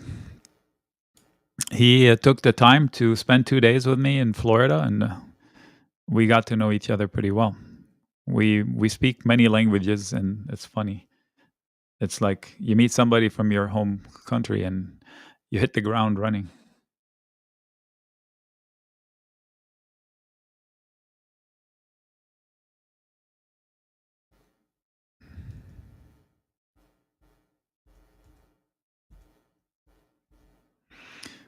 Let's see. I gave AI my summary, and this is what it came up with. I'm not so sure I like it.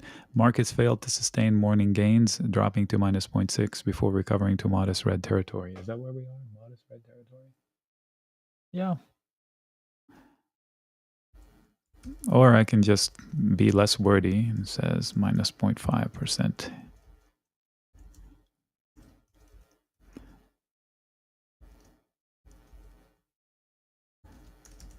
The small caps outperforming.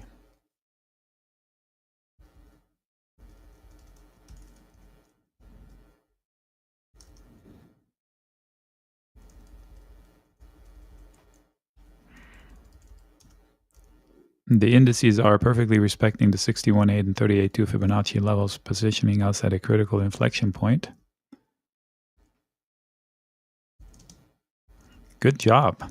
I dictated that, and then this is how I put it together.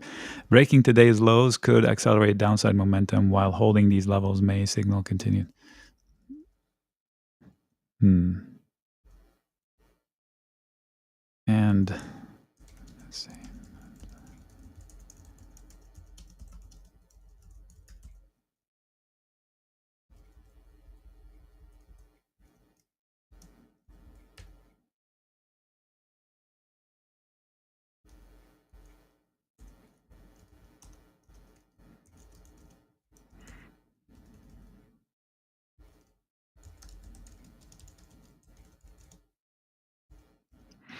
Oh, perfect. I am taking this trade.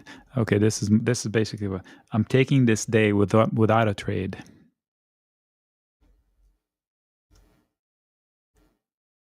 Trade opportunities that we discussed.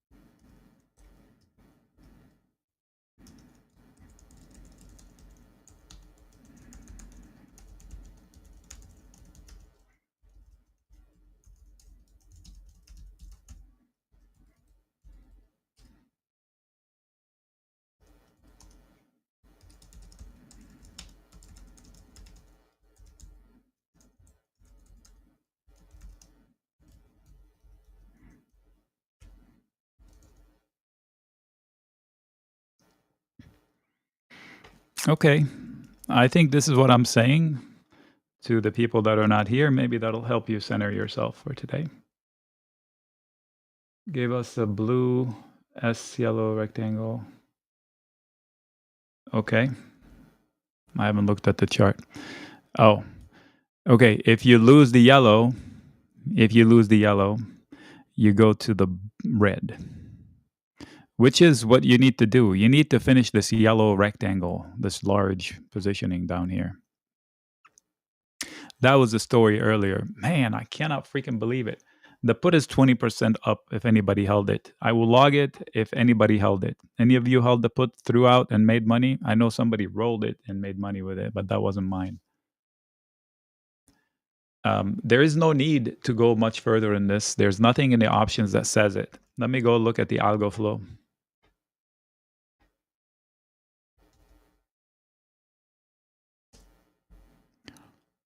Wait, I mean, I'm not going to do that yet. Those IBM numbers may not be correct. I haven't double checked them, so I did them from memory. 1 second, okay.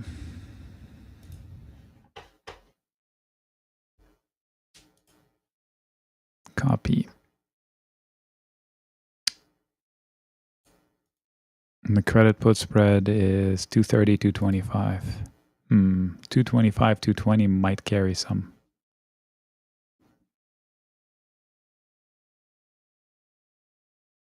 Okay.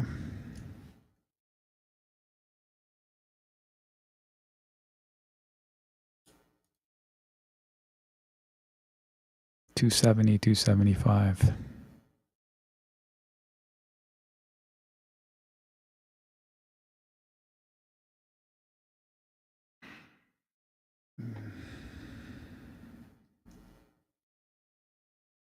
Okay.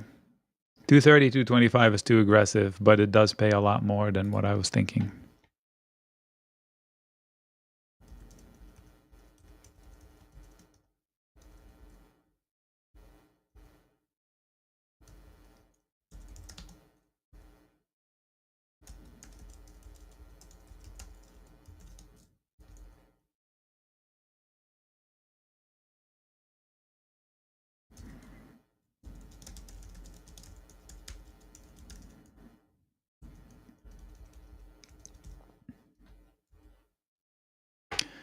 Don't hold the put for that downside scenario. It's not easy. I'm going to go try and get you a visual on it, okay?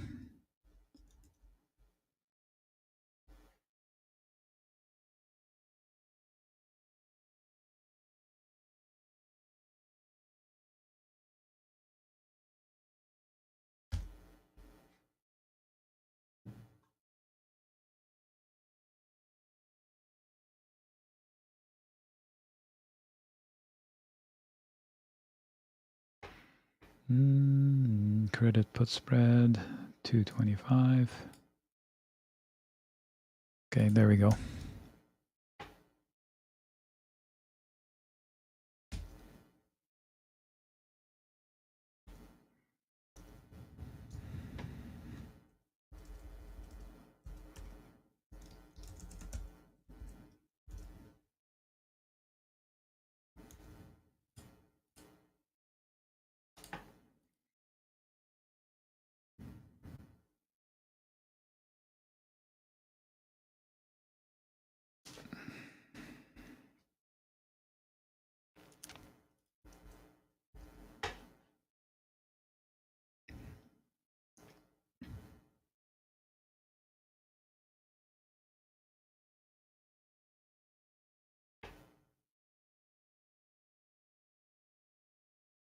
I think that the small caps is the best trade of the day.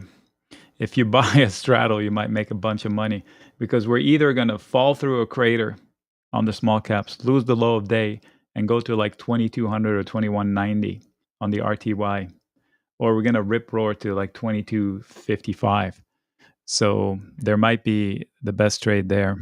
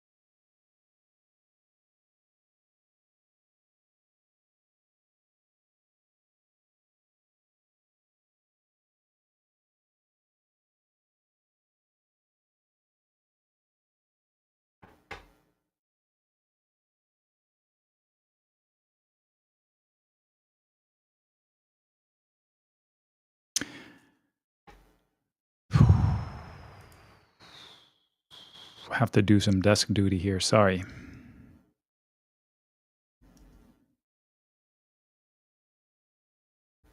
There we go. Hopefully the idea is that I'm not doing anything for myself major today has come across. All right, I think we did everything.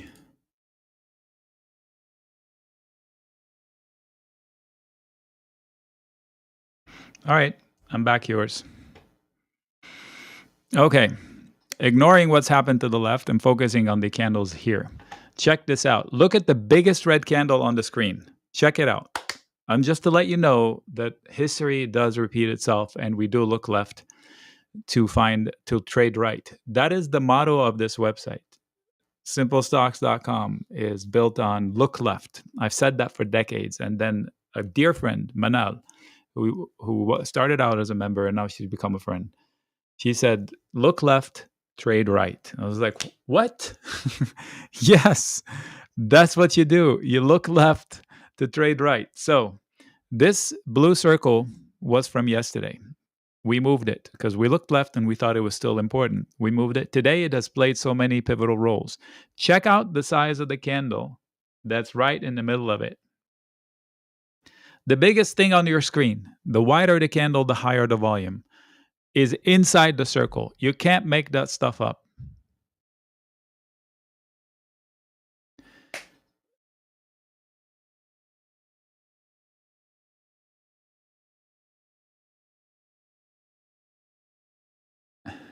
Manoj, that is a name from the past. That's a direct message to me, so nobody saw. Manal, not Manoj. Okay, 629 is a catalyst to get you back above the blue circle. Remember the white line with the weirdest candles today? We'll bring it over. It must mean something, man. We'll just put it there. The red line was there before the market opened. Keep your eye on CAT. Keep your eye on Palantir. What is a put for Palantir today? Is that a cheap put? Man, it's not crazy to buy one. Nobody's looking down on Palantir. Remember I said I may want to roll up that put? Thank God I didn't on the Dow. Yeah, because now I can roll it up for a lot more money. It's not down a lot, the Dow, but it's down a lot, relatively speaking, for a short-term put. It just changes the pricing really quickly. So for Palantir, if you're short already, leave it alone. If you're not short, there's a scenario that could hunt a point D, which would be 165 or lower.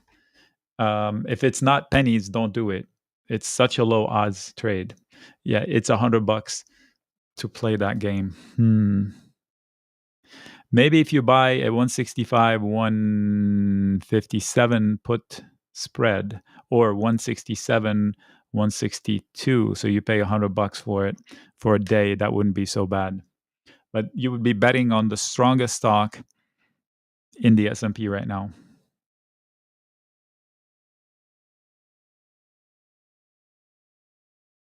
I'm not doing it for me because I'm already short to the hilt.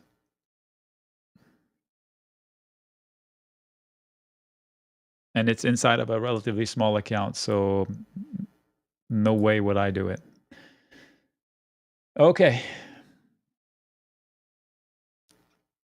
Let me check on who's reporting today and start building my list.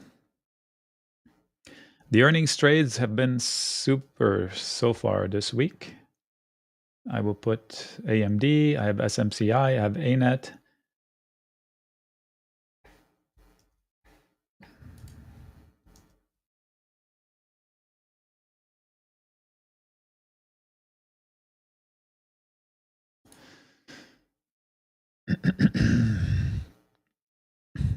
Super, SMCI, Arista, Snap, Lucid, Upstart, we don't care.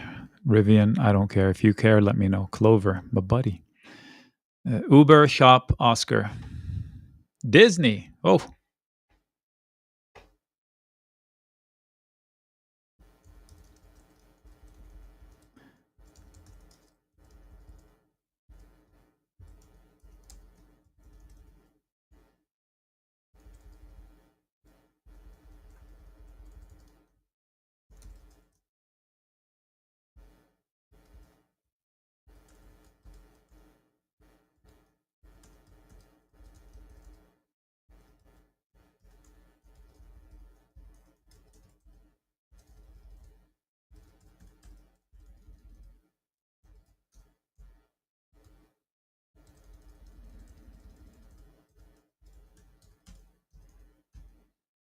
We have a lot of homework to do, so I will start earlier than normal.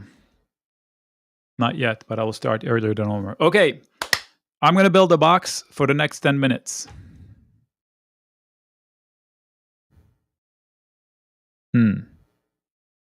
First, this circle is a fair value gap as if I drew it on purpose. Corey can back me up.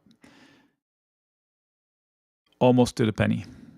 So what am I saying? There might be a push to the blue circle, but if they lose this, if they get back into the yellow box, then they're done. They don't have enough oomph to get to that circle, so they might drift to the end of this. What's important about the end of this? They lose the 38.2. So far today, they have bounced off of the 38.2 perfectly on the penny. Boink, boink. I think 2, maybe 3 times. They've bounced off of the 50% perfectly and the 61.8 above, but they're a mile above now. If you want to see how far up, that's the 50. Look how perfectly they behaved. And that's the 61.8. So this distance is the same as this. So you can see how we are at the lower end of the range. So I just sent out a note to the people that are not here, saying I'm going to hold back on adding risk until I figure out where the market wants to be. Below this 38.2, which is not the end of the world, but it's commitment, or in the upper tier, challenging the 61.8 in the next couple of days. Nobody mentioned Axon. I saw it. It reacted positively. What is your question? We are willing to discuss. What happened to 630 SPY? They failed at the 50% and we drew the copy paste. What do you mean? That's why we drew the copy paste. Look at that flush. When we were talking about 631, we drew the copy paste. And I said, let's see if they hold the support, and they didn't. And I turned away to do something, and we fell through it. I don't know what happened. They had no commitment. Oh, and also, we went to the options, and the options said that going above 630 is not going to be easy, or whatever number it was, 63.20 SPX, et voisin, a little above, a little bit below. The QQQ had a problem, so there was no upside. And the SPY had a magnet at 630. So I said getting to 630 and leaving it are two different things. And then we copy pasted.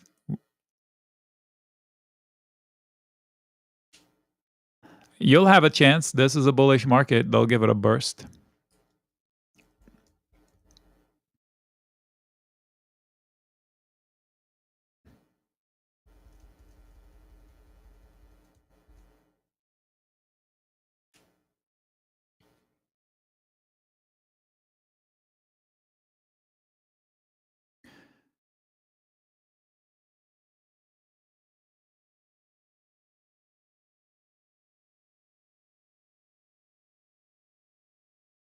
Anybody that is looking to add the skills of buying a call and buying a put to trade these fast candles, the process is very simple.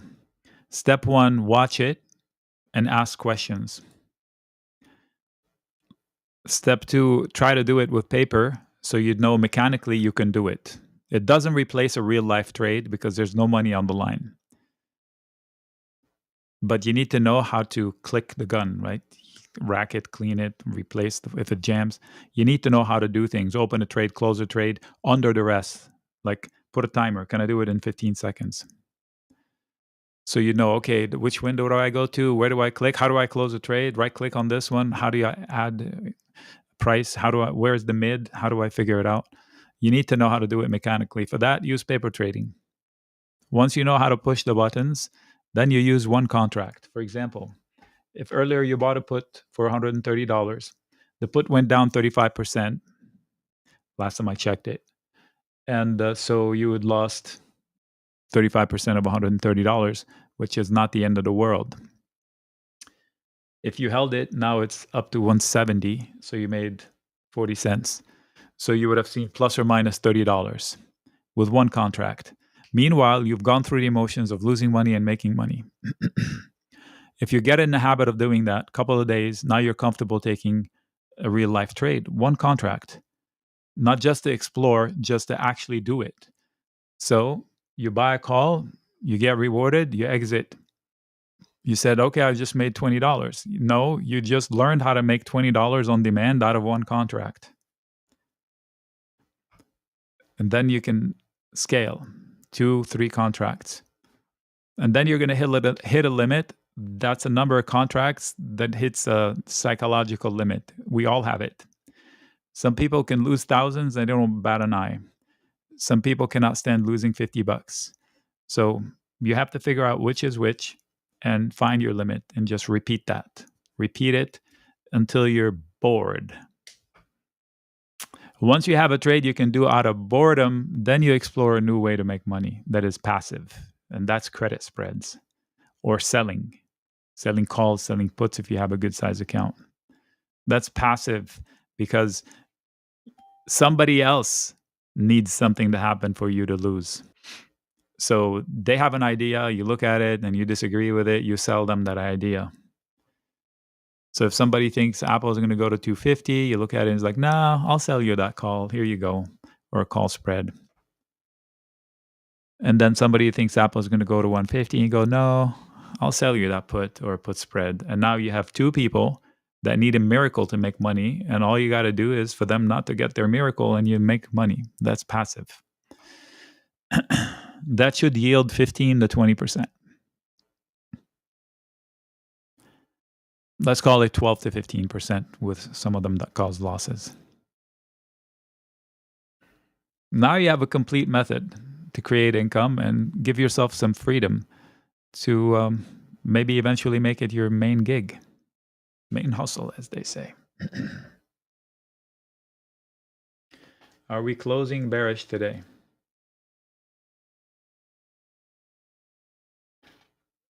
Well, we are red. The bearish part today is that we let go of another rally. The good part about today is that they are acting on charts to the penny. So there are grown-ups in the room so far. The next leg from the small caps will actually determine the gumption of this market. If the small caps turn around and go to red, that means there's no rotation. If the small caps bounce to a greener green and the markets don't recover, it means there's rotation, which means the market is not scared, which means nothing has changed. So now we're talking logic. The rotation concept is when you believe in the end we're going to go higher and you're going to buy something in the meantime to hide in. If you thought that this is a top, you wouldn't be hiding in anything. You would be just getting out. But the fact that they buy something means they believe in the recovery overall, so they hide in something. That's why the VIX can't catch any wind that they can hold. This is my interpretation. It's not fact, it's just my interpretation.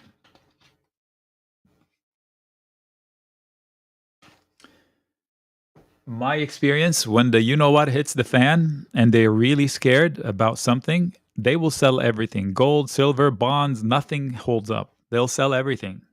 Ask people who have been trading for 15 years. Everything goes down. You can't hide in anything. And it goes down very quickly.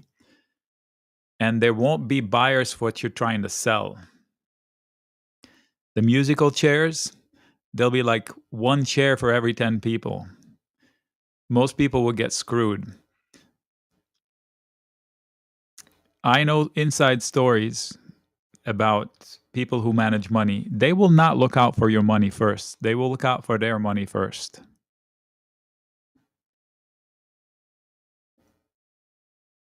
Okay.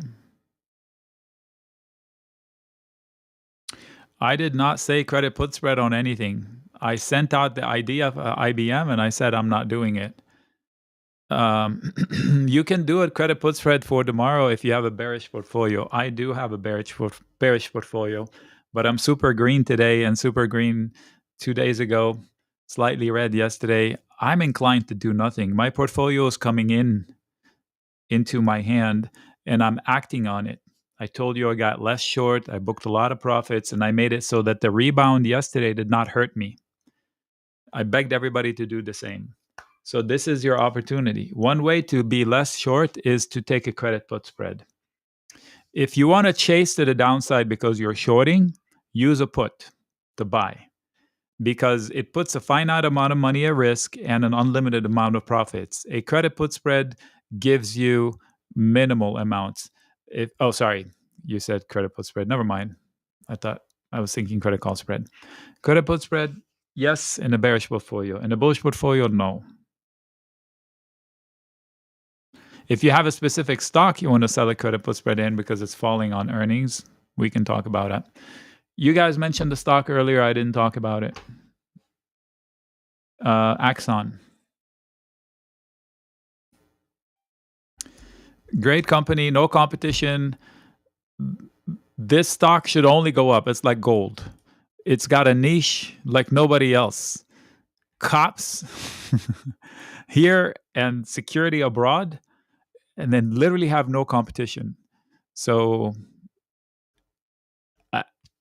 just go long whenever it falls. Up here, you know me, I just can't.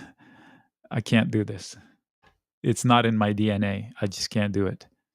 Look, every spike eventually gave you a less heated entry point. So maybe they'll give you an entry point at 780 versus 860.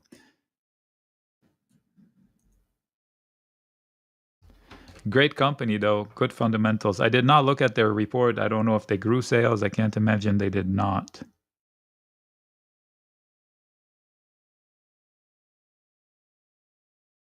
Oh, I just got a picture from Boston Group.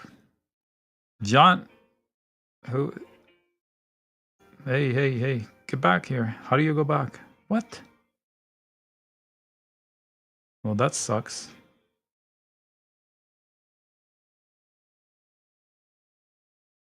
There. August 5th. I don't know what year though. Raghu is there. Let me see if I can recognize people. Dave is there. God, I can't squint.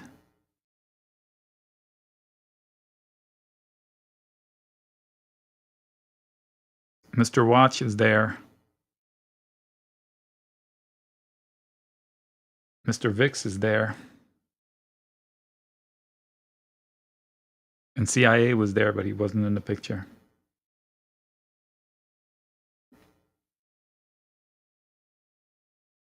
I'll share it.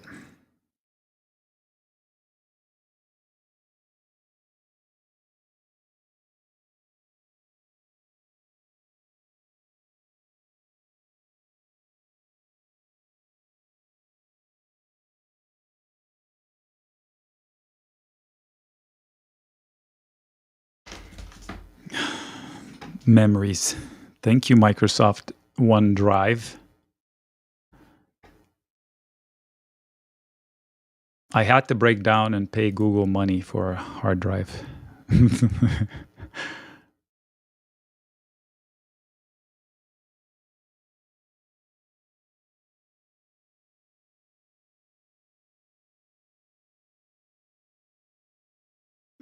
I'm drawing a blank on some of these names. Wow, that's an eon ago. Anybody see yourself in here?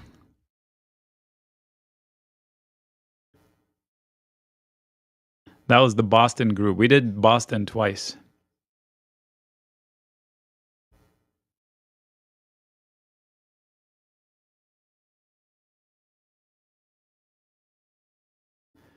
Is that Mehir?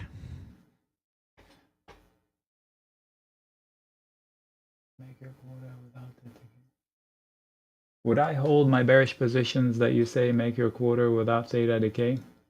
Well, if I bought a put by selling a call, I would hold it until that put dies. Why not? It didn't cost me anything. And for as long as the thesis is correct. 6320. I'm not too comfortable with that credit put spread overnight. What do you mean? Credit call spread, you mean? Vahid. We're at 6302.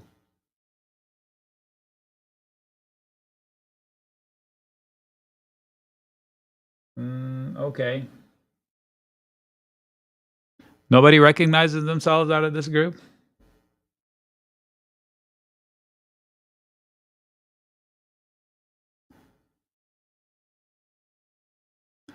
These two, don't play poker against them. Unless you're Bo.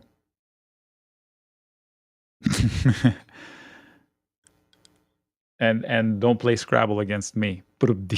Or Dave.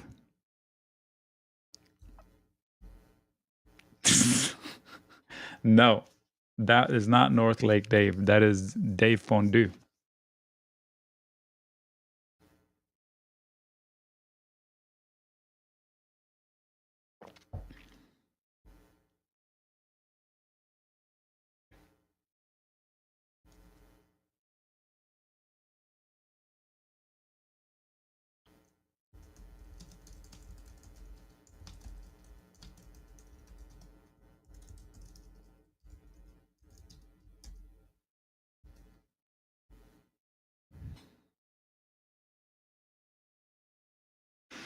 What do I see in Dual? I see competition from AI. I have a full Dual done in my phone. I don't through AI. I don't know how that company is going to work in the Dual. Is it DUOL? Duolingo. I honestly don't know. Technically, back to earth. If you loved it and you said, "I wish I had bought it," engage. I would engage through credit put spread or buy a few shares for the long term if you're an investor. Earnings in a day, so that's tomorrow. Before or after the market close opens? Dual. It's tomorrow after. So come to me tomorrow afternoon before the bell. I will look at the options to see which way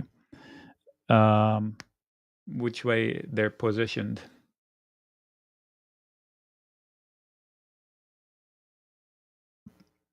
You mean Ryan? I don't know. I sent them the password. He hasn't answered. That has happened before. It's probably busy.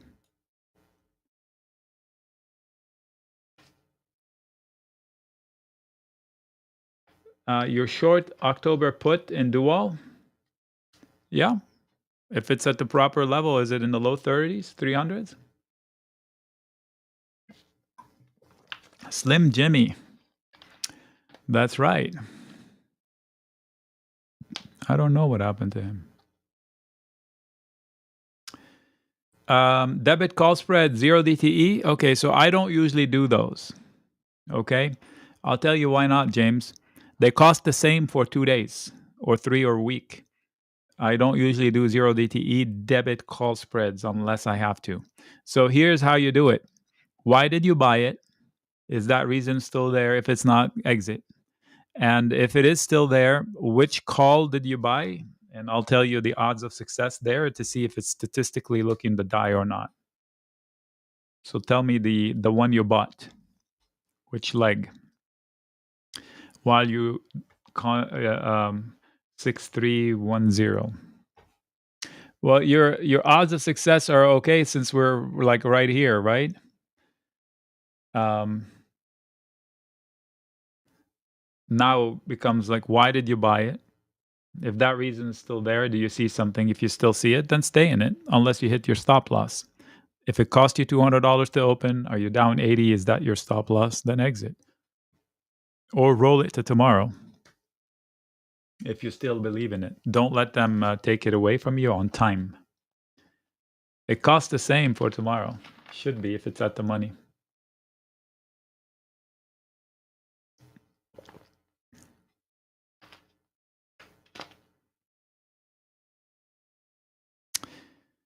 They are defending the yellow circle to avoid the red circle.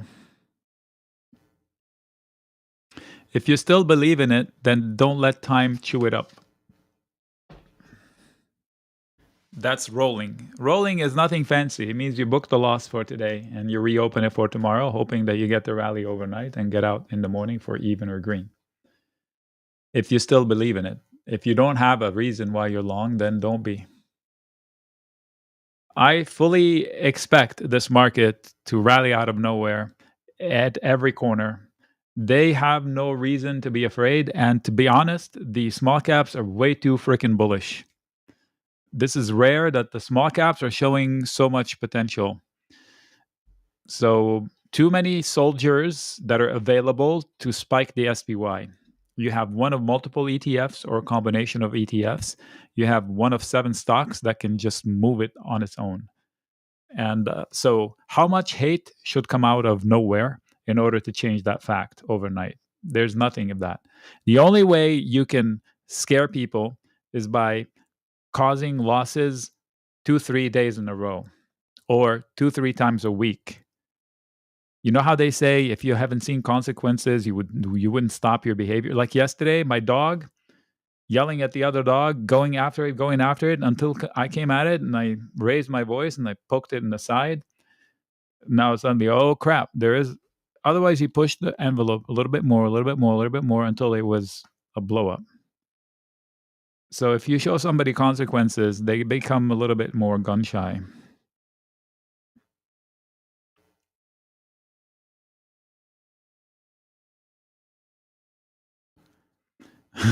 Really? With that question, am I mostly bullish or bearish this week? Wow. Did you get the afternoon note? I think that will answer your question exactly. I sent out a note.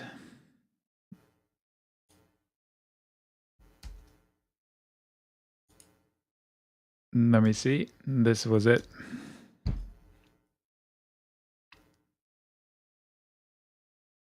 Haha, Stan, that's funny.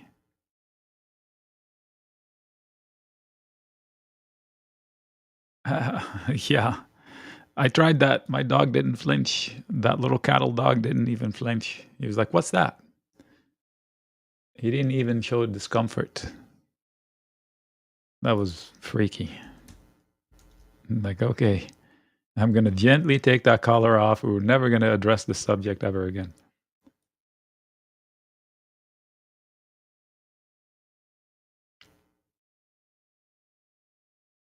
That is correct. Although my dog is more interested in treats than food. He doesn't care about food. Just don't mess with his treat time. He has it like clockwork. He brings me toys. It's about time for the treat. Here's your toy. Give me a treat.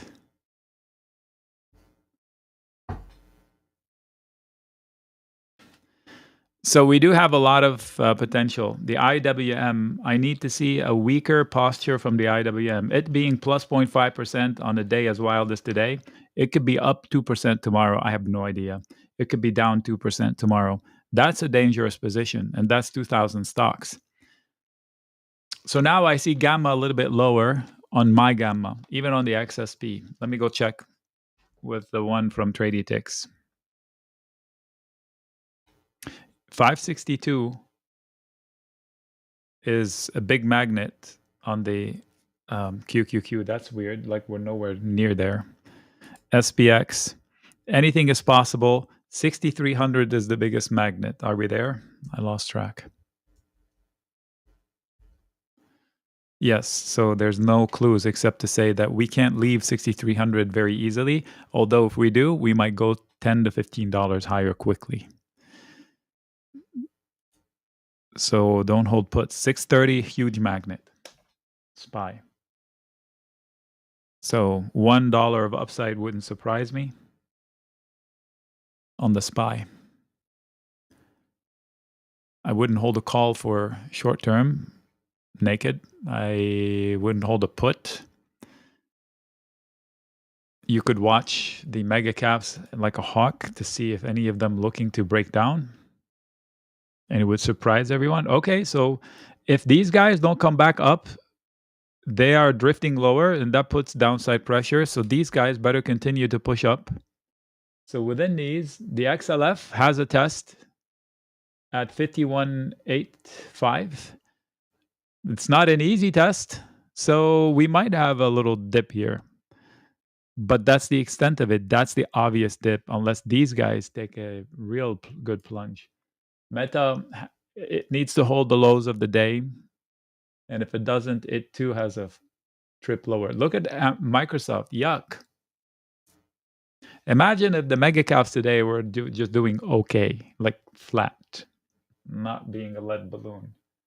This market would be huge. I'm really excited about these charts. I can't tell you how intriguing it is.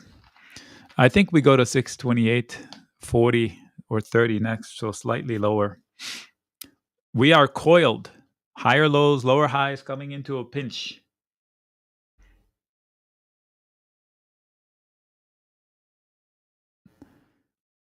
Go back to this zone or to that zone next. They're not going to last here long. What time is it? I'm going to go start looking at tickers. It takes forever. The process is painful. I'll start with Shopify. I don't care about it a lot.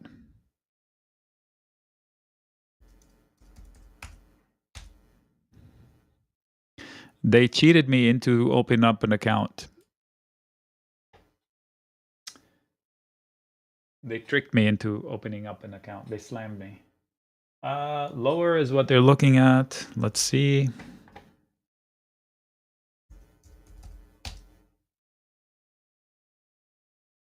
Implied volatility is almost 3 times the normal. Not quite, but that's a lot. $12, $13 of upside and downside are possible.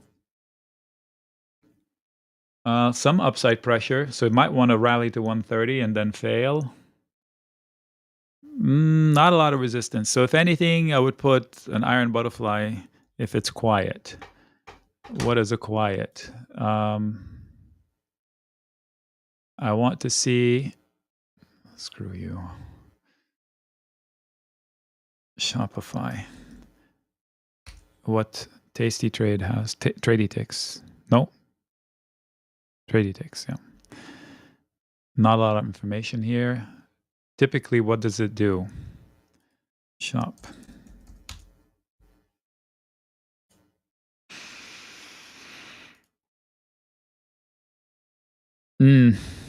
Three out of the last 4 times it moved bigger than the expected move. So do not do an iron butterfly. Sorry, 3 out of the last 5 times. 4 out of the last 7 times. 6 out of the last 9 times. Not good. Iron Condor maybe has a better chance. So you be better off picking a direction, and I don't have one for you. Let's see if the iron butterfly is not very risky dollar amounts. Maybe you would want to consider it. Other than that, it's not a good idea.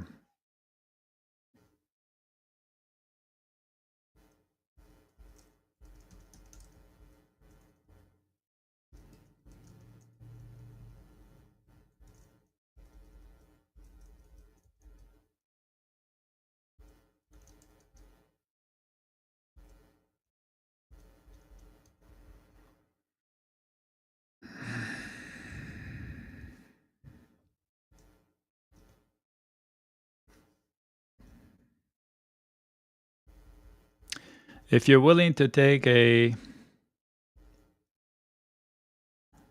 $400 risk on it, you do a $14 wide spread, an iron butterfly. I'll share those numbers in writing.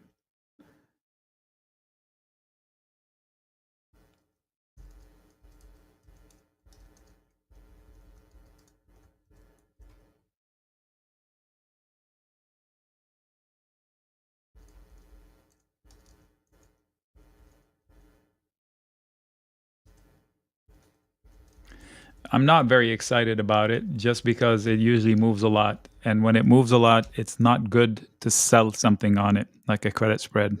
It's good to pick a direction. And I don't have good confidence in the direction I would pick for it. So it's a lot of guesswork. By the way, if you took this trade, you should exit at maximum profits. Don't let it expire in the money, the one you sold. You're protected.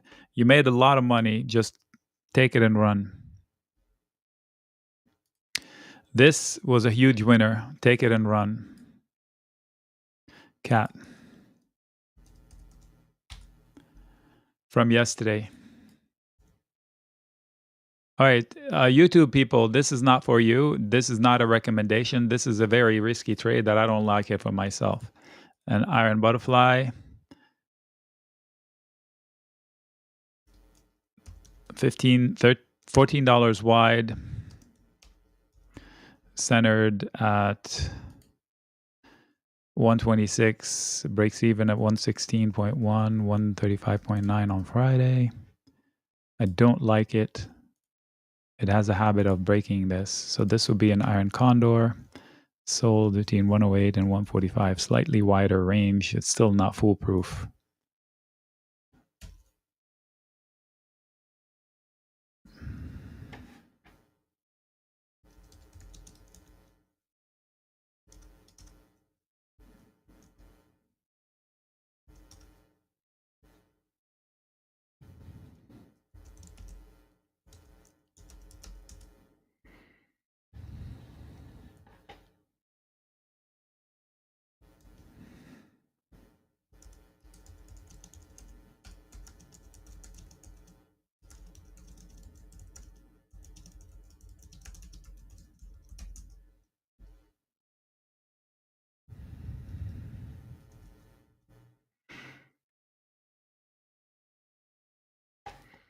Okay, one down.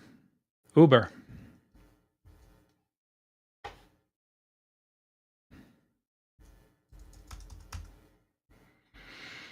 Implied volatility 2.5-ish, air math, $6 plus or minus.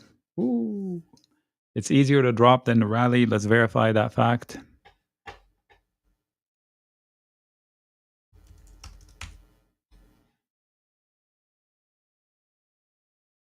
It's demure in its reaction. 3 reds, 1 green in the last 6 reports.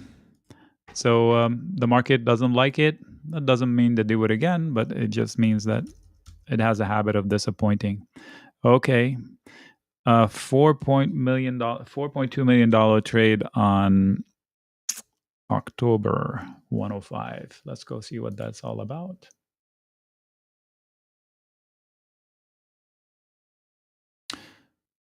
$29,000 calls purchased, deemed purchased because they were done at asking. If you want to bet long, that's somebody betting long on the Uber machine. Okay. Let me put it one more place.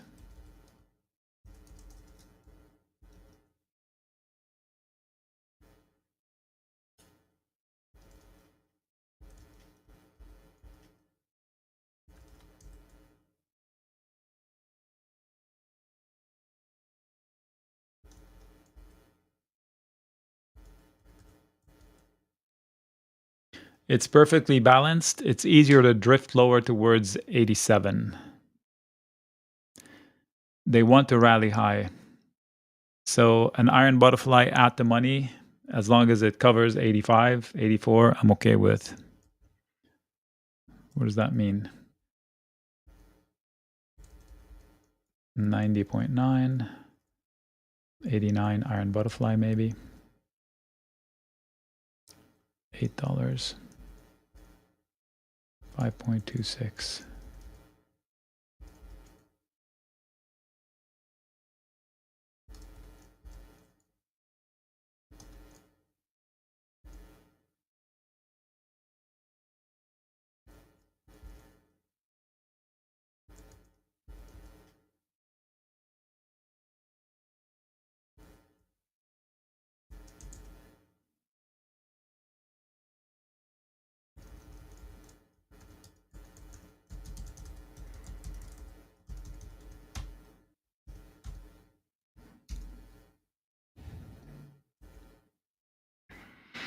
Did somebody hit pause?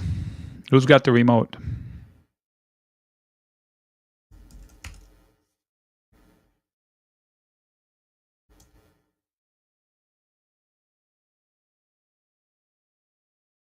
This is not a trade recommendation for anybody watching. Okay, this is me sharing with my friends theoretical trade ideas that we do, that we can do. 83.7, 94.3. Okay, so I don't like that already. So this is a bearish set iron butterfly. I definitely don't like that.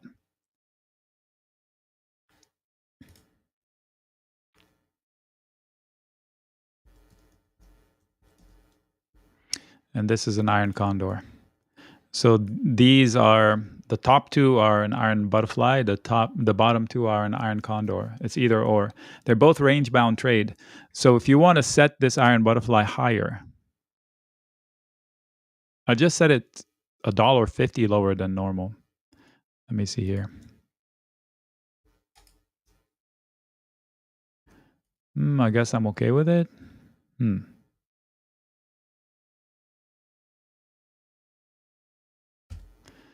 I like the iron condor better than the butterfly.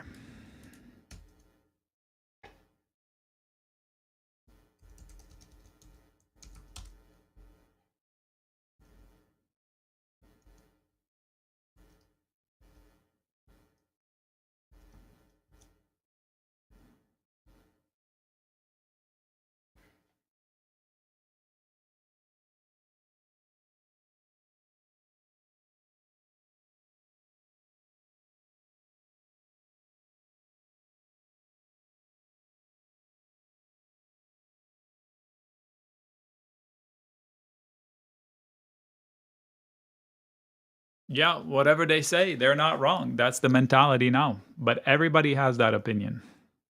Look at them. Look at the small caps right now. Along those lines, I'm telling you, the RTY, if it breaks 2236.4, it's going to take 20 points. That's 2 IWM dollars. So they'll push up above the one standard deviation for the day, not counting the fact that they almost triggered the downside.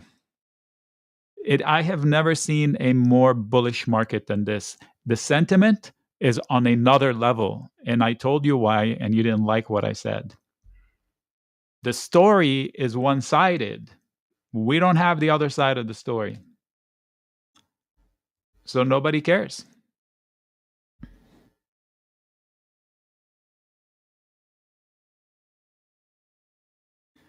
Yes, a new high of day, the overnight high, whatever the IWM value is for the overnight high. That would be it.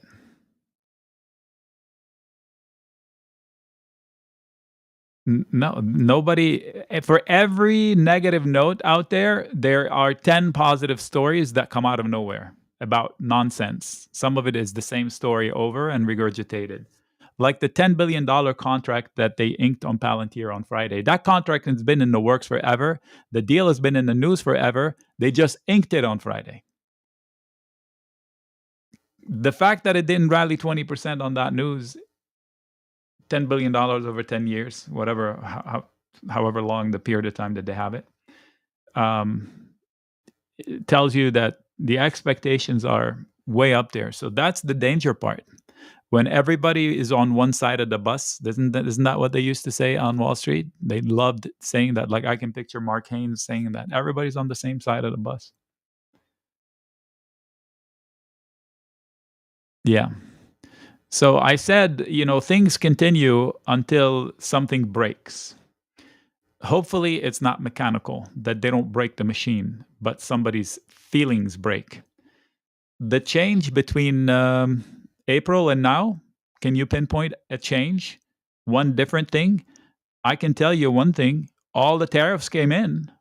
They all got put in place. All of them. And the only thing that actually physically changed is fear, sentiment. No facts have changed. NVIDIA was awesome then, it's awesome now. Same for Microsoft. The only difference is it's twice the price now. almost 40% higher. That's the only difference, and how people feel about it.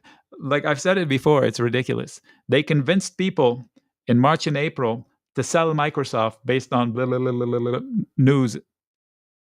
Those same people are buying these same stocks almost at 550 and 560 from 330 and 340 in the matter of 2 months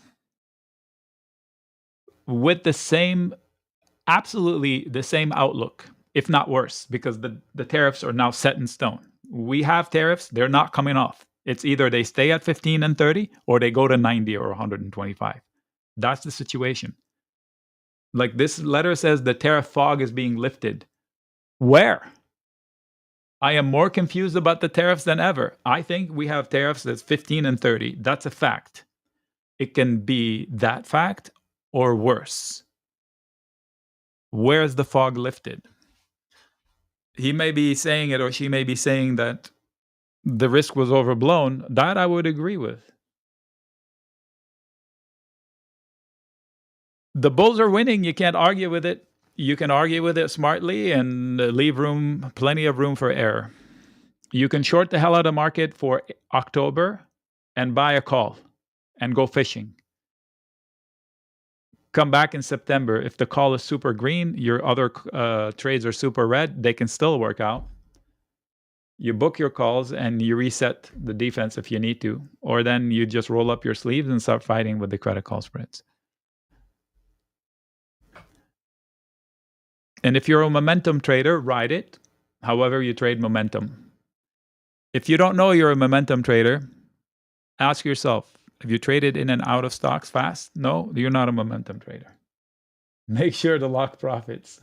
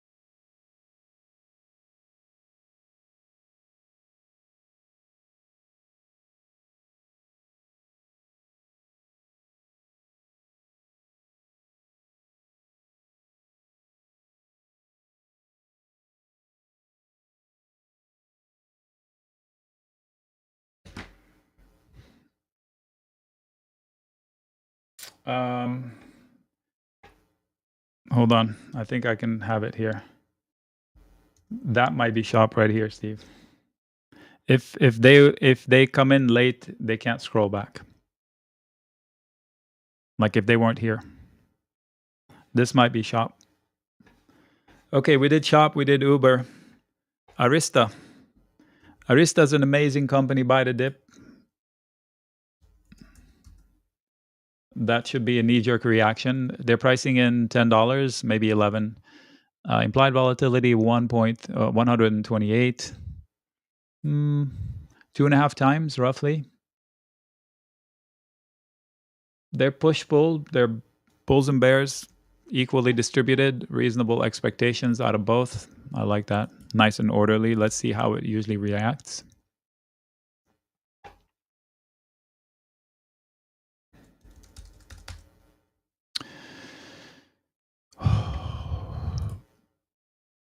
Orderly.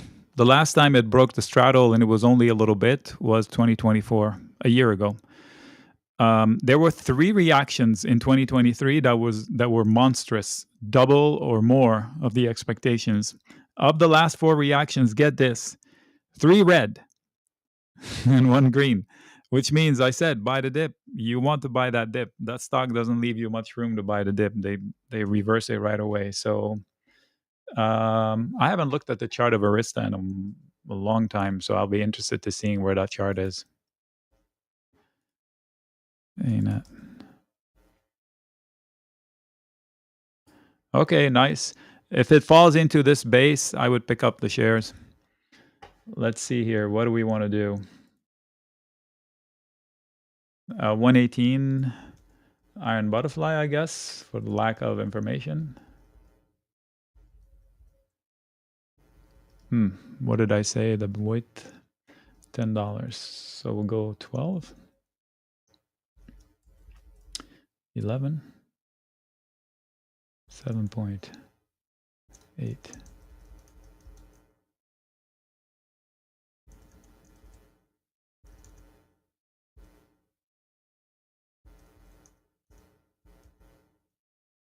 Whoa.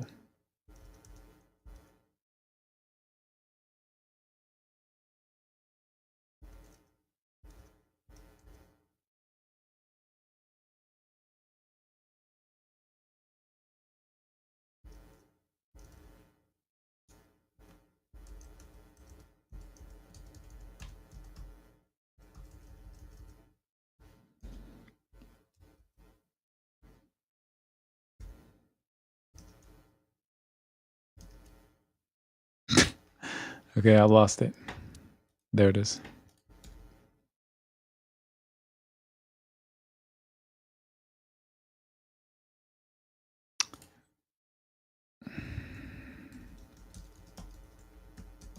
That's the iron butterfly.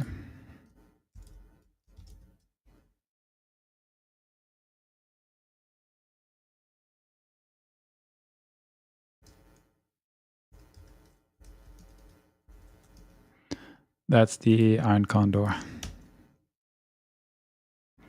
Again, not a trade idea.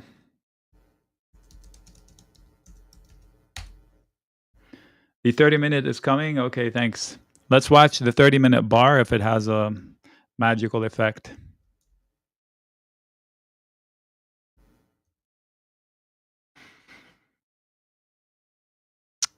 Nope, just one little wick.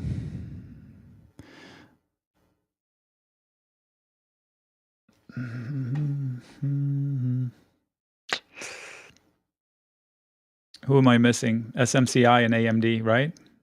And Oscar. Go to Oscar next. Oscar, if you want to buy shares and you know the company, you can sell puts into the earnings. 167 implied volatility. That's about double. It's not a lot. It's a high volatility because that's the kind of stock it is. It's only $1.40 upside and downside, so there's no iron butterfly on this one. It's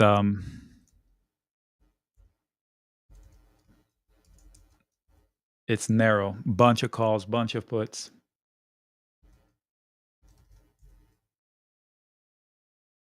On ANET, there are nodes of interest. 120, 125, 130, and 135. 130 has the most interest today. Only two nodes on the puts, 115 and 110. So if you want to be aggressive and you sell the 110 credit put spread and the 130 credit call spread, you might collect a lot more, but that's not me. Anyway, that's a side note. Let's go to Oscar.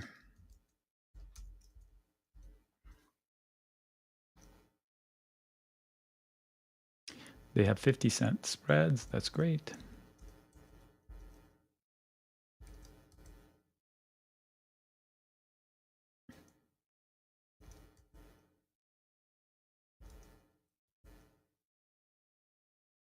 It's easier to drift lower on Oscar to 13.5. If you want to sell puts to own shares, a lot of puts interest today is at 12. Let me go check Trade Ticks. I doubt it. Sometimes they don't get enough information on new stocks. Nope, no. And I'm not going to go see. It's a new stock, right? So it doesn't have. Is this?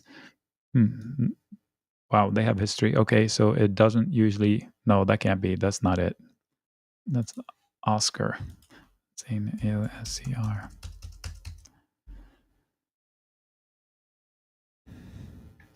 Yeah, oof.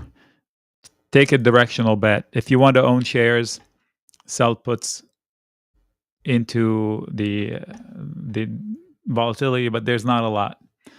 So if you like the company long term, plug your nose, take a position, buy a call, buy some shares. Sell a put at 13, you break even at 12.5 for this week. And if you get in trouble, you roll it to next week. It's not a big deal. The puts for next week, not that much more expensive. So you go to September, that allows you to sell an $11 put.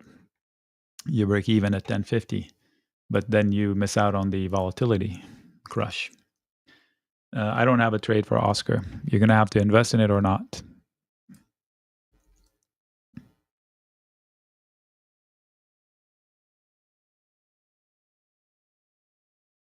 Disney, we'll do that next. 81 implied volatility, almost 3%. That's surprising. I wouldn't be too comfortable holding a call. They might want to pop to 121 and maybe drift back down to 117. My interpretation. Disney.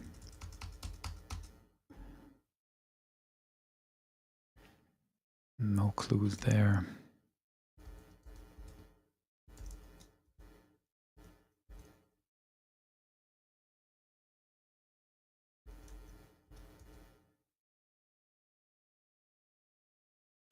Interesting. A lot of interest at 110, a lot of interest at 130. A lot of puts just below here. So it might actually, based on today's action, it might be okay to meander higher. I don't know what it usually does. Give me a moment.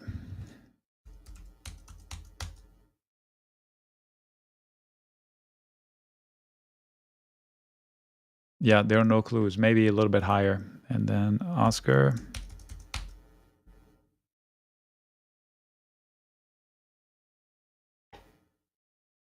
ANET. Yeah, Oscar, they're interested in 13. ANET lower. 115.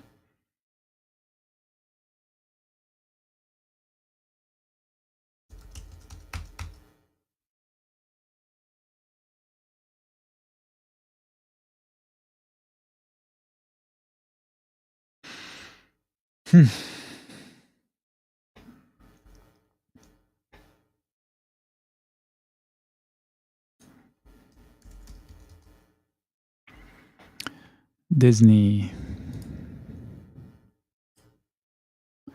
Last reaction for Disney was positive, too positive. I remember I had a bone to pick with it. Normally, it doesn't do that. Nevertheless, there's a high expectations of Disney. The stock says it's not that hard. It's going to be hard to fall, and if it does, it finds footing. So, not having any bias against Disney, I would just do it at the money. 118.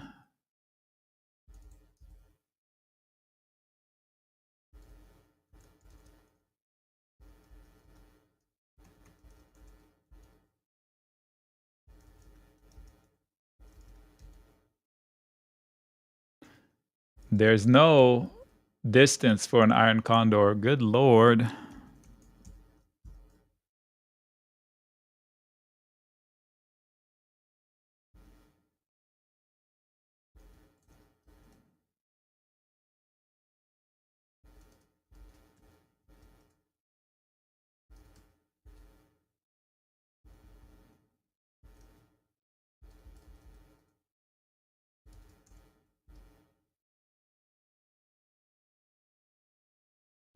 Yeah, I don't like that at all.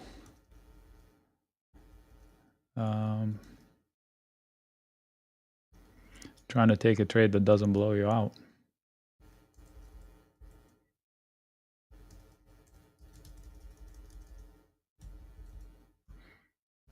There's not a lot of oomph, so there's no room for error.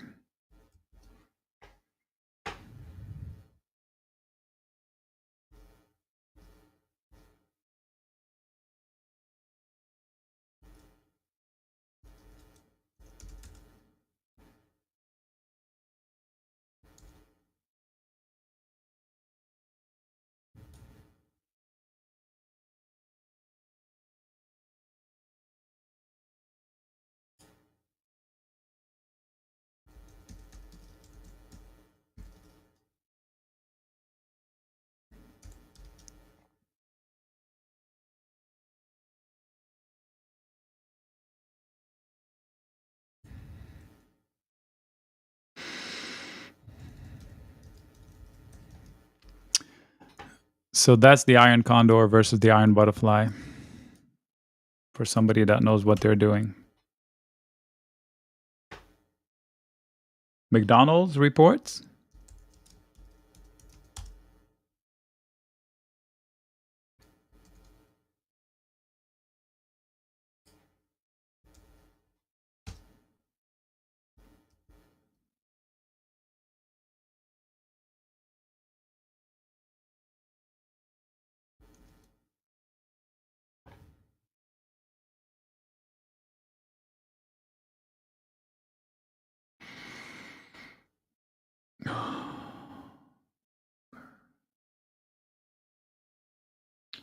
Disney, AMD, and SMCI.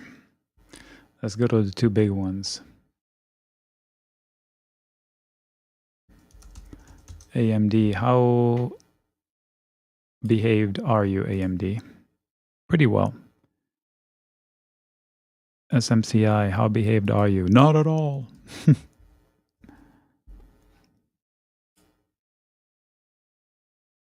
Wow. What? The last two reactions from SMCI, flat as a pancake. The two reactions before that, both red. So 3 out of 4 are red. 1 blew out the straddle.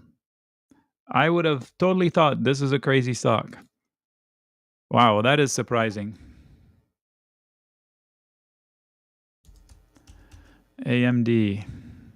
$2 million bet, almost 2.6 at 180 for this week. Okay, let's go see what's going on there, AMD.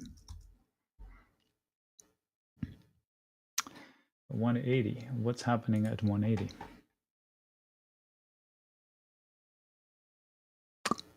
A bunch of calls and a bunch of puts. So sold calls, bought puts. That's not necessarily a bad thing.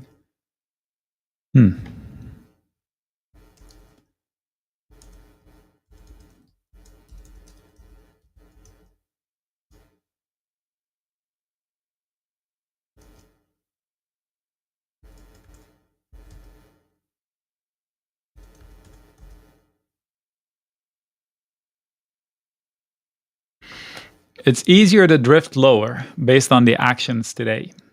Support is scattered through 160. Resistance is everywhere above here.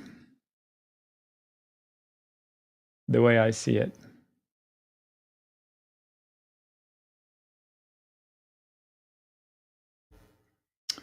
So an Iron Butterfly could work, and if you want to put it a little bit bearish, you would probably do yourself a favor.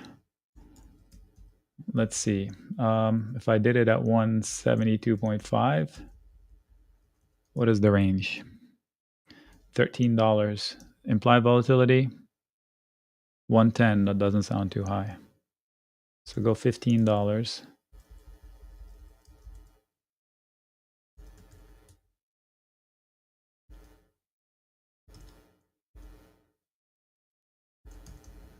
If you want to risk $500-ish.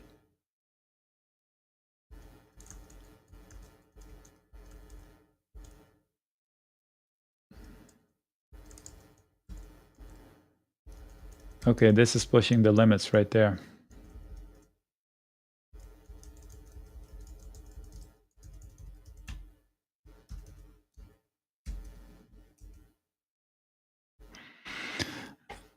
The IWM is not blinked.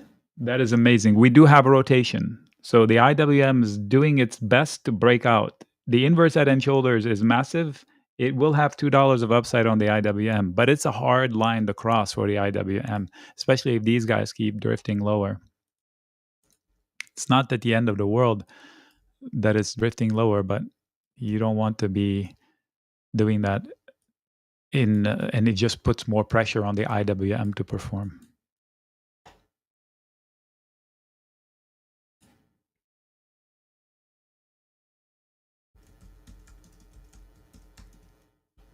So this is a bearishly put Iron Butterfly.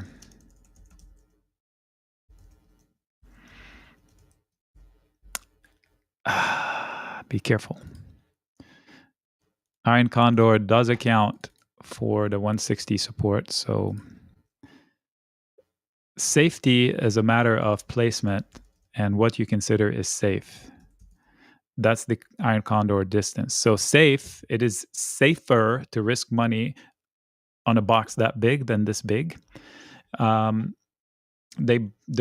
one risks $100 more than this one, but the reward is $1,000 versus $100. So that's why I put it's you're risking $400 or you're risking $500 and you're trying to make 100 or 1,000. So which is smarter? I take the $500.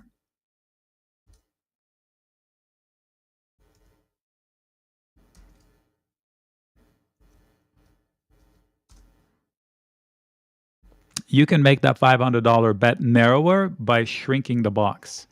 So make it not $15 wide, but 13.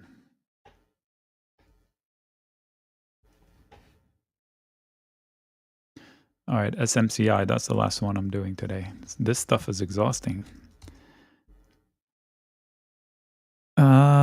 Big bets this week at 61, $6 million today, 1.2 million bucks, but for weeks out. This week at 61, what's going on at 61 with SMCI? A lot of money transacted this week. Implied volatility is wheat 2 and change, 2.2. That's underwhelming. I expected more. Bearish bet, $6 million at 61. What happened? Sold calls? Maybe somebody's rolling, so I'm going to ignore that.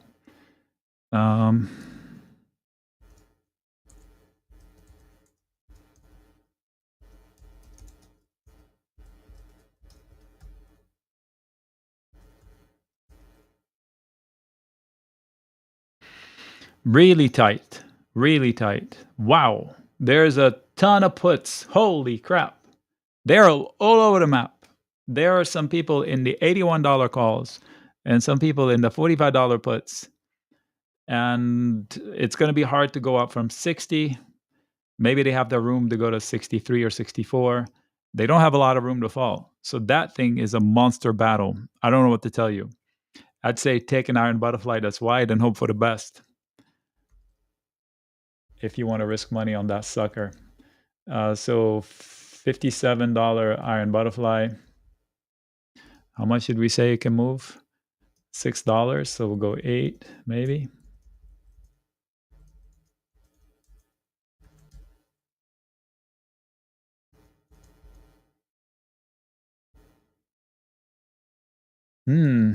No. 8, that risks $300. I guess it's okay. 4.93 in credits.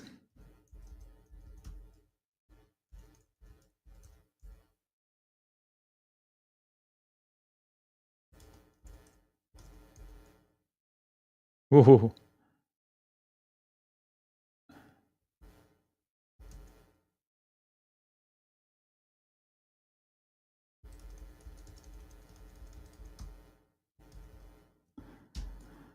That one, it's a wild one. I don't know what to tell you.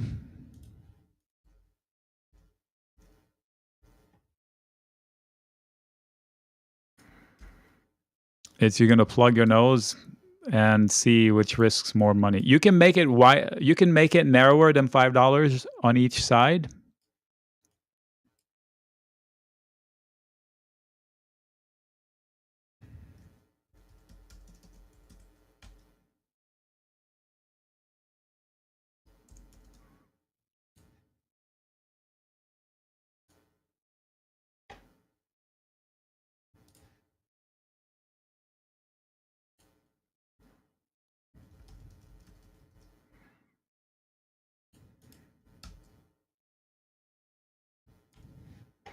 Oh, my goodness.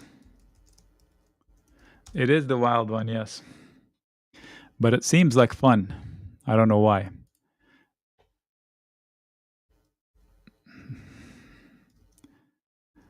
Look at that. They're testing the yellow circle late in the day. The IWM, not a blink.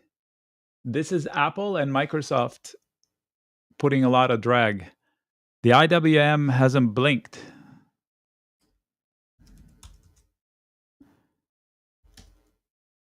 That's a 1 minute chart. That's where the courage in the market. This tells you what Tom just shared, somebody else's write up. That's personified. Even when they are not sure about the best companies on the planet that just delivered blowout reports, like blowout reports, you can't even imagine how good these reports are, including Apple, which surprised me to the upside. They're unsure about them for today, but they're totally confident to quote hide in the IWM strength. So we had rotation today out of, they'll say tech, I'll say out of everything. Banks are green, red. Look at about all the ETFs. Let's see here. The defensive stocks are flattish red. Home builders are up. Bitcoin is down. Energy is greenish. Tech is red.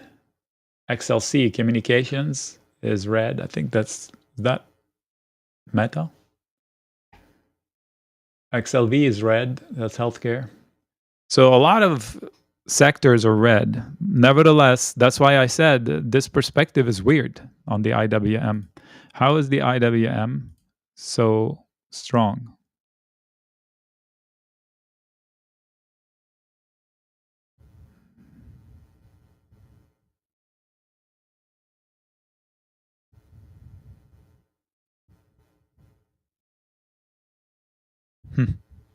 I still can't describe it.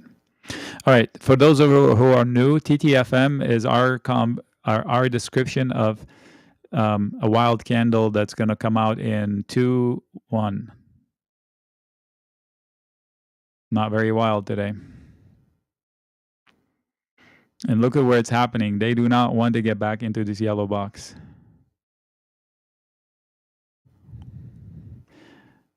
Thanks for the heads up. Oh boy, are they going to lose these tonight? No.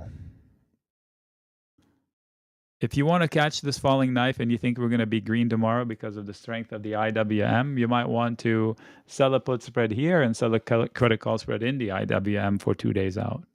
This way, if we fall overnight, you're hedged because you're short the IWM and you're long something that's already had a tough time today. Buying a strangle in SMCI, according to its past reactions, no. So what I did is I looked at, according to E-Trade, it tracks past reactions. And it said, surprisingly, I thought it would have like an extremely wild reactions in the past. They've had one of late, but it's not that wild.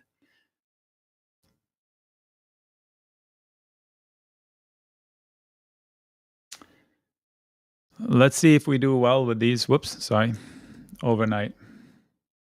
Let me take a peek at tomorrow's options in the indices. What are they doing?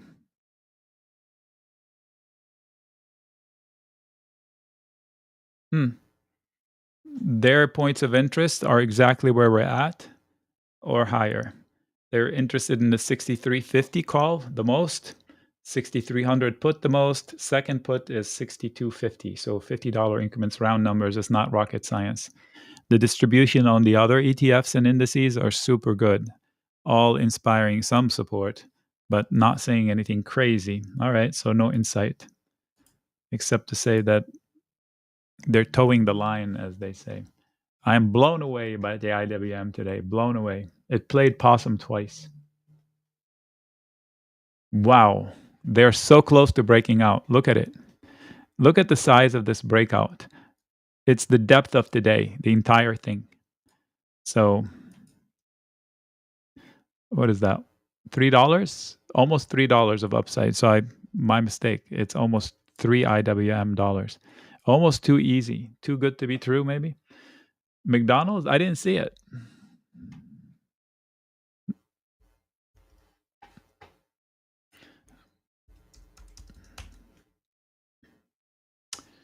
Implied volatility twice. Very boring. $9 of moves priced in. 295 makes sense. I didn't know it was reporting. Nobody asked. 295. Let me see where they're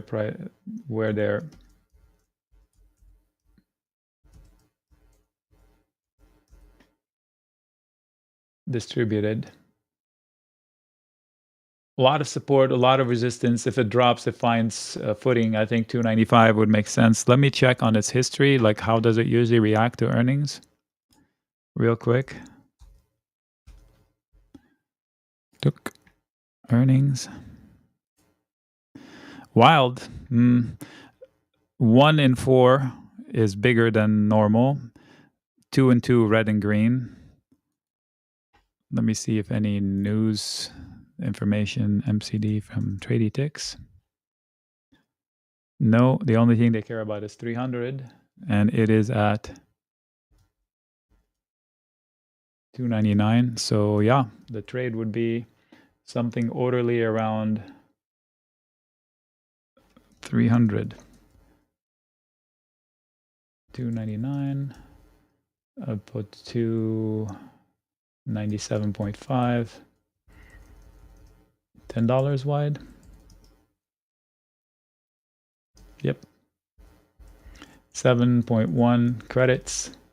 $10 wide iron butterfly at 299. $10 wide will give you 700. You're risking 300. If you do credit put spread, credit call spread,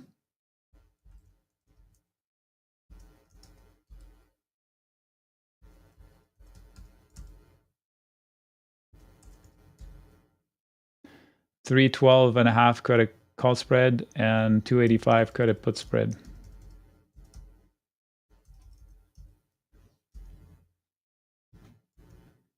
That was the fastest I've ever done one.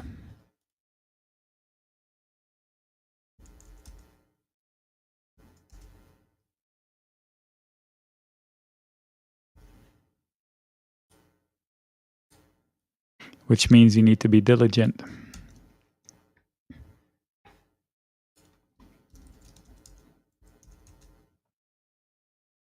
With how you interpret it.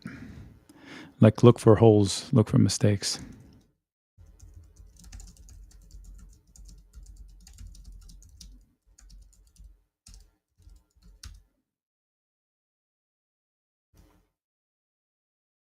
Whew.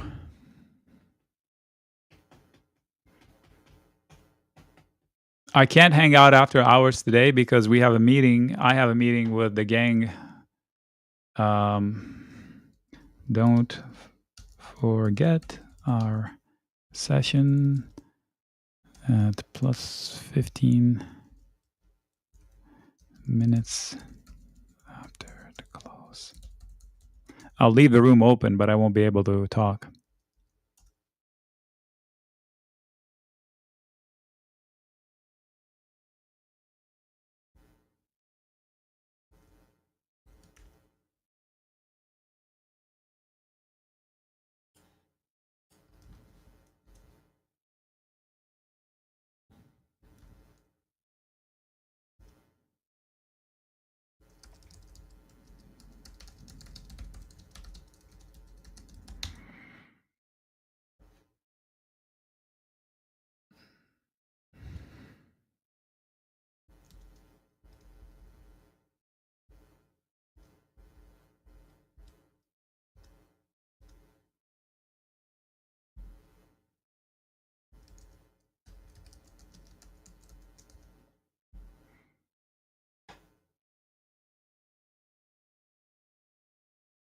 I have 100 shares of AMD, let's assume at 176. I also buy a put at 175 for Friday and sell a call at 180. The premium cost me 200 per contract. Max loss will be the premium 200.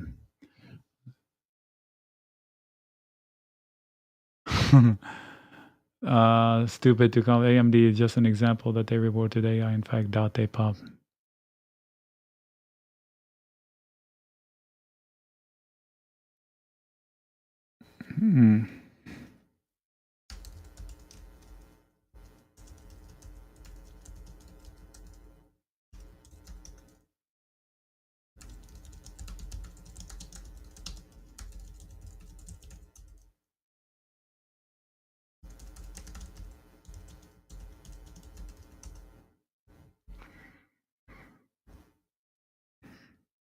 Oh boy. So now we have a measured move that could get us close to the red circle if they make another low of day. Really? They're going to breach the support? Pull up the ES, folks, on a 5-minute chart and look at the ghost down below current price. If they lose the low of the day, the spike yesterday was so tall that it left like a tired chart. We need a burst of energy overnight. Like maybe if we have a good reaction from an AMD that levitates NVIDIA, that would be good enough. And if we don't, let's say AMD's reaction causes negative reactions in, say, XLK, SMH, and NVIDIA, and the Qs have a more red overnight, I'm very intrigued to see the pop in the RTY overnight. Look at this. What? They're in the circle. They're in the circle. YouTube, I'm going to have to cut you loose. I'm sorry. I'm so bright, Neve. Not bright enough for you to join. I appreciate it. Q, join the group. I'll ask one more time. I've asked you like 1,000 times. Later. Okay. I bid you adieu until next time.